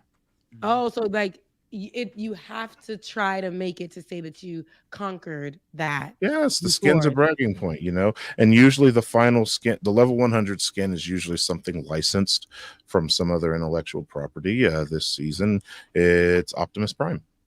Make you look like the Transformer. The season's rewards were weak. I checked out pretty early on. There's been some great seasons. Like one season, they gave you Spider-Gwen from That was a good Spider-Verse. season. Yeah, That was an amazing season, and her skin was amazing. I had to have it because I love everything Spider-Man. So that was a good season. And Darth Vader was one year, and Star Wars is GOAT. So you know, you find a skin you want. Mario Kart, or That's good though. The Pokemon little Tetris thing and Sonic the Head, anything that was on like Sega Genesis, Sega, and what is it? The OG Nintendo. That was my life. Everything after pretty much that, I don't know. Like I did Street Fighter. Okay. Okay, yeah. Okay. I was in Mortal that. Kombat 1 is out. You should definitely try it. You might enjoy it. My brother has It's so violent.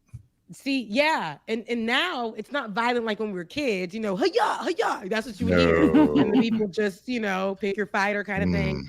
Now, I mean, they slitting throats and you see everything coming out and just It is leaking. so violent that the game devs are infamously in therapy because they've had to animate so much graphic violence that it's messing with their brains. And because Mortal Kombat 10 introduced the X-ray thing where you do certain moves and it X-rays and shows you exactly the bones you're breaking in their body. So someone has to animate that. And these guys are so messed up from making it that they'll be walking around and like see people or their own child and seeing that happen. And they had to go to therapy for it. It's great. I love that game. I can see why. That is so crazy. Yeah. I'm gonna go ahead and duck out right here. I didn't finish my super chats, but I'll have to get to them next week. Hey, thank you to whoever liked my setup. I did see that, by the way. Yeah. I was gonna say there was one up on the screen. I'll leave it highlighted so that way Matt can pick up and just go. Yeah. Oh, we went so hard off on a tangent. See, it was me. I came in and started talking y'all to death.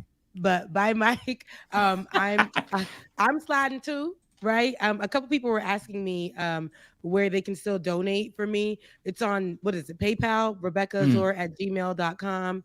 PayPal, Rebecca Azor, that's my first and last name, at gmail.com. I got my Cash App corrected, so you can do that there as well at Becca's Voice on Cash App.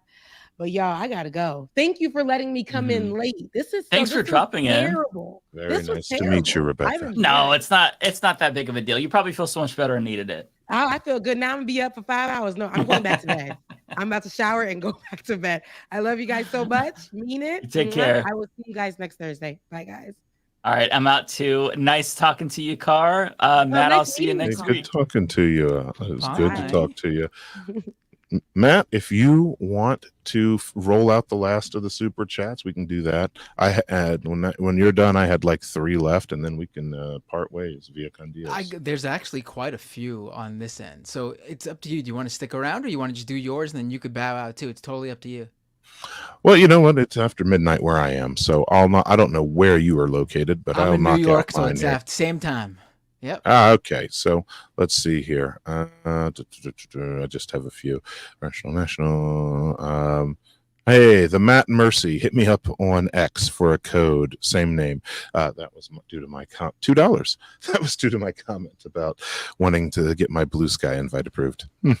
Sisyphean Task, $5. How can we combat liberals from subsuming leftist ideas movement without engaging in gatekeeping? Thanks for speaking on addiction tonight as well. You're welcome. I see that as something eating up a lot of people in my own community, and it also is affecting people who you really don't realize. Everyday folks all around hiding that addiction, even people where it hasn't stopped them from getting a job and whatnot, they are still struggling with it. So it's a big deal. How to combat, my guy, do you mind?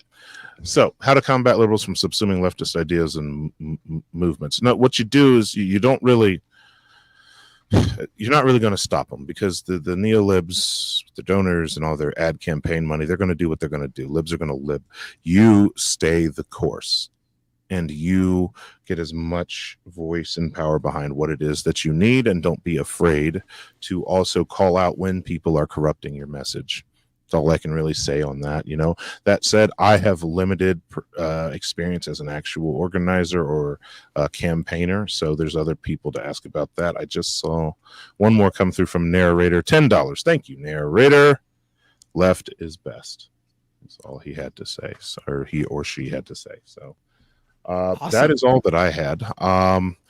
In advance, if you had any other compliments for me in your super chats, I thank you from the bottom of my heart, because I will probably part ways here and make sure family's doing okay and figure out what the hell my dogs want. You might have stayed longer than any other guest has ever stayed. Usually they bounce after about maybe an hour and a half, 2 hours. Hour and a half. Rarely do they stay for the super chats. Everyone, really, if you're not subscribed to Car's channel, please go do so. I will drop the link once again in Thank you for having me on the show. And thank you for giving me the opportunity to ramble. It's easy for me to stay up and keep going when given the mic, so I appreciate that. I hope I at least gave people something worthwhile. I think so. I think it was really great. So I think it's great because I was unfamiliar with you and your channel before today. So great to discover you, great to meet you, and I look forward to talking with you really soon. You definitely got to come back on. Yep.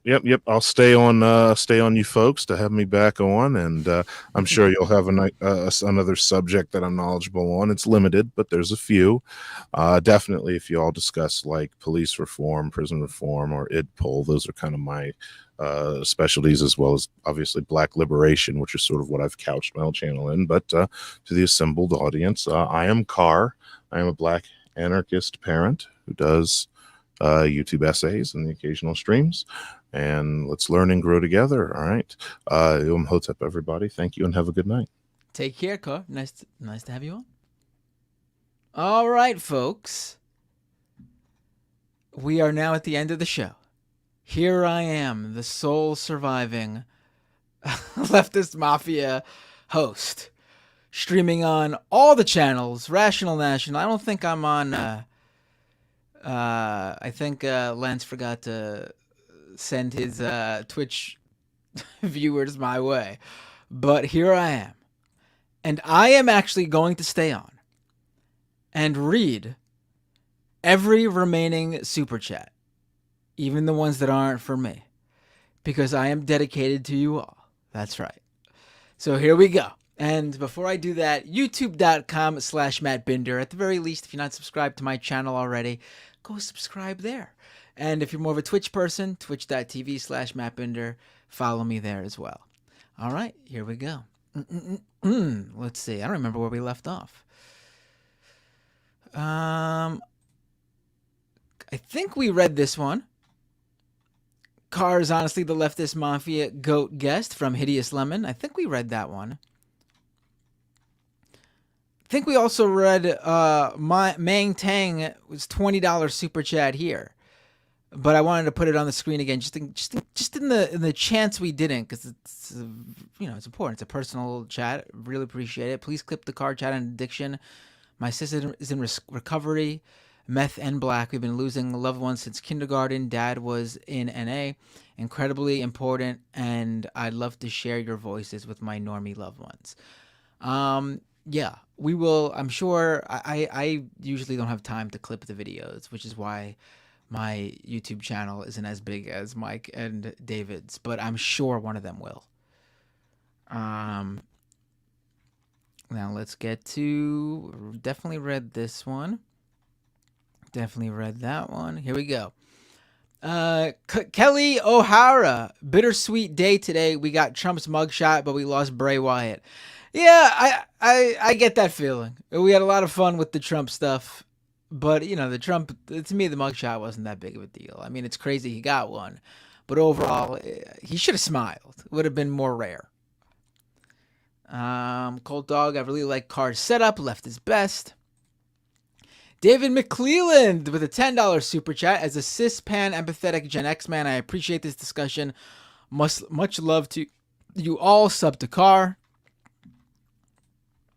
For Resto with a super chat, can confirm women value confidence, empathy. My wife originally chose me from the dating site because I was the only one who could communicate coherently. Wow. And that's what she told you, at least. Nah, I'm joking. Nathan Winter with a super chat. Y'all keep me sane working 9-hour workdays sans AC. HK with a €10 super chat. I don't know which ones are for me. It's going to take me a minute to actually go over to my stream and see which ones are for me. So I'm going to act like all of these are for me, okay? Koru with a super chat. Thinking of a name change. Snafu fits. Forrest Dudley. I was thinking it was Forresto for a second, but no, Forrest Dudley. Hey, Mike, love the show as usual. Can I get some warm thoughts? I'm having my dad's memorial tomorrow, and I have a strong sense of melancholy. I know why you're asking, Mike. I mean, obviously, because you probably watch his channel, but his reply to this would be more meaningful than mine. I know Mike had lost his dad as well. But I can give you warm thoughts as someone who hasn't been in those shoes. Just, you know, I'm sure it's a tough time. And, you know, it's a memorial service, right? So I don't know your dad, but I know that with my own experience, my dad wouldn't want me to be, you know, upset and sad. I mean, obviously it's a given, but, you know, it's something everyone will eventually sort of. I'm not good at this at all. I'm sorry. I'm really bad at this, but I'm trying. But my condolences. Hideous Lemon with a $5 super chat. My super chat about David in the debate was because I think he looks like DeSantis. Everyone was great last night. I'm so tired. It's 3:45 a.m. Well, it's only 12:34 a.m. here. I'm guessing you're in, I don't know where you are. I don't know when this chat was from. This chat was from 2 hours ago. Christ. Kate Travail, thanks for the $10 super chat. Thanks for last night. Kissing face emoji. Tunbosin with a super chat. Happy birthday, Matt Binder. Laughing. I'm guessing that means because that's definitely not for me. Goose Juice with a super chat. Lance is a huge country music fan. That's proven evidence with pics of him wearing chaps and a cowboy hat. Are there? Proctor 123456 with a $10 super chat. Hi, I'm with a startup organization who is looking to unionize gig workers. I've spoken to DSA and Teamster organizers. Is it possible for me to reach out and y'all possibly talk about it, please? Absolutely. Please message us. DM any of us. You know me. I'm at Matt Binder on X, aka Twitter. My email is matt@xmattx.com. Or reach out to them if you know them, the other hosts better. Progressive Voice for the super chat. I laughed so hard when ABC News described the Republican debate as being focused on policies. Did they really say that? Unbelievable. Left is best. The Pro for the super chat. Trump looks like Uncle Sam in his mugshot. LOL. Venetia with a super sticker. Thank you so much. Foresto with a super chat. Since we're not doing debate super chats, I just want it noted for the record that Mike Pence is the living embodiment of the captain from C-Lab 2021. Is he? I don't know. I'd have to look to make the comparison. Pluvius for the super chat. The one from Musical Mice was about Carr sounding like Neil Tyson. Was happy he wasn't talking about space and junk. Mr. H with a $20 Canadian super chat. Anyone else feel like Vivek is going for Steven Crowder's contract at Daily Wire after last night? That could be possible. Selly Boo with a super chat. I got a corny joke for you guys. Where do bad rainbows go? Prism. It's usually a light sentence. Wow, that was a twofer. I thought that was it at Prism. Then you got us with the secondary, usually a light sentence. Very good. I liked it. Didn't laugh, though. Narrator with a super chat, $10 super chat. TikTok idea of Vivek saying everyone should pass the civics test and saying the U.S. Constitution helped win the Revolutionary War. Constitution was written and ratified after war was won. Yeah, I think we mentioned that yesterday after someone pointed that out. Ron6751 with a super chat. Would any of you rather get fat in Canada or USA? I don't think I can get fat. I really can put on the pounds. Trust me. HK became a YouTube member. I think that's for me. And also, I got an extra 5 gift subs from, extra 5 gift subs from Tokyo Hans, and then an extra 5 gift subs from HK as well. Thank you so much. I just don't think the gift subs show up in the StreamYard feed, so I wanted to point that out now so I don't forget. Jay Cass, anyone have reverse seasonal depression? I despise summers and hibernate from this brutal heat, but more active during fall, winter. I'm the opposite. I don't really think I suffer from seasonal depression. I just don't like going out when it's cold. So I think I am more active in the warmer months. But yeah, I don't really hibernate, I guess. The Matt Mercy, Lance, do you know of any prominent NB creators other than Thought Slime? Love TS, but he doesn't really talk about it, and I'm going through my own journey. You got to ask Lance. I'm sorry. Can't help you there. Cutthroat Juggalo with a super chat. Love all you guys. Thank you, Cutthroat Juggalo. Whoop whoop. Cutthroat Juggalo gave someone else the same super chat. I guess spreading the love. I'm sure one of those were for me. Chris Flutch with a $10 super chat. I am a Gen X recovered alcoholic. I do so very well, understand and relate. Even after 15 years of sobriety, don't give up on them, but also detach with love. Be there when they are ready. Great advice, Chris. So Ren with a super chat. Matt's chat is up to bat. Dovek. Kowalski, the end is near. The nightmares will finally end.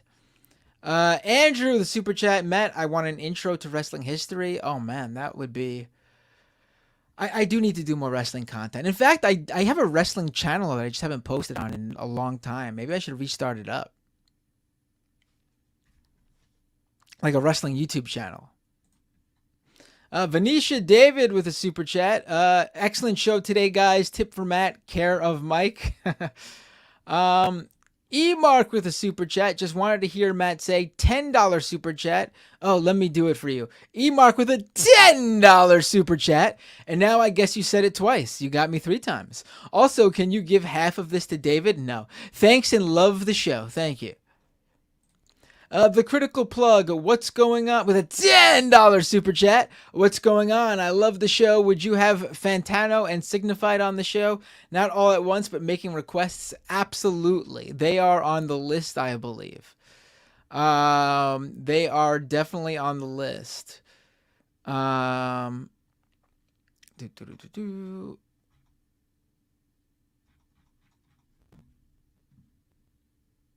Let's see. Where am I? I lost my... Here we go. Andrew with the super chat. I'm 35 on Saturday. Happy birthday, Andrew. Wearing N95, says Andrew. New strain is bad news, guys. I follow it closely, and the heart vascular damage is unreal. Many performers struggle. Yeah, like I said earlier, it turns out that Bray Wyatt got COVID earlier this year. I'm assuming that's unrelated to the new strain because he's been off TV since, I looked it up, since February. Yeah, bad stuff. Bad stuff. HK with a 10-pound super chat. Thanks to your mods, just a light one. Do you and Carr sing to your kids? What have been your favorite songs to sing with them? Thanks. Well, Carr's not here anymore, unfortunately. I would have been interested to find out from him, actually. It's too bad we missed this chat then. But for me, for my son, I don't remember. for my daughter, I remember because she was, I was singing to her in 2019 when she was a baby. I don't sing to them anymore. They don't need that. We do, put them to bed. We do lay down with them so they go to sleep. They do need bedtime with us still at 4 and 8. And I'll take it. I don't, I'll hold that onto that for as long as they want me to. But the singing stopped actually. For my daughter though in 2019, I remember I was on a acoustic saves the day kick with her for a while, and I would sing the acoustic saves the day songs with her. How do they go again? Oh my god.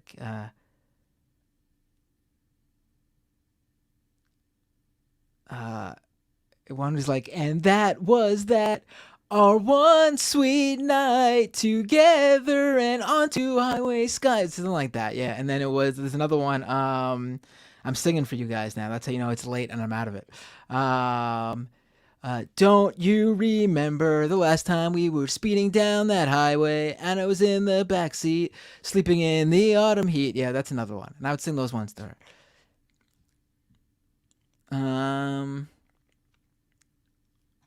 Kowalski with a super chat.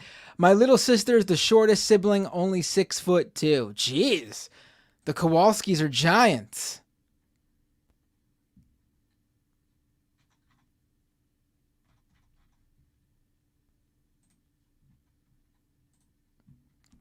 Guamu with 100 Mexican pesos. I was just in Mexico. Greetings from south of the border. Lucha Libre podcast when left is best. Guamu, thank you. You know what? I do have that wrestling. I'm really thinking maybe people have been asking for it. People have long requested that they wanted me and David Bixenspan to do a show together. David Bixenspan's a great wrestling journalist. He's always been the go-to guy for Doomed whenever I do a Doomed episode on wrestling. That's usually when it crosses over into politics, something to do with Trump and Vince McMahon or something like that. But I've been, yeah, I'm thinking about it. November DeMarque with the super chat. Can I make a request for Carr to bring his dog into his next guest appearance? He should. That was a cool dog. I'll get my dog on screen too.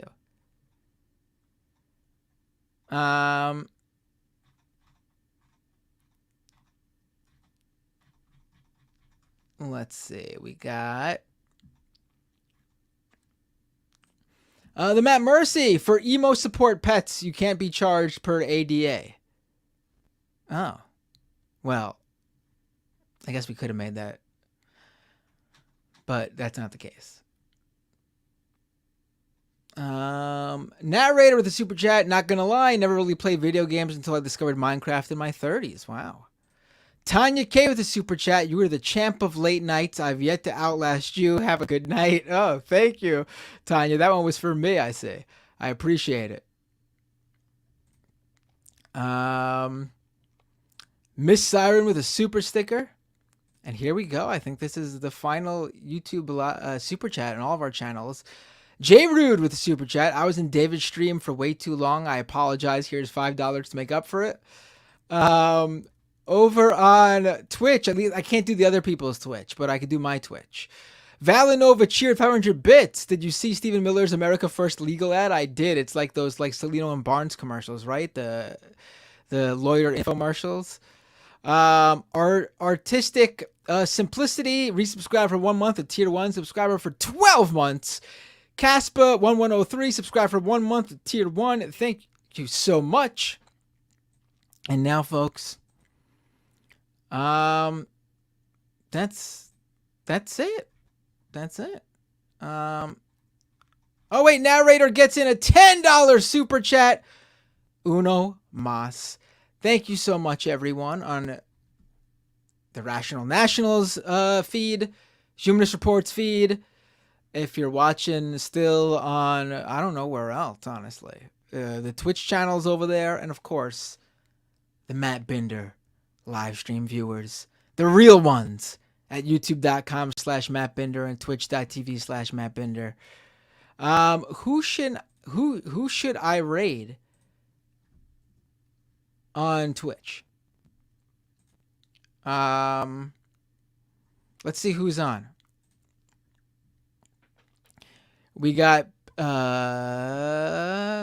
do I see here? And always, Leftist Mafia every Thursday night at 8 p.m. You can catch me also on the Majority Report with Emma Vigland and Brandon Sutton on Thursday afternoons as well. David Doel of Rational National and Leftist Mafia will be on Majority Report tomorrow. What else? And yeah. Who's Caroline Kwan? That's it. That's a new one. I don't think I've ever. I'm glad you guys are giving me new people to. Who's Caroline Kwan? I'm looking them up now.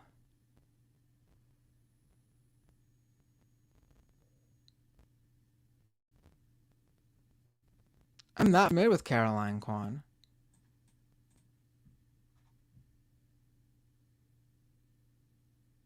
She's pretty popular, it seems. She got over 1,000 people watching right now. Does she do shout-outs for Rids?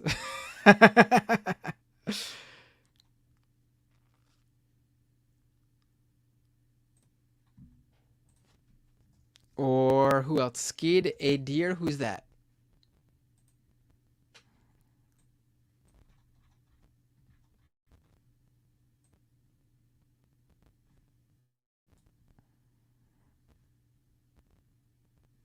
No, I'll do people Caroline Kwan. Again, I'm not familiar with her, but get some new relationships going with the new people.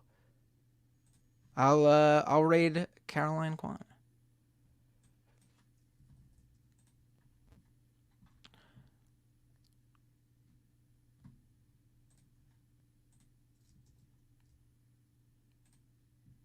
All right, everyone.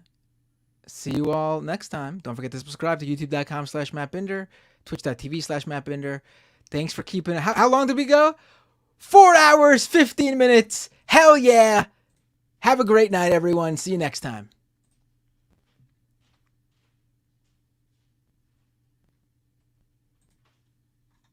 Oh, wait. Ignore Husky got in at the last minute here. Hey, Binder, have you checked out Los Mal Hablados, Fishbone, or the other bands yet? Almost on this mic, but wanted to ensure that you got it. LOL. $10 super chat. I have some of them. Let's talk about it next time because the stream is now ending.